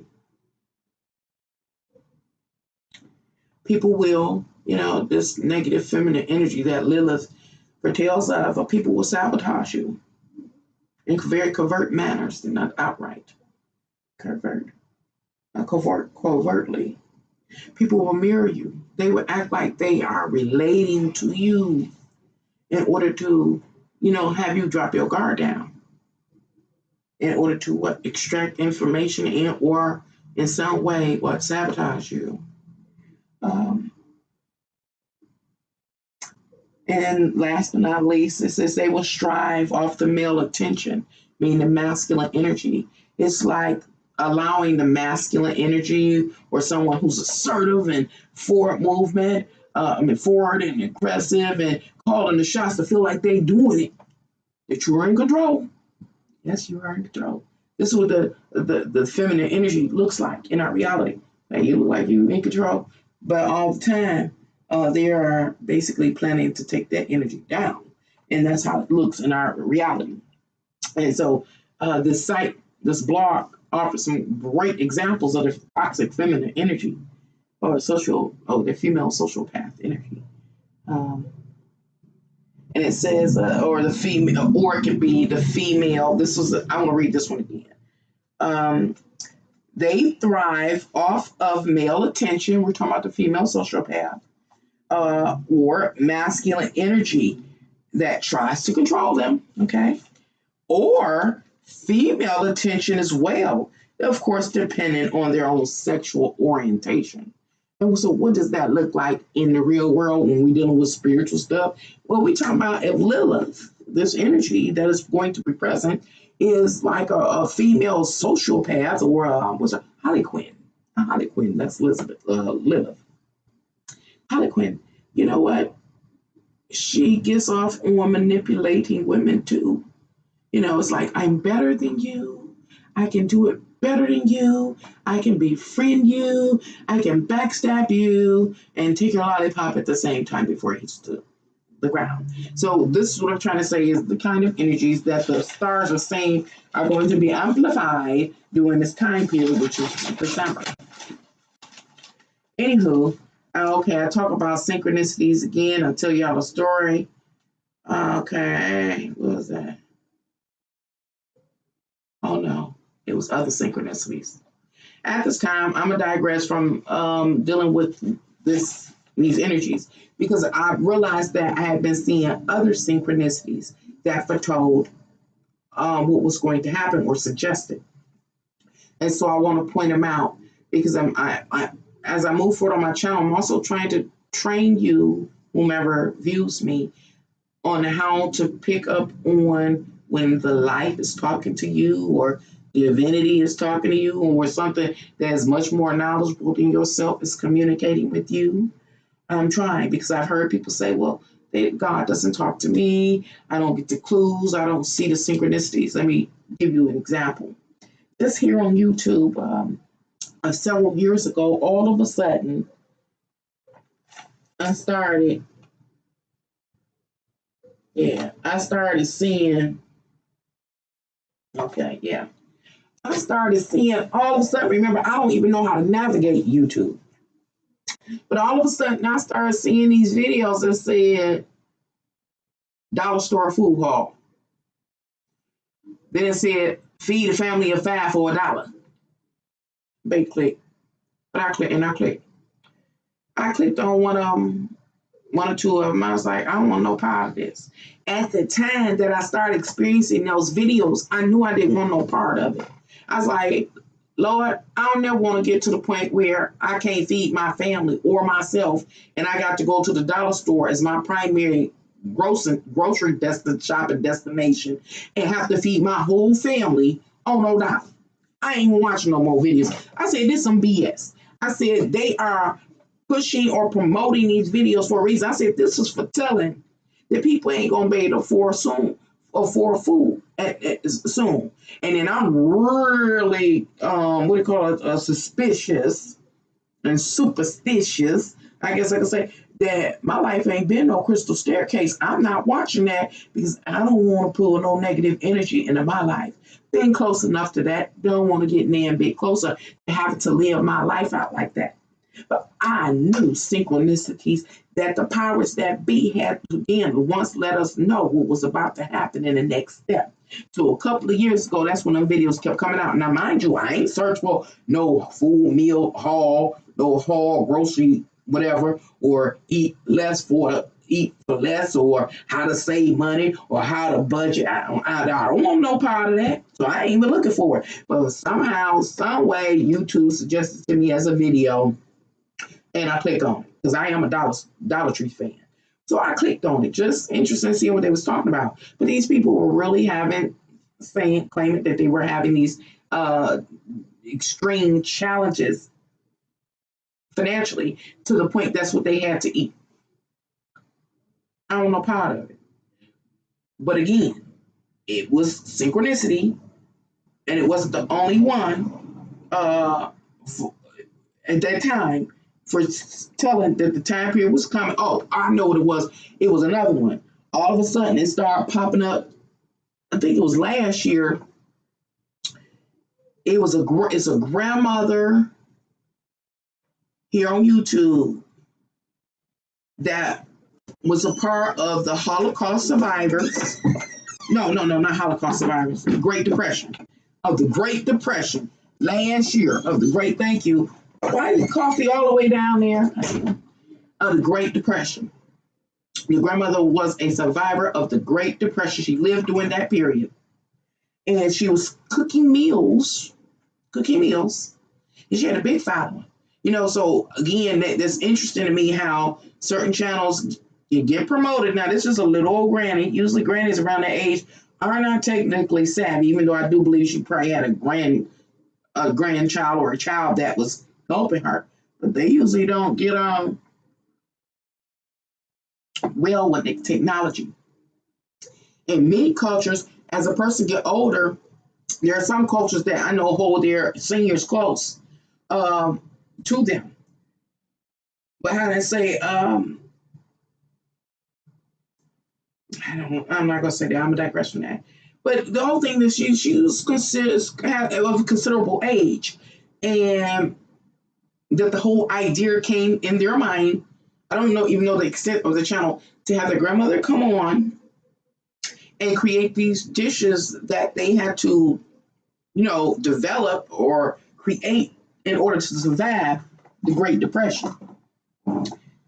I was like, and maybe I end up tapping up on that video because remember I was making videos back then last year talking about, hey, we headed to a time period that's going to be greater or equivalent to the Great Depression. Made a secret message about it. I ain't going to start cussing or fussing. I'm just on here riding the wave today. Being my optionally ghetto self today. Riding the wave. I'm still going somewhere.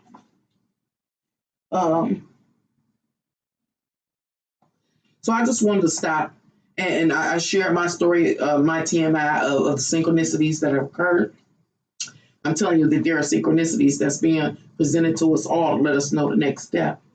And this is how I'm just identifying them for you so you can see how the powers that be are informing us, that something is informing us.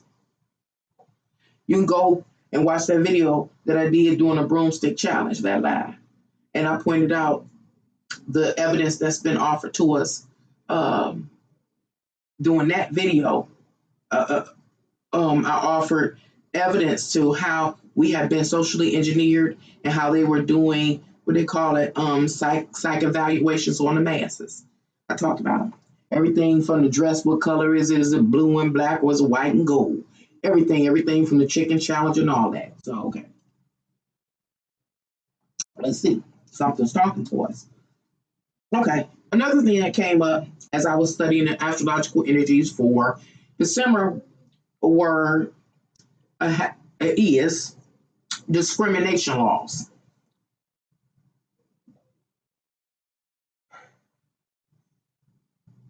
There are different type of discrimination laws, and I'm probably just gonna do I don't want to do a video on discrimination. And that's why earlier, I'm smacking again while I'm drinking. Earlier I said, they did away with affirmative action, synchronicities. Now here we are at this point in time, discrimination laws are spotlighted. And so I have the details here on this paper about discrimination laws.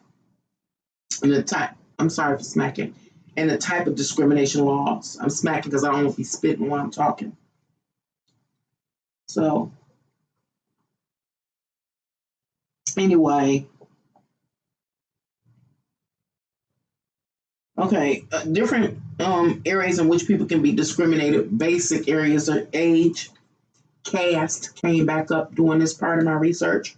Remember, I've been talking about society and the casting system from the zeros to the 10/11s and in between. When I started on the Decembers,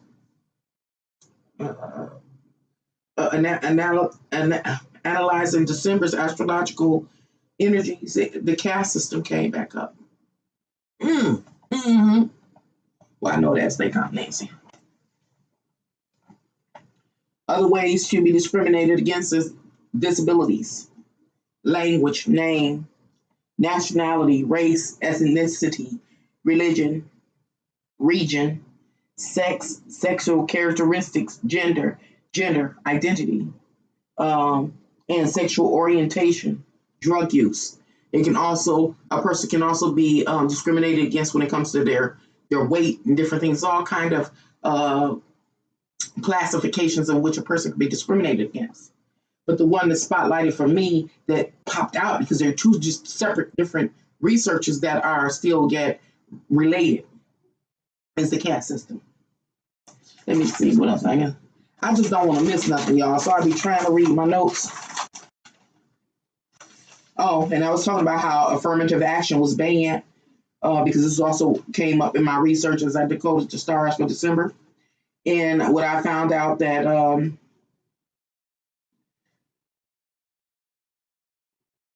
I say they got rid of affirmative action. Even Obama and Donald Trump dealt with it. And there were 10 states, of course I got this from Wikipedia, there were 10 states in the United States that have banned affirmative action. California in 1996, again, synchronicities. Texas in 1996. Washington in 1998. Florida in 1999. Michigan in 2006. Nebraska in 2008. Arizona in 2010. New Hampshire, I think this is, in 2012, and then Oklahoma in 2012. And most recently, I didn't know this, which is, to me, another link in a chain of synchronicities, is Idaho has banned affirmative action as of 2020. And I say that it's possible that it's one of those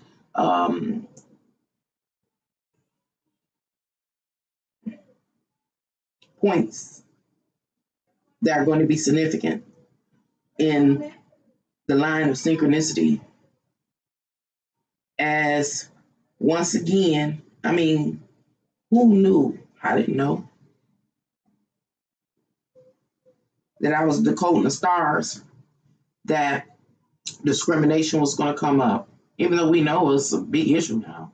But it led to affirmative action, and then once leading to affirmative action, it led to all of these dates in which each state banned affirmative action, even up into current 2020, in which is in Idaho, which tells me that Idaho is synced to something that is soon to occur. So, and most likely in what? Or affirmative action has to do with work, education, work, career field. Oh, and that's okay.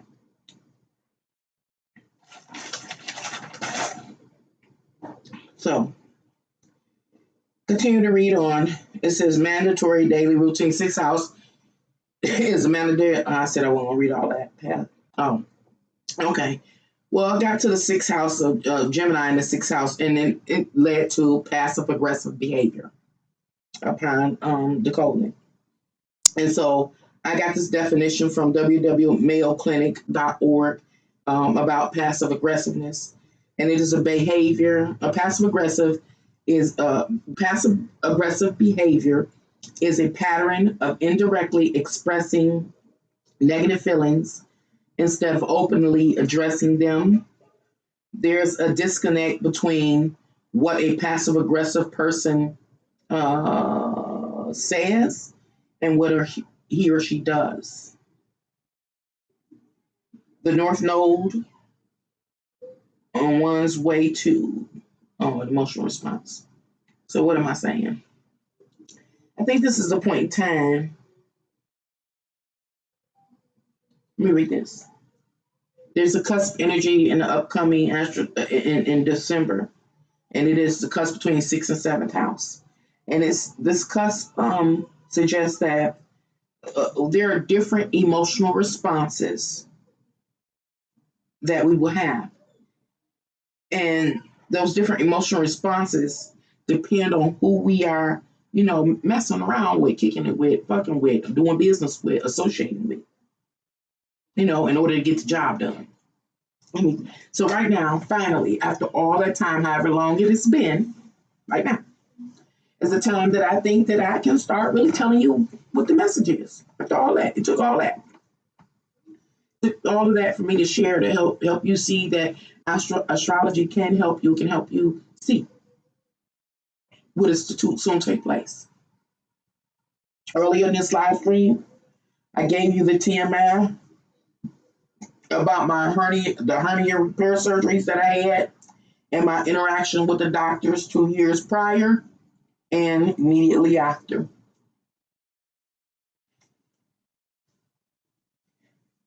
What is currently going on and is about to grow in intensity. How can I say it? I think I'm gonna close out after this. But I do. Okay. Can't remember, forget to say that. Okay. I tried to refer you to a movie that I can't really remember the name of that's offered here on YouTube. And it's called Who is, I think, John Gotti or something like that. It's where, remember, the people that are very are experts in various fields of science, engineering, technology get fed up, frustrated, disgusted with the rest of society using them for their genius. And so they take themselves away from the collective, all of their know-how, all of their intelligence, all of their abilities, and they create for themselves an oasis in a separate part of the world and let the rest of society fall into mayhem. The reason why I referred you to the movie, because what is now on the way of taking place is something similar to that. My TMI story about the doctor and the surgeon is a great example of like what's about to take place now. I'm trying to make it make sense. Yeah. I shared the terms that pulled up from my research, cognitive dissonance, and that's where a person says one thing, but do another, or they feel one way, but have to do another thing. All gonna be all over the place. In astrology, it's axis, and it's the 4th and 10th house axis. The 4th house, for as an example, says and I'm not trying to offend anybody, but I'm trying to make it make sense. I, as a socially supreme being,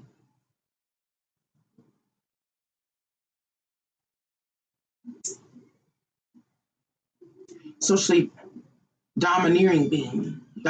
socially dominating being, has had all the privileges allotted to me. And I have gone through this system and I have educated myself or been educated in the field of medicine, as an example. And I enjoy, healing people. But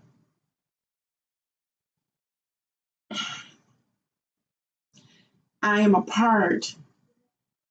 my lineage is that of other dominant supreme beings or socially supreme beings or socially dominating beings.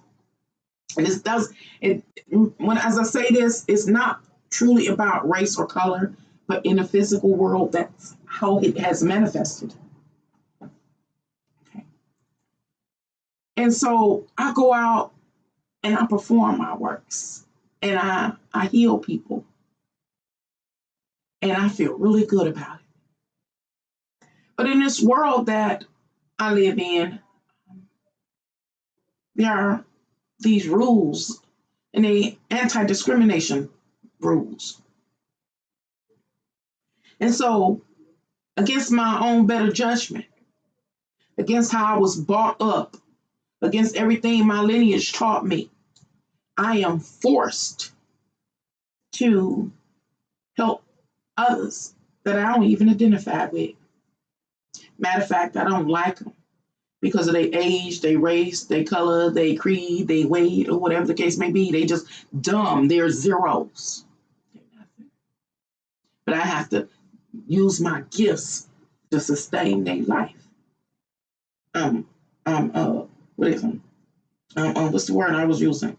Disgusted. And so that's the cognitive dissonance that the astrological energies is talking about. And then, since I'm forced to, because I want to practice medicine, because I want to be this doctor, because I'm an expert in this field, because I'm known for it, because this is my bio. I am a doctor. I'm a surgeon. I save lives. It feeds into my ego or my heart space. But I have to do it to people I don't like. That's the cognitive dissonance. So I do it because there are laws that back them. It makes me do it. I hate it and I hate them. In order for me to continue to move forward through this obstacle, through this hurdle, I got to try to do something in order to comfort myself. I don't know how to say it. Comfort myself as I do this. Because I want to practice medicine. The only way I can practice it under the rules is I got to deal with these people I don't like. I want to touch them. I want to see them at the zeros.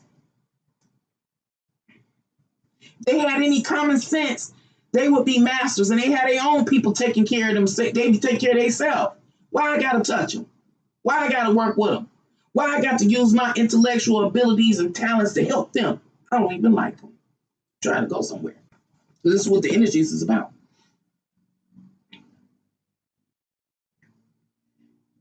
Well, so when I work with these people that I don't like Nancy,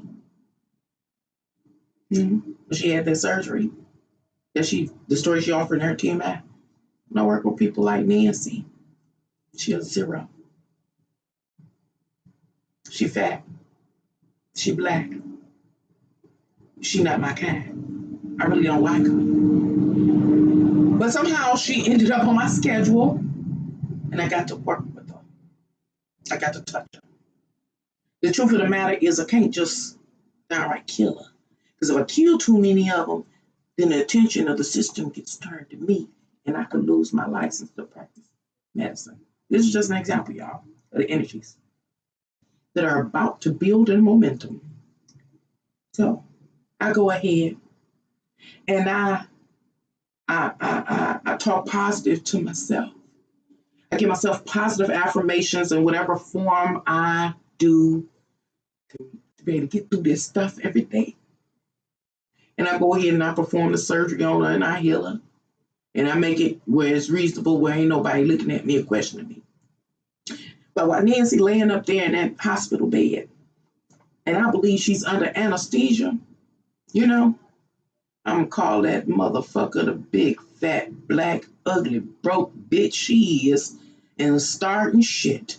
I'm gonna make her sit up there for 2 years and agonize in pain till she about to lose her mind without signing any forms for order for an ultrasound or giving her any pain medicine. Hell, I'm gonna even give her a bogus prescription that might just give her some legal troubles. This is what I'm gonna do because I'm performing under the behavior of passive aggressiveness. Can't nobody see that. Okay, I'm trying to go somewhere with this because this is what the energies are. So, going back to the social stratification system of the class caste system, I'm going with the 2 extremities, the zeros and the 10/11s. Remember, the zeros are those where the struggle is real. They've been socially engineered not to be able to be in their higher selves. And then it's the 10/11s that have become very masterful in some area of this world, in science, engineering, and technology, or in some way to uphold the social constructs of this world. They don't like us. The majority don't like us. Them zeros. So, I say, from now into February, what time is it? Because I'm going to put a timestamp. Because I know ain't nobody going to watch all this. From now, 4 hours and 45 minutes. Go on, girl. You know how to ramble. Okay. It is time. It is time. Hi, 1, 2. I just came back to the page. I've been on the wrong page the whole time. Yep, it was gonna give a commercial, so I'm gonna wait for the commercial to get done. But 4 hours and 45 minutes. 4 hours and 45 minutes. All of that. So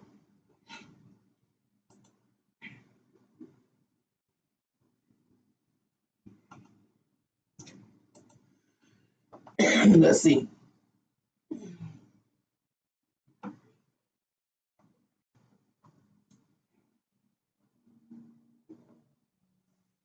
Let me see if I can. Okay.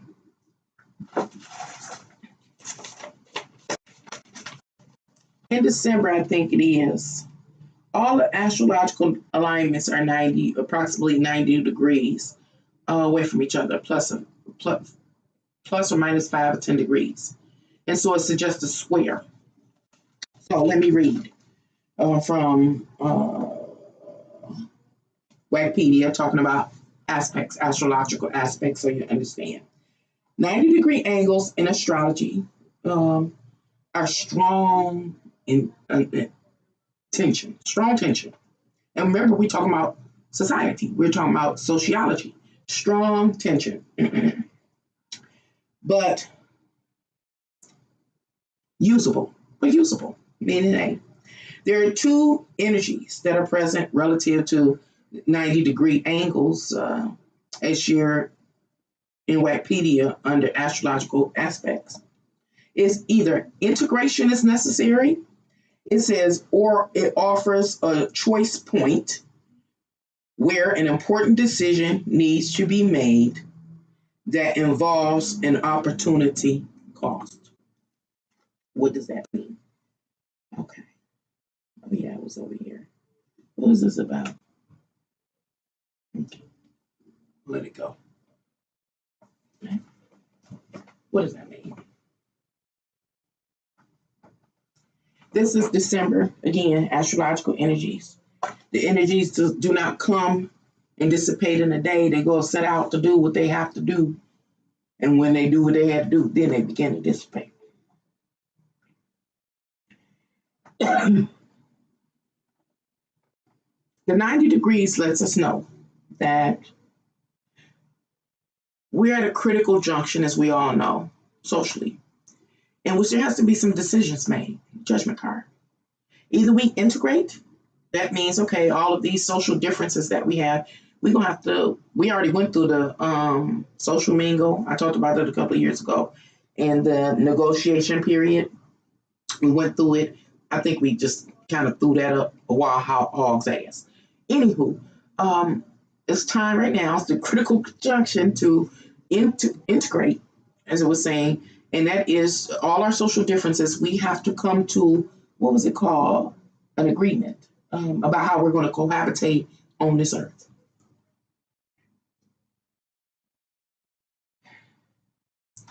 Again, it's like, how can I say this? The caste systems I talked about, and what is offered to a person because they fall up under a particular caste category or class category.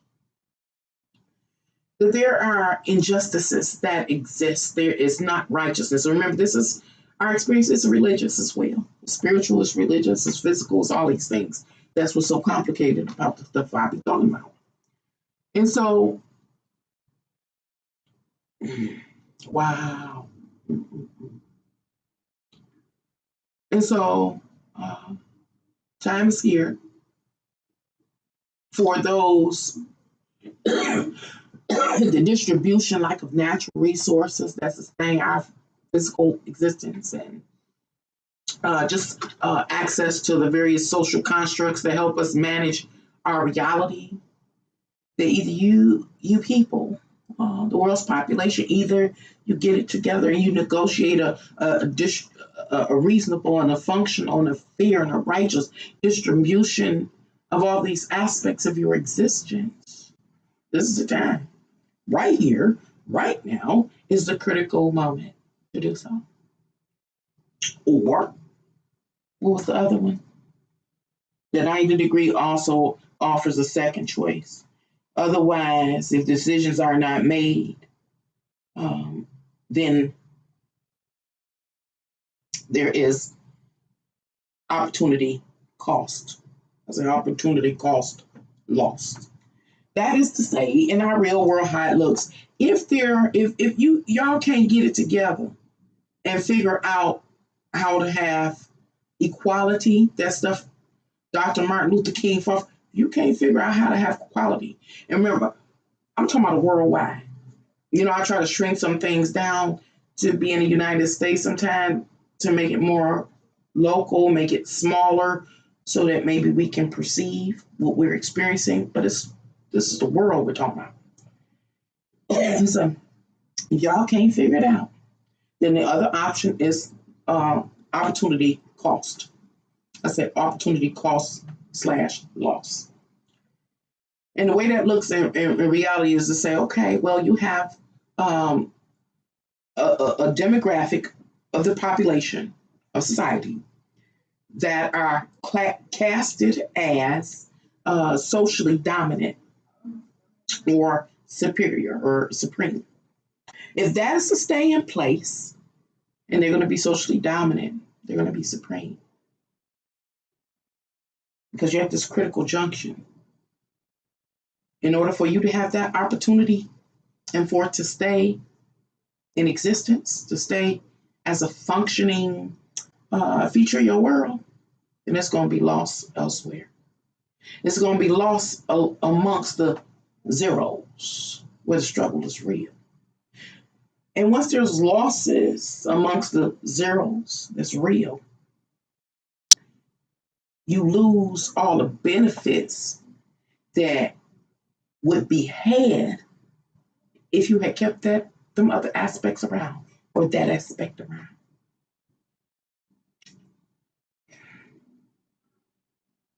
Now, I need to talk a little bit more about the zeros because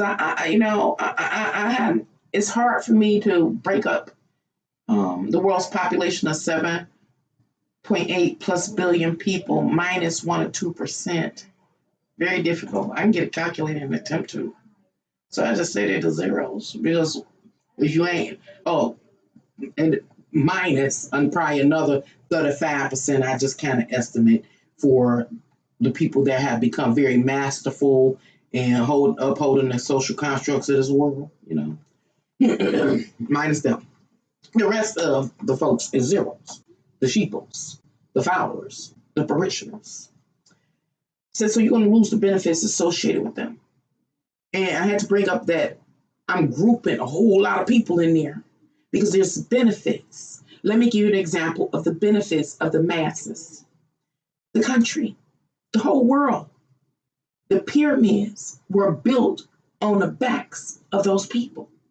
The 99, well, I can't say, but it's the 90, it's 99%, but I'm going to reduce it because I got to make an exception or provision for the folks that became masterful. So I'm going to give them 35% of the world's population became masters, became doctors and lawyers, and know how to uphold the social construct that advance in science, engineering, and technology. I'm going to give them 35%. So 35 plus 2 is 37, right? So the rest of the world population got to be 63, I think, to make a whole 100. So 63% of the world's population, that means out of 7.8 plus billion people, 63% of that are the masses, the sheeple. Okay? There are benefits to them being around. It is benefits to the rest of the world population acknowledging that 63% of the world's population for appreciating their presence and their work done. The Six of Wands card, it's benefits to it. Because these are the same people. Again, it depends on what part of the timeline we're dealing with over the history of humanity. But right away from me. It is from those people, that pool of people, that the pyramids were built. That every social construct was able to be created and sustained. We talked about it when I did the video on the human puss or whatever I made it up as, talking about the secret cult of knowledge. It is then 63% of the world's population that has allowed this world to move forward and get to the place that it is. Everything. You know, an example is there's always been this discrepancy about who created the stoplight, you know, who created the conveyor belt or whatever it's called, or who could actually really created the car or the cotton gin or or who did the first bypass heart surgery. It's always been this discrepancy. At the back or the foundation of many of those stories, it was discovered that there were black people or other what they call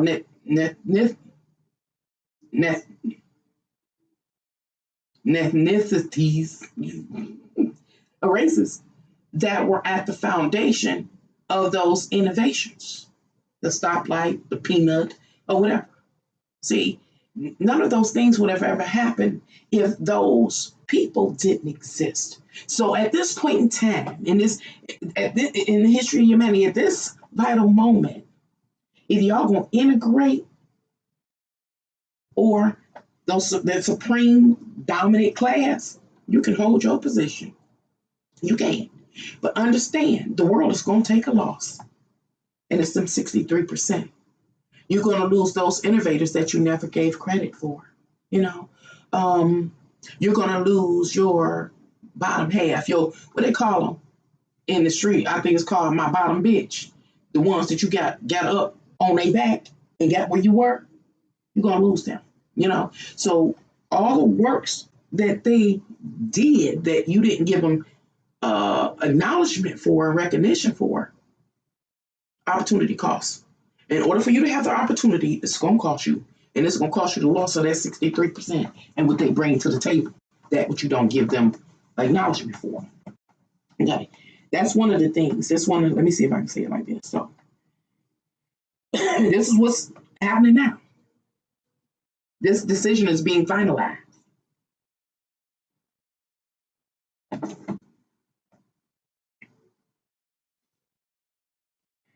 That was this. Okay. I did that. Who is John Gotti? I can't remember the name of the movie. Those people, that the 35%, I was assigning 35% of the world's population, percentage of the population. Who is John Gotti? Those that have came into this world and got educated, became very skillful, masterful in some field. They have an area of expertise. Their bio is long. What is happening now, as we speak, what is right up under our nose that we can't see, that the astrological energies talk about? It says that these people, just like in that movie, Who is John Gotti, or whatever it's called, remember, they have been suffering cognitive dissonance, and they have been being very passive aggressive. As of now, these people will increasingly, more rapidly become passive aggressive. They no longer have the desire to go against what they believe. Most of them don't like the zeros. Can't stand them, to test them. Would prefer, if they could, to just not ever deal with them again. Have to touch them. Have to service them. They could take care of their own people if they knew how.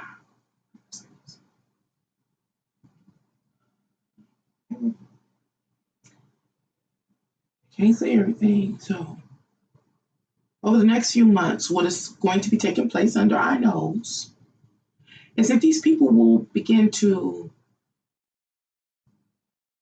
congregate more tightly. I don't know how to say it. They've been associating, They knew who each other are, who each other is. They know what each other brings to the table, even if they don't work like in real close proximity or not. How can I say this? But the network is getting more specific. It's getting tighter. Those unlike them will be ostracized because they're tired of playing passive aggressive. And I guess the best way, but remember, there's these rules that exist in our government, given ordained by our government, and it says, "Hey, no discrimination. You can't discriminate against people.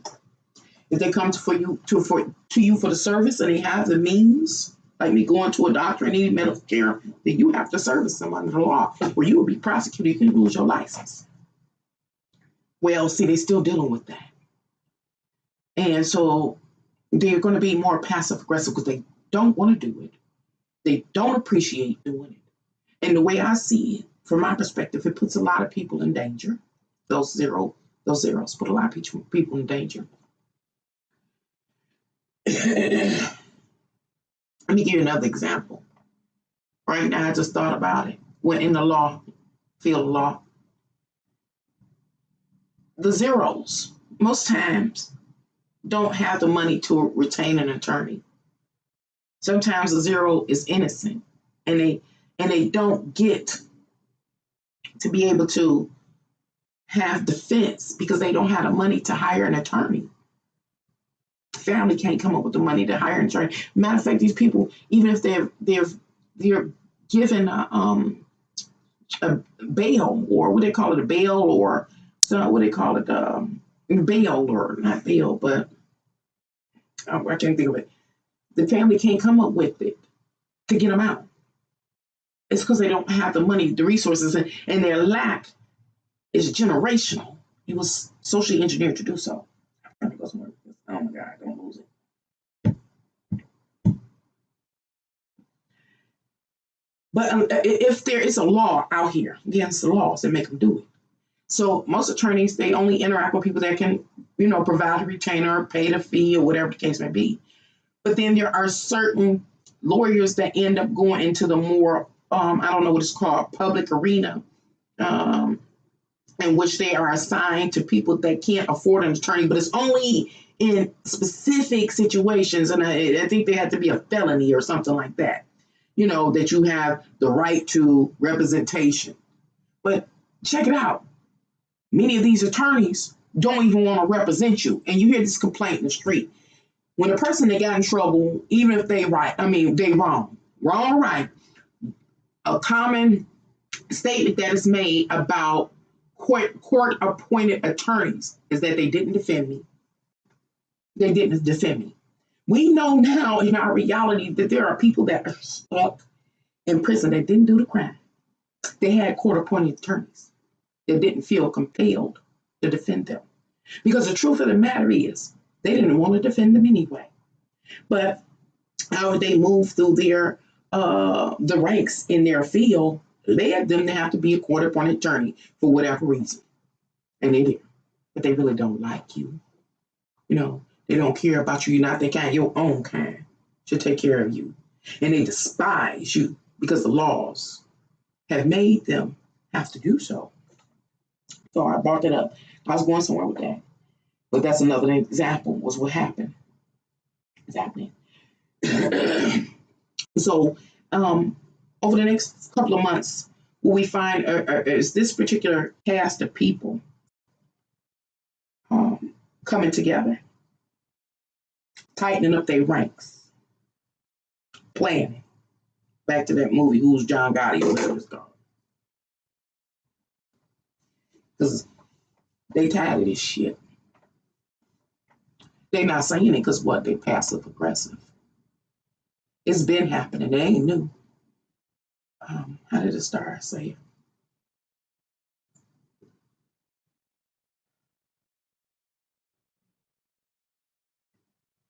See, it's like the details, how the stars detail it. it's like colleagues coming together. Not only colleagues, but people, associates that will be affiliated with them because whatever field they in, cross sections theirs or is an disciplinary of their field coming together. See, because I can't find the notes. It might be in here. I got so many notes. So what I'm seeing, I mean, ain't none of this new, but it will be intensified if there's not integration that takes place. Remember, if it's not integration that takes place, the only other option we have is opportunity cost loss. So, how did it say it?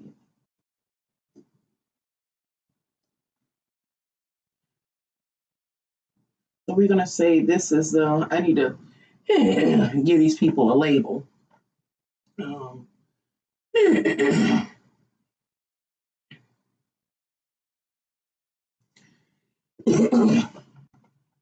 It was something about. Okay, let me deal with affirmative action. How affirmative action fits as a synchronicity in all of this. Remember these. I need a label for them. What are they? They are the excellent. The excel people. Okay, the excel people don't want to mess with the zeros, right? No, dog, don't bark, don't make me lose it. So the excel people don't want to deal with the zeros. And one of the things that's behind their mind, in the back of their mind, they're passive aggressive, they don't say it, is that we don't want to do you. We don't want to take care of you. Other people that's not like us, your own should be able to take care of you. Now we're looking at the zeros. Out of the zeros, your own is supposed to be to take care of you. Meaning, depending on what race or culture you are, that is considered a minority or underdog. Whether you're Latino, I don't know if it's a difference. I might be saying it's one of the same thing. I don't know. That's how much I'm close to it or care about it or sensitive about it. Is you can be Black, Latino, Hispanic. I don't know if Latino and Hispanic is the same, but so you get what I'm saying. You could be African, any race that's considered the underdog. Your people are supposed to take care of you. But remember, they've been socially engineered not to do. So it's a denial, number one, that's at the height of their beliefs that your people supposed to be take care of you. How can my people take care of me? Like talking about the Black race. When I needed the surgery, there are Black doctors, but I have to go through the whole system, the whole social construct, the HMO and all that, and they refer me to the doctor. I couldn't stay within my own community and access a doctor at will by reference by another brother or sister. That wasn't an option for me in this real time world. So how then can my own people take care of me? The now from the Excel that we've been socially engineered or the world has been constructed based on their influence to make sure that a person like myself can't get help from my own people. Or your people should be able to help you. I ain't got to help you. Why your people can't help you? Well, again, denial on the part of the Excel that you have performed certain areas of expertise that you practice have intentionally socially engineered my people to not be able to reach their highest cognitive self, or intellectual capacities. That's why my people can't help me. You know what I'm saying? But they deny that. They're not taking that in consideration. But this is their belief, is what I'm saying. These are the beliefs and the philosophies that rule the thoughts, and therefore how they feel and what they think and what they do and what they don't do, and where their cognitive dissonance comes from, and therefore their passive aggressiveness when they're forced to by the laws of this overall social construct. My people, they should be able to help me. Affirmative action. affirmative action being banned as recently as this year, 2020, in Idaho. Well, there's a new generation coming up. And even though it might be too late for me, it doesn't have to be too late for my grandkids. You know? That's it. However, remember, this is so common. No wonder we can't see it in reality. The zeros. You don't know what nobody gonna do. Nobody had no sense of direction, no organization, no privilege, none of these things. It's a hell of an obstacle course to get through, starting as a zero and making a leap over to an excel being. And then when you find yourself in an excel place, you are ostracized, or not ostracized, ostracized. It's not ostracized, but you're outside of being able to relate to your people. Okay. Nancy, get it together. It's all right, no matter how long this is. So I'm almost done. What's happening now that we can't see right up under our nose is that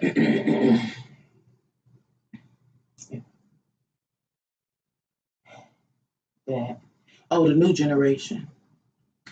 Remember earlier in this live stream, I was coming some of the astrological energies for November. Actually, I think it started in October, in which it was talking about how, the toxic feminine energy, dysfunctional feminine energy, representing itself in the world as sabotage, sabotaging the upcoming generation that still has a chance. The Scorpio, the Pluto and Scorpio generation, the minority millennials, that's what I call them, sabotaging. One of the ways that they've been sabotaged, another social engineering technique, I presented in some previous live streams, in which I talked about some of the things I seen on Facebook, where these various rappers was rapping about what they did as far as unemployment. See, they changed the trajectory, or they guaranteed the trajectory in their life, because now they got to deal with Uncle Sam and the unemployment fraud and the identity theft and all these things, and so the astrological energies is talking about that, and how that particular population of people, use the millennials, the Pluto and Scorpio generation, have been socially engineered and manipulated to basically pick up the ball and get the education that they need to become experts to care for their own people. Because remember, those excel don't want to care for those that are like themselves, but they'll deny this.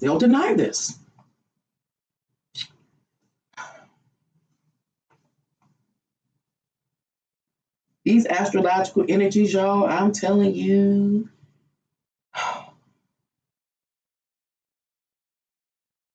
I'm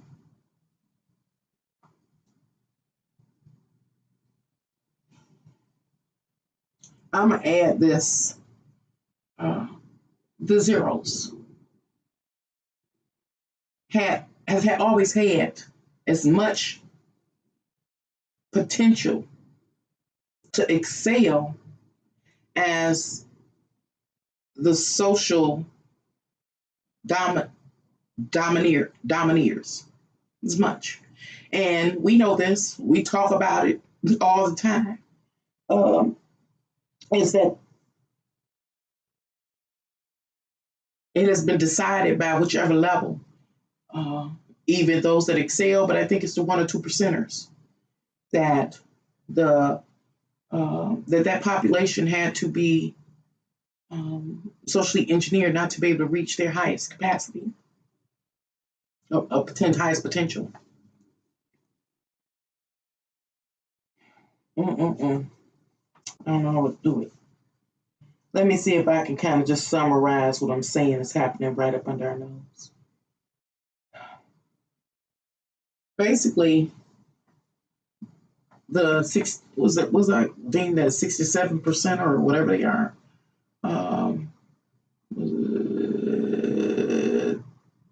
63% zeros are lost. Many say up under a spell.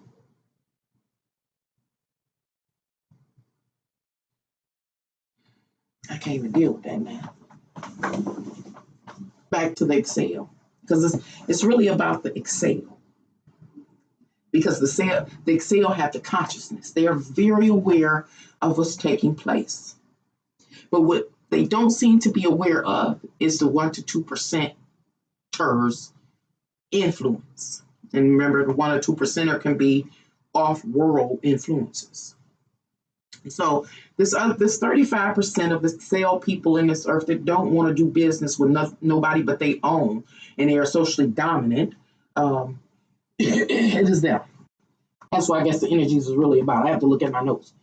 And so at this time, it's again a critical junction. Either we integrate or it's opportunity cost loss. The opportunity cost loss has begun and will continue to accelerate because of this 35% of the Excel group. The Excel group, as I'm trying to mention, are migrating closer to each other. They're getting tighter. And they're planning an assault. I guess I can say an assault on the people, on the zeros, on the other 63% of the world's population, or 63% of the population of you. Assault, because they don't want to fuck with you anyway. They're sick and tired of being sick and tired of having to service you when your own people are supposed to service you. And so over the next few months, they will be, and we can say somewhat private or inconspicuous. What's the word? Inconspicuous, or what do you call it? Incognito. Incognito meetings. Incognito meetings. And deciding how are they going to just really stop this, being forced to have to service us, forced to have to share their areas of expertise. How are they going to continue? They don't want to ever take responsibility for any unjust acts that they've forced upon the zeros over generations. They don't want none of that. And that goes with Biden too. That's why I was able to predict that he was going to be elected. Now, if he stayed there, that's a whole nother thing. If he stay in office, that's a whole nother thing. But I knew, because it's the same thing, because Joe Biden said you will not talk about our law enforcement at all. You won't do that. And it was something else he said, but it was saying, hey, these people that have attained a level of success and expertise that oppose our social constructs, you won't say anything to them. And see, that's what this group wants. They need a leader to make sure that there's nothing in our government system that goes against them, liberating themselves from the rest of the world. That's that movie, again, I was referring to. And so, now unless I go through these notes, will I know exactly what to say? And I'm tired of it right now. But I don't want to take a break. And the reason to start all over again, 5 hours in, why not? Get it all out. So,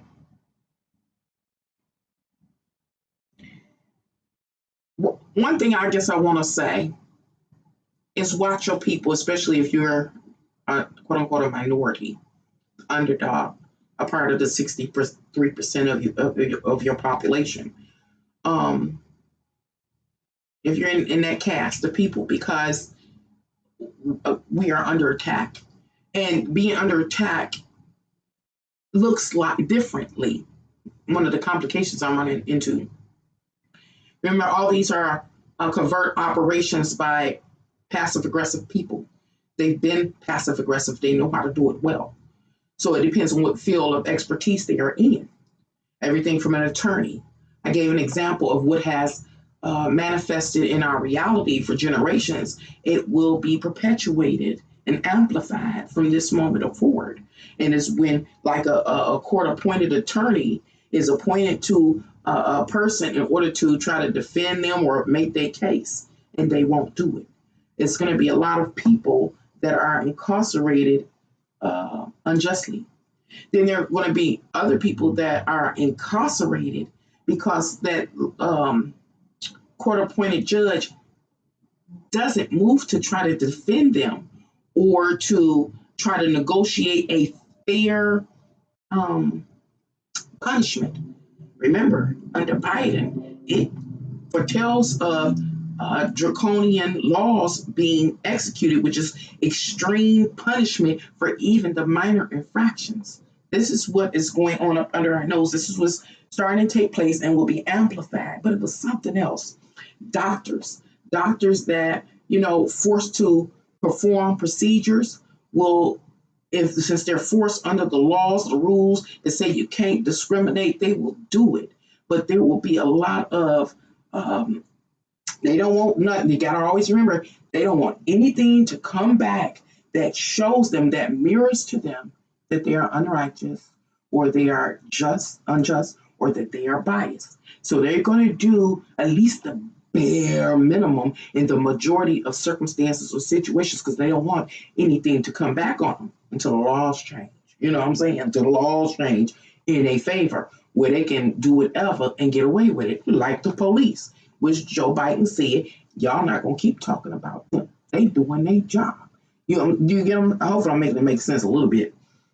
And so doctors will perform their procedures. It may be more botches in procedures. Someone said, watch your people. Watch your people. Got to talk about the power of the 63%. Power to 63%. The 63% has been socially engineered to be dysfunctional. I'm a part of the 63%. Oh my God. I don't know. Ain't no way. Can't wake folks up. Some folks from religion, and you can't wake them up from this spell because it's deep rooted and it's generational.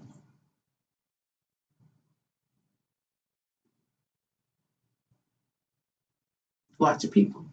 If people going in, having procedures, you make sure you go with them. Make sure you keep an eye on them. Never let the system believe for 1 minute that your people by themselves or alone.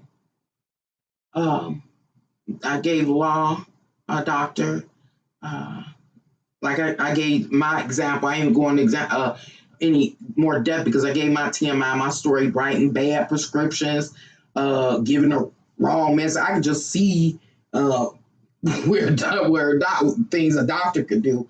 But those are just two of the social constructs that exist. We, at earlier times, I did a video talking about moving from the old paradigm into the new paradigm, new world order under construction, whatever. And I talked about the 11 major core social constructs. And so those 11 major core constructs are what people hold these exalted positions in that will be assaulting the other 63% through at a higher rate, and it will be increasing. And then it was something, I'm going to have to read my notes. Oh, okay. Another thing that came up was this, it's been this constant talk. I think I mentioned it earlier about the potential for a civil and or racial war.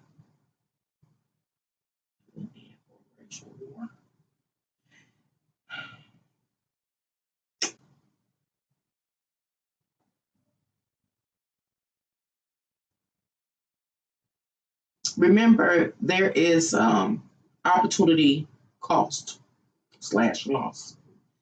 And such a thing as a civil war and or racial war is one of those energies that flow to create the loss. Because what it is doing, it is creating or further perpetuating a division between the 63 percenters. And the power that exists in the 63 percenters or the zeros are very particular things. And it is, remember, it's power in numbers. Now, the 63% of people are made of white, black, Indian, Chinese, whomever, don't fit into those other class categories. This is a caste system. Remember, the 63% or the zeros, where the struggle is real, have been socially engineered to never or to have a problem really reaching their higher selves, being able to access their higher intellectual capacities. And so a civil war and or a racial war further deteriorates this population or demographic or class of people.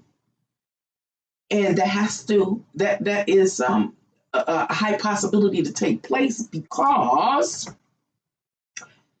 it is destroying that population's comeback against the 35 percenters and the 1 to 2 percenters. It's the comeback. And the comeback depends on the numbers. The comeback depends on the ability to unify. The comeback depends on the younger generation being educated to become just as knowledgeable and masters and experts in the various 11 core constructs that help us manage our society. We can get them ready to take care of their own people. Remember, they've been sabotaged already, many of them. And so I suggest, but who am I? Nobody listens to me, especially 5 hours in, is that we refrain from civil war as well as any racial war. Because what? We are further deteriorating our chances. It's a direct deterioration, direct hit, and our ability to come back and to even ever see a life, or if it's not our lives, it's our offspring life. See a reasonable life that it deteriorates our. And do you know how long it's going to be before it's a potential for a comeback? Can you fathom that if I'm saying that the current, let's say 17 to 30, 16 to 30, I think people start working at 16 now. 16 to 30 age group has, and a little older than that too, but I'm going to say 16 to 30. If that demographic of people have already been sabotaged, now it's chances a few will come back, but not a threatening amount. Have already been sabotaged, lose. That suggests, and the old folks, we just outdated, really. That means that this generation that has been sabotaged have to grow up and have their kids, and hopefully the majority of them get back on point and teach their kids. But if they don't, and they have their kids, then their kids will be a little dysfunctional and got to try to get it back together. That means them kids got to have kids. So how many? We talking about 3 or 4 decades? I mean, not decades, generations. 3 or 4 generations before we have a higher. Every generation increase the possibility that we can make the comeback. Generations. When I'm talking about generations, I'm talking about people living out the majority of their life, at least they have life expectancy of about 40 or 50. So each one time one of those kids have kids, them kids having to live to be 30 or 40 or 50, and then a 30 or 40. That's after 150 years before it'll be possible for us to have a comeback if there is a civil and or racial war. Racial war. All of this is being socially engineered for a purpose. But right now, not to say that what's these people over here? These people that excel the 35%, that they totally know what's going on. Again, they not up there with the 1 or 2%ers, them off world. Most of them don't have no idea. They're just arrogant, narcissistic, feeling like they're superior to the rest of the world's population. That's what they are. And so they're not considering the off-world influence, the manipulation that has taken place. They're not looking at that.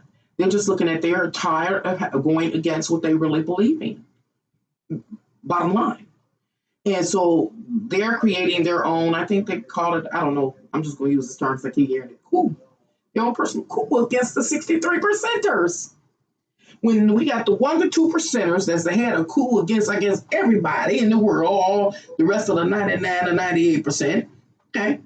Then we got a coup, if I'm using the term right, of the 35%ers against the 63%ers. And then when we get to the 63%ers, we got coups going on forever, which is within the 63% bracket.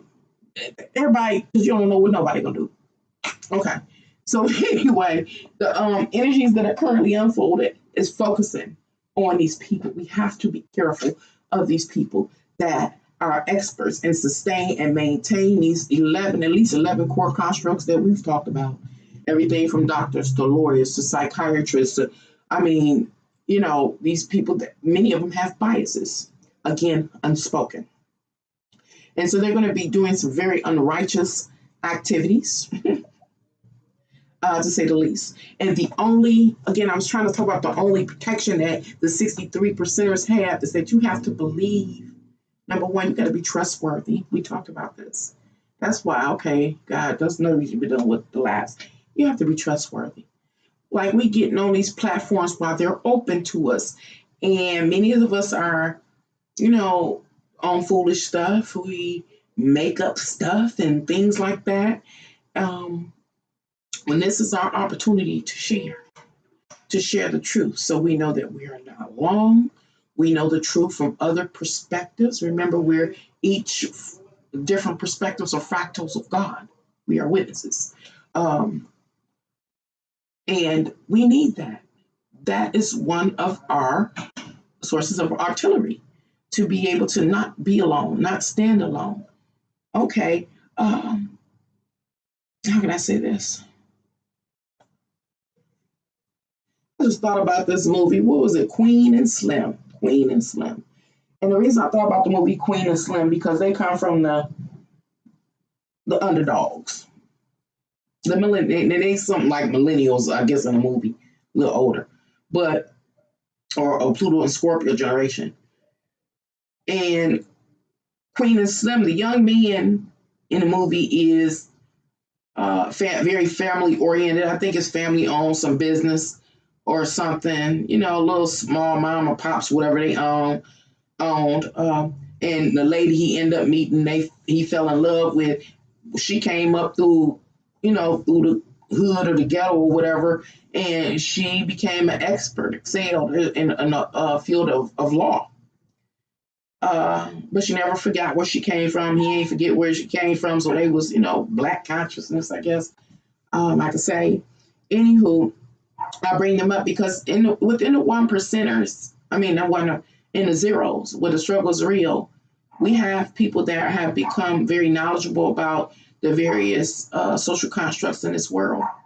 They haven't forgot where they come from. They're still a part of their group. However, they are outnumbered by their kinfolk. Kinfolk. And kinfolk I'm referring to as the other zeros. They're outnumbered. Oh,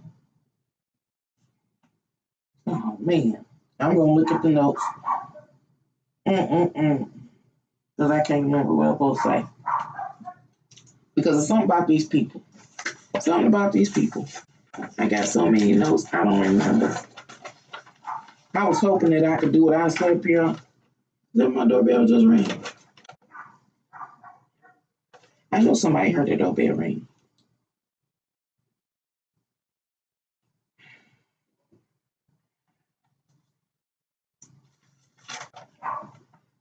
Shut the fudge up.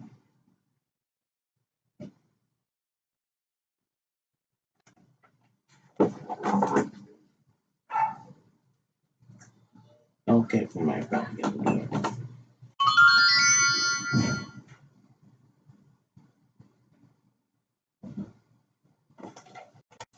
I'm trying to see y'all. This is the one I already did. So, no. I'm going to let y'all go now. It's been 5 hours and 36 minutes. Okay, a full-time job. Please like, share, and if you haven't already, subscribe. If any of this made sense to you and is giving you the upper hand, please show your support at $ Can Angels Fly Tarot. There you go. I know it's a mess, but that's okay. Okay, different emotional responses. Oh, that's why I left off at. Talking about different emotional responses. Who did that? Oh, aren't you so kind? Okay, different emotional responses. Now, right now I'm talking about the 35%ers, those that excel. The astrological is talking about how they're going to, like for instance, if they dealing with their peers, they have a different type of emotional response or interaction with them. They appreciate them, they love them, they respect them, they respect their, presence, they respect their contribution. They happy that they get to socialize with them, whatever the case may be.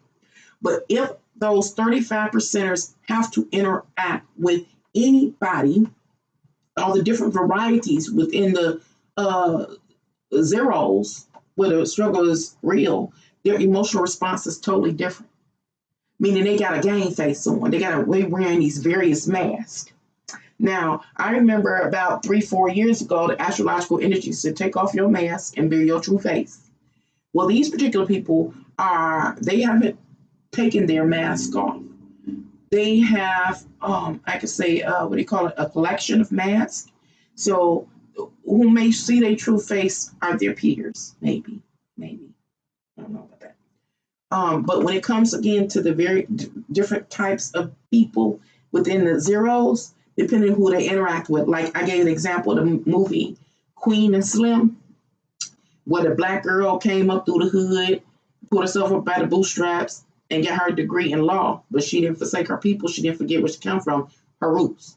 Now, she is a licensed attorney, as an example in that movie.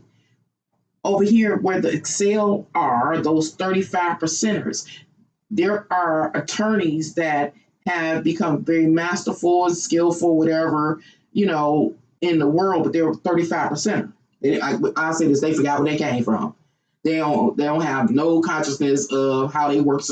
They don't give a damn how they work is contributing to the overall reality that we experience, right? They want to stay supreme and pay the cost, which is them.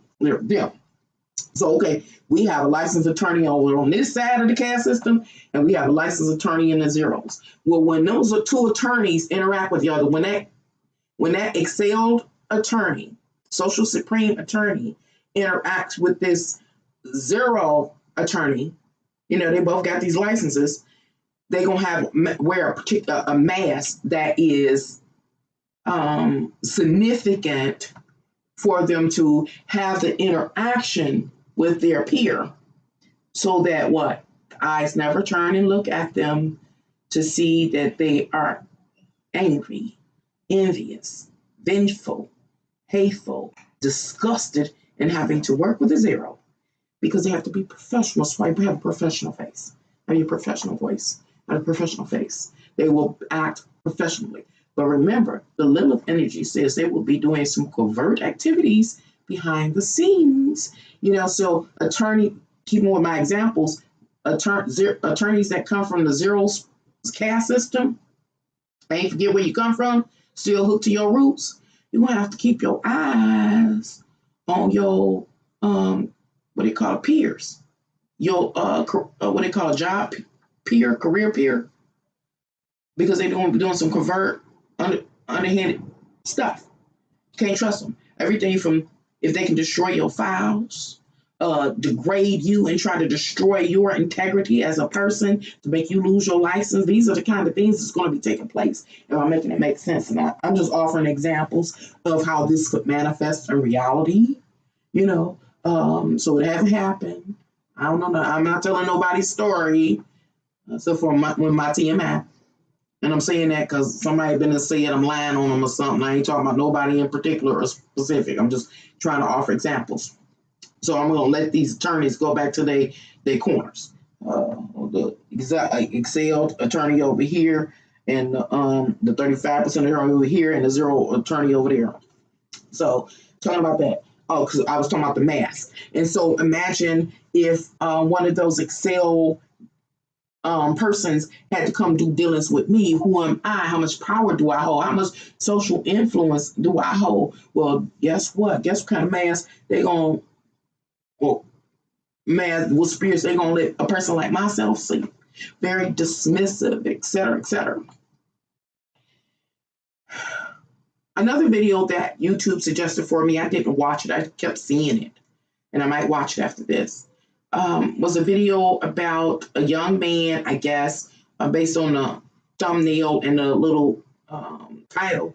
It said that this young man tried to, I guess, call the emergency system for help. I think it's a very old video.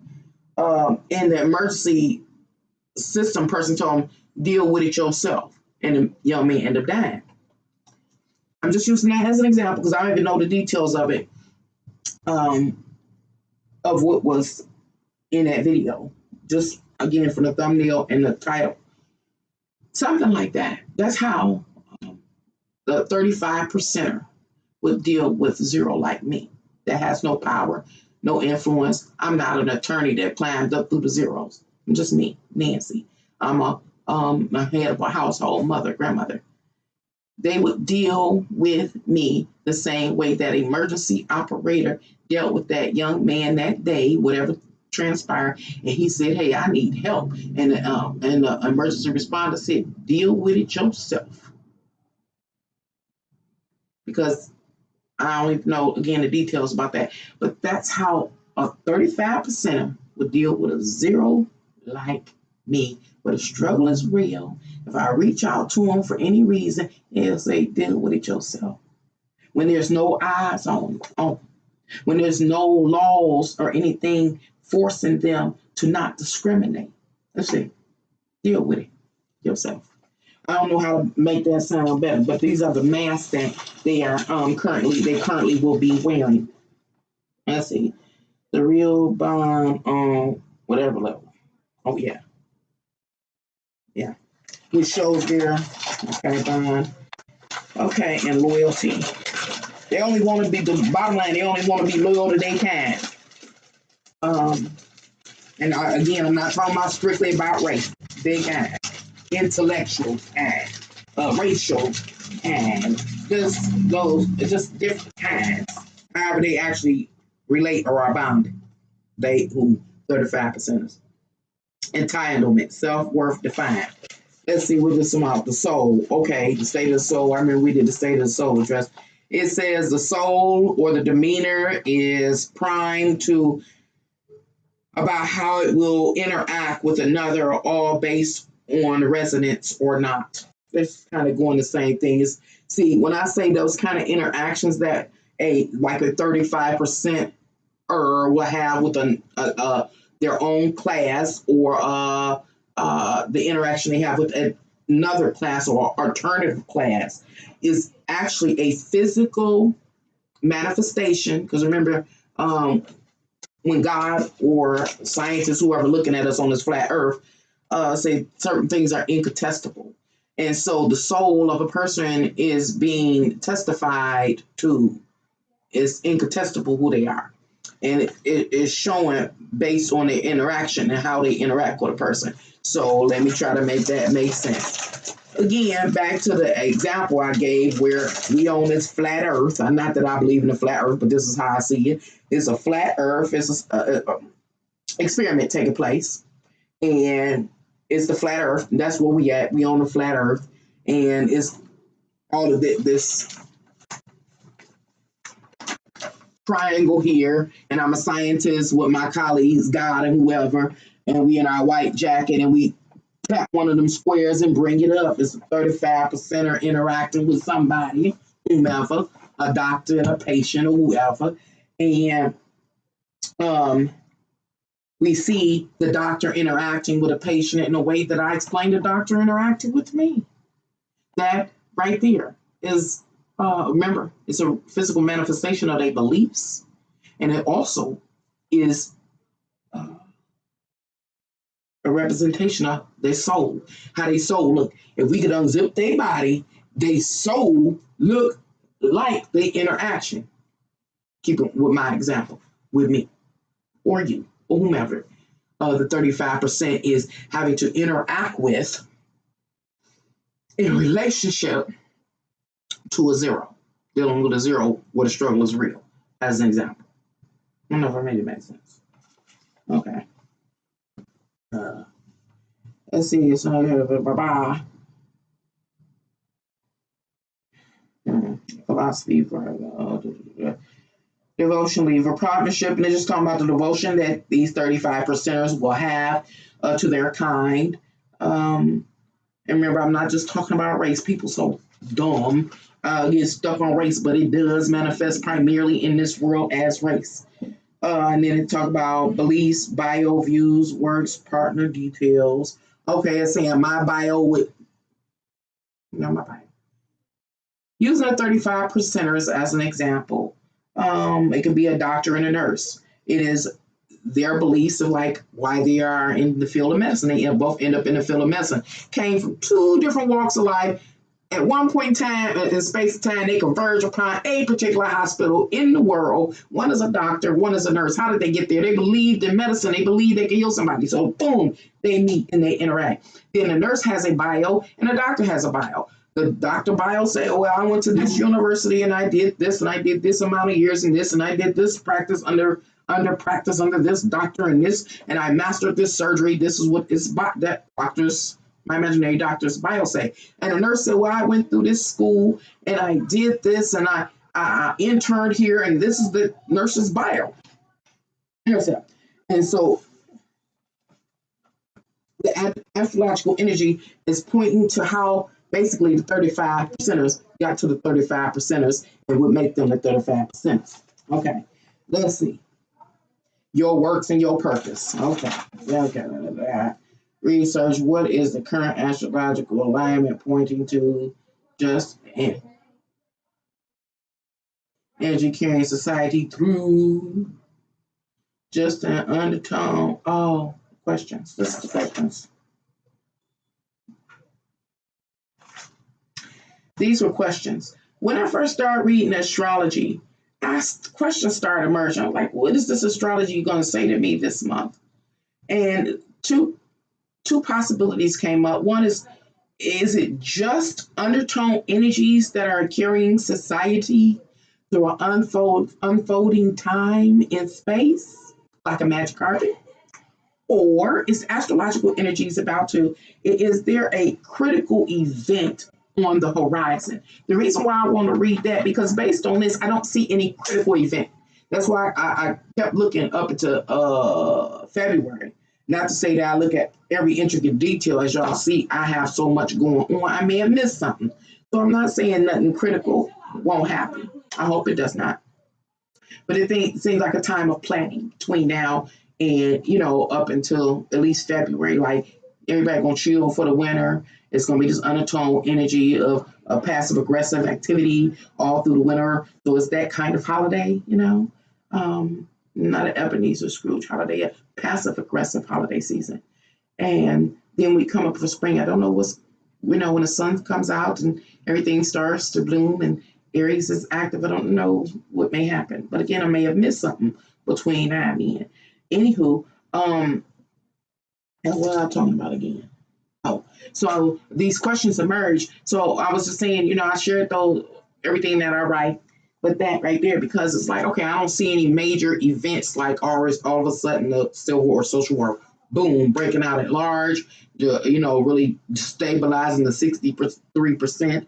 the population or in any given location. I didn't see that, but I may have overlooked it. But it does show the energy, the magic carpet that we're riding. We're riding. So we're talking about energy flow was carrying us into the future. Let's see, place 90-degree angles. I talked about the 90-degree angles, and okay, I talked about that. And I ain't looking. Okay, now 2 more pages. Okay. World 11 hours work. I said I wasn't gonna read that, but I must. This is a lot. Let's see. I got stuff highlighted. It says unfolding life experiences and personal beliefs. That's not enough information. The energy flow between the people in any given society.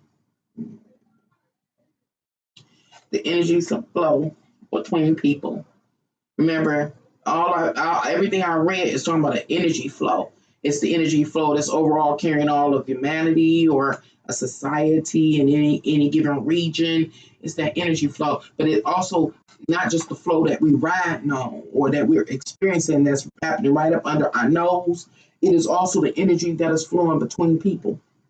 It talks about the astrological energy, talk about the energy that's flowing between people. It says personal, worldly. Oh my God. What's your contribution? Okay. Oh, yeah. Integrating came back under Venus. What is the real deal account actual reality? Again, isn't it me and God who's ever standing over the flat earth looking at all of y'all? It's saying, what's the real deal? What is the real deal? An account is being taken. The account is being taken is like a final account. I remember accounts were taken a couple of years ago, but at that time it said it wasn't the final account. It was just taking account to see the progression that we made. No, this one is a final account. It's a final account. At least I get the sense that it's a final account. It says, since the choices are either integration or opportunity cost / loss, which one are you contributing to? I'm going to read that again. With all I said, at least over the last 30 minutes. It says, since the choices for humanity, for society, is either integrate, figure out how to work it out, how to cohabitate on this earth, or opportunity cost / loss, which one are you contributing to?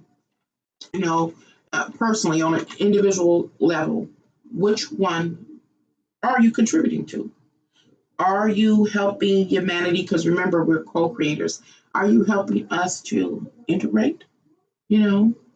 Or and this is a primary focus again right now. It's like the ball is in the hands of the 35 percenters. Y'all are the issue right now. It says, are you, as a 35 percenter, are you helping? Helping y'all integrate. Actually, I can't just put it on the 35%, even though that's where the majority of the stuff came really focused on. I gotta look at the zeros. What a struggle is real. Are you doing what it takes to be able to integrate? The answer has already been given for the majority of the zeros. The answer is no. Why? Because you've been socially engineered to not be able to do so. That's why. You not becoming the doctors or lawyers or mechanics or whatever that you need to do in order to take care of your own people, so that you don't have to deal with them other people that don't want to deal with you. Okay, so we know the answer, but 35 percenters in a right math, they haven't been negatively impacted by social engineering. At least not in the matter into the intensity in which the zeros have. It says, so okay, 35 percenters. Are you working for integration to occur? Or are you willing to sacrifice the 63%? That's the opportunity cost. Where you can stay socially supreme, where you can be in a place where you ain't got to touch them because you discussed it with them. Is that what you want? And so it's taking into account and it's asking them that question. And so the last thing I'm going to cover, I think, unless I think of something I forgot, because I ain't even finished about the 35%ers, is the accumulative reality. Negotiations. Negotiations, it says, dominant philosophies and worldviews reign. Who has the dominant philosophies and worldviews at this time that reign?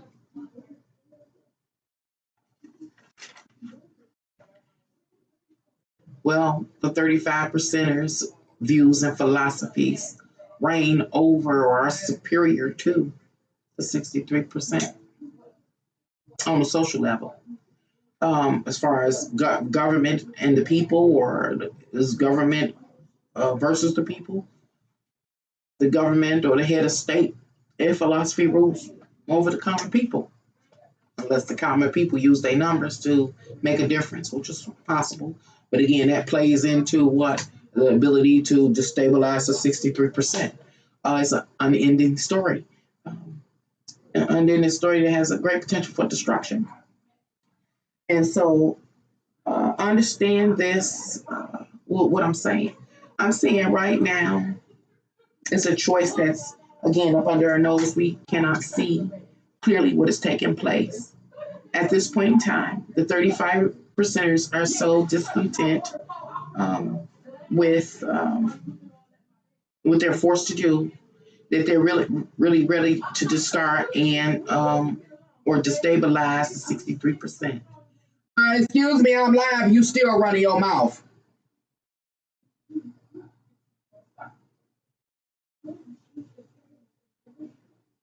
Made me forget what I was about to say. I finally had another piece I forgot. Mother suckers. So, and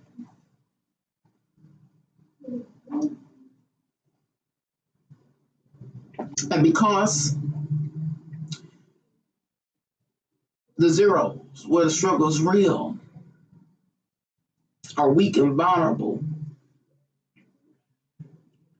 35%ers, your views and your philosophies are supreme.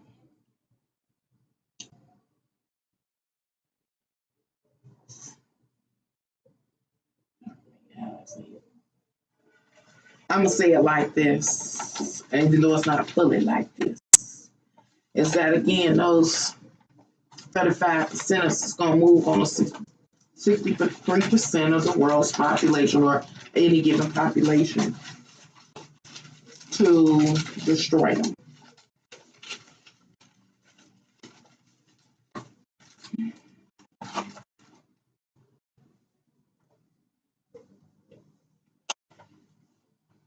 I don't even know how to say it because I can't even. It's been a long time. They're going to do it. They're going to do it, and it's coming in so many different ways and so many different waves.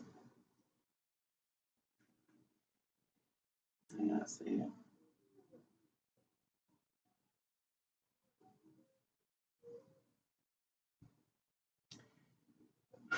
I guess I say it. Queen Islam. Out of the zeros, there are again people that have mastered themselves. They pull themselves up by the bootstraps. They have become masterful litigators and healers and different things like that. People that really are accredited by the system. Then there's people like me. I don't hold any degrees or accolades, but I'm fairly knowledgeable. I can really get it together when I need to.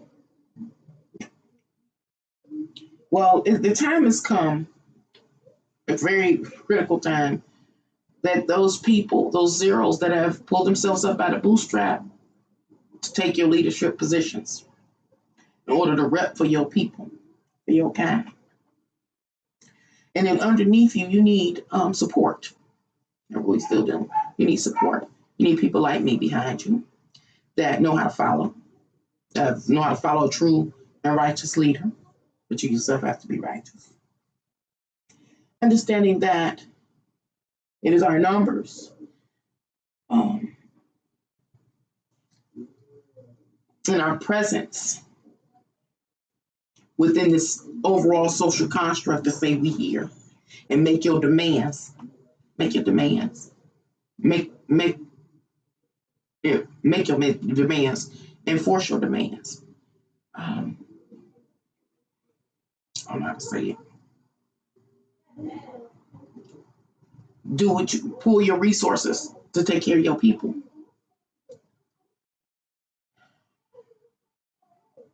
Pulling your resources can be like this. Just an example, because I don't know how to say convey how the energy look. But let's say, I'm gonna give an example of something that's already happened in the past. Not a particular scenario, a scenario, but not a particular event. When people have been questionably murdered by the police, something like that, and it's one of your people.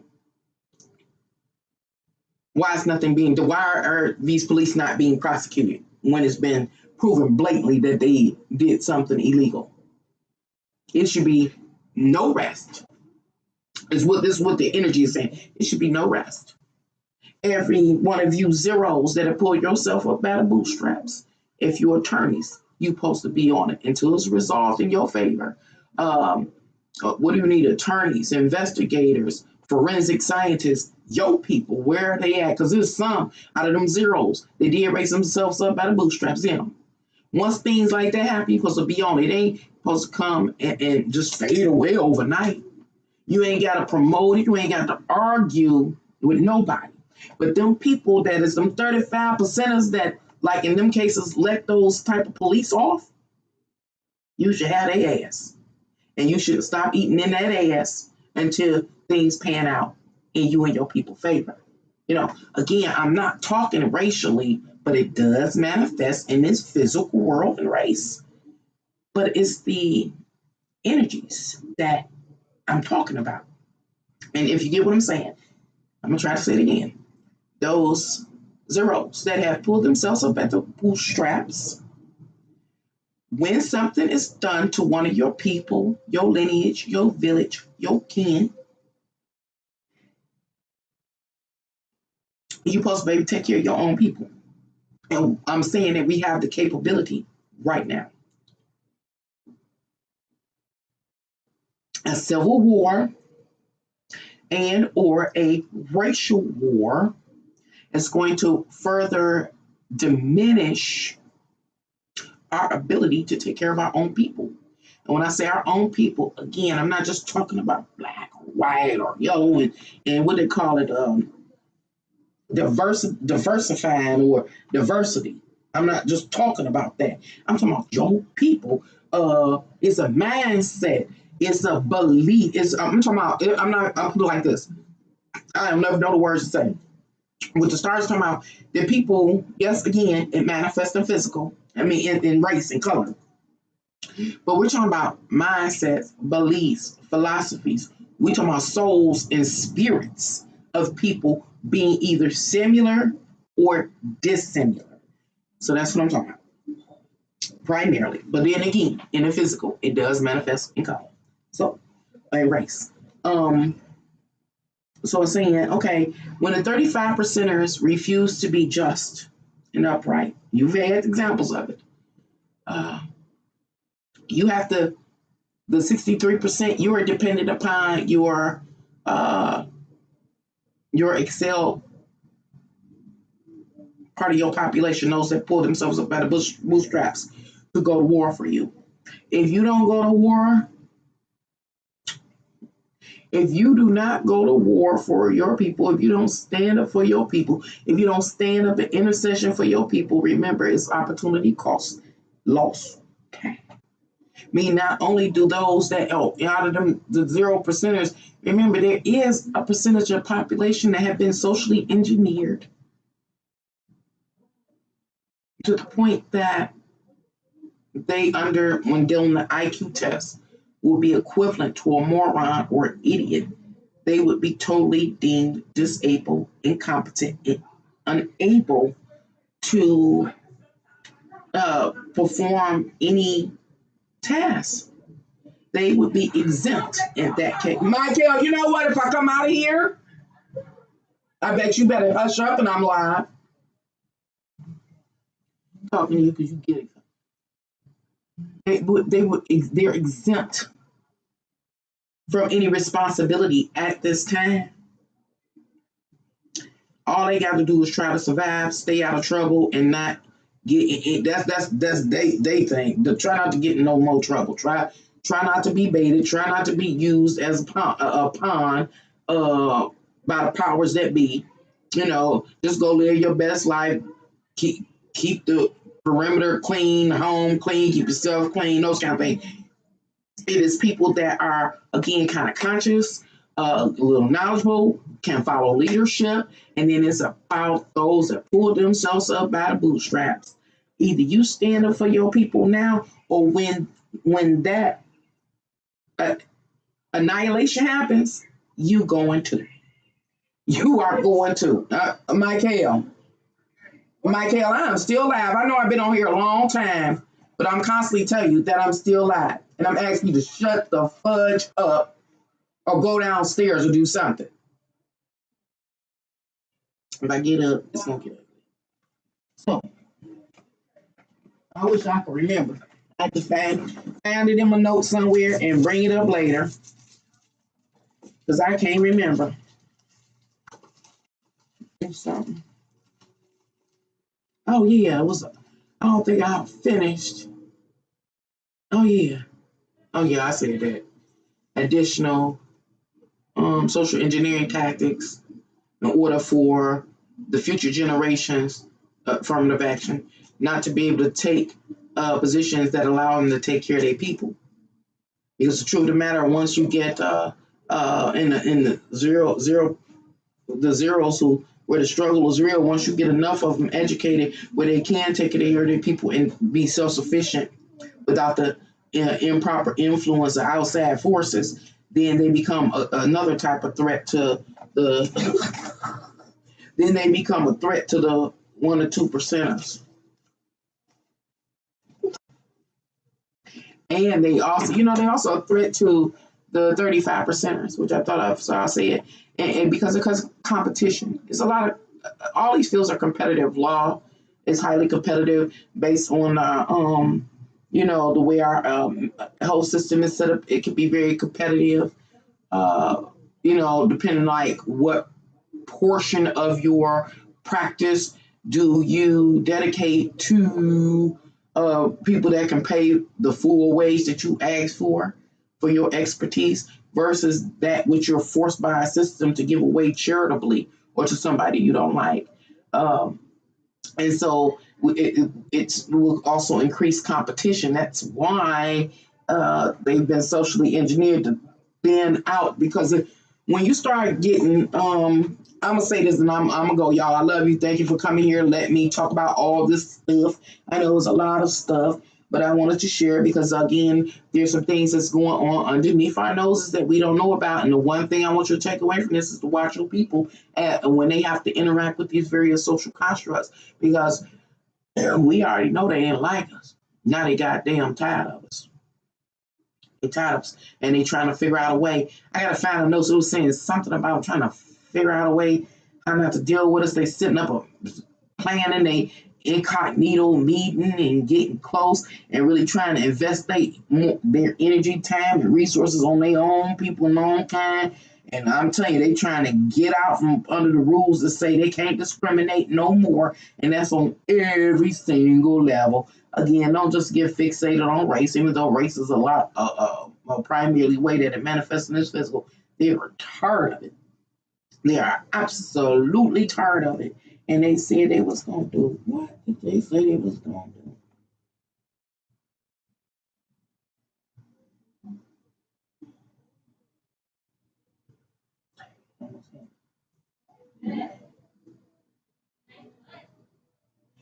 And then also, I'm something else like this. I can't remember fully what it was. It was like for instance, in the medical field and the field of law, don't really seem like they go together. But all fields are interdisciplinary, however you say it, in some way. And I don't even know how to say it because I can't. I got my eyes closed. I'm trying to see the paper as I was writing it because I can't find it. I could just be overlooking it. But it's like in the medical fields, they may slide some vital information over to a law firm in order to hide it away. Or the law firm could slide something over to the doctor to hide it away. But these are colleagues, is what I'm trying to get you. These are 35%ers interacting. When they start pulling a group closer and closer, having those incognito meetings, because they got to figure out something because they can't take this no more.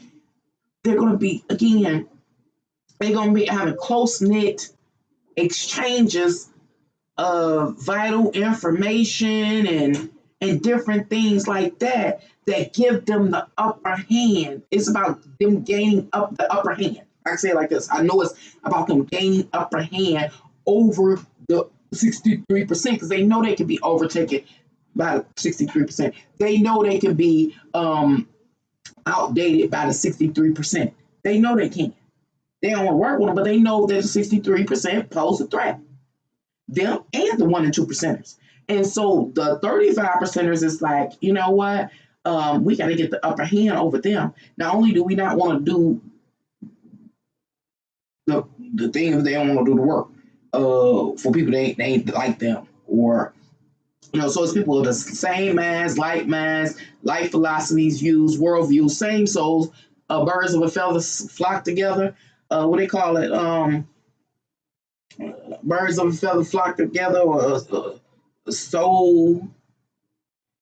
People with the same or similar soul coming together, figuring out how to give themselves the upper hand in order not to be ruled or manipulated or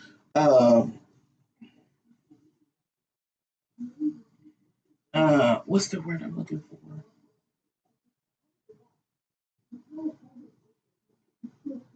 Or dictated to by the powers that be about how they gonna use their energy. And just remember, it's not just for them. I'll say this and I'm gonna let it go. Thank you for coming here to Get Angel Fly Tarot and allow me, Nancy, to share this message. It's not just for them; it's those from up under their care. Because remember, many of the 35%ers kids are guaranteed to have the education, and if the kid accepted, the offspring accepted, they rise right up into sometimes the same family field and or some other relative field or something like that. And so it's for them too. So it's not just for them; it's for their future generations. You know what I'm saying? Like, we ain't gonna let this keep going on. Y'all had us for these last 50 years. You ain't doing that to us no more. So hopefully that made sense, y'all. I'm gonna let y'all go. And along the way, as I progress with my channel, if I continue to progress with my channel, I'll make it make sense one little piece at a time. Anywho, have a nice day. Until next time. Bye.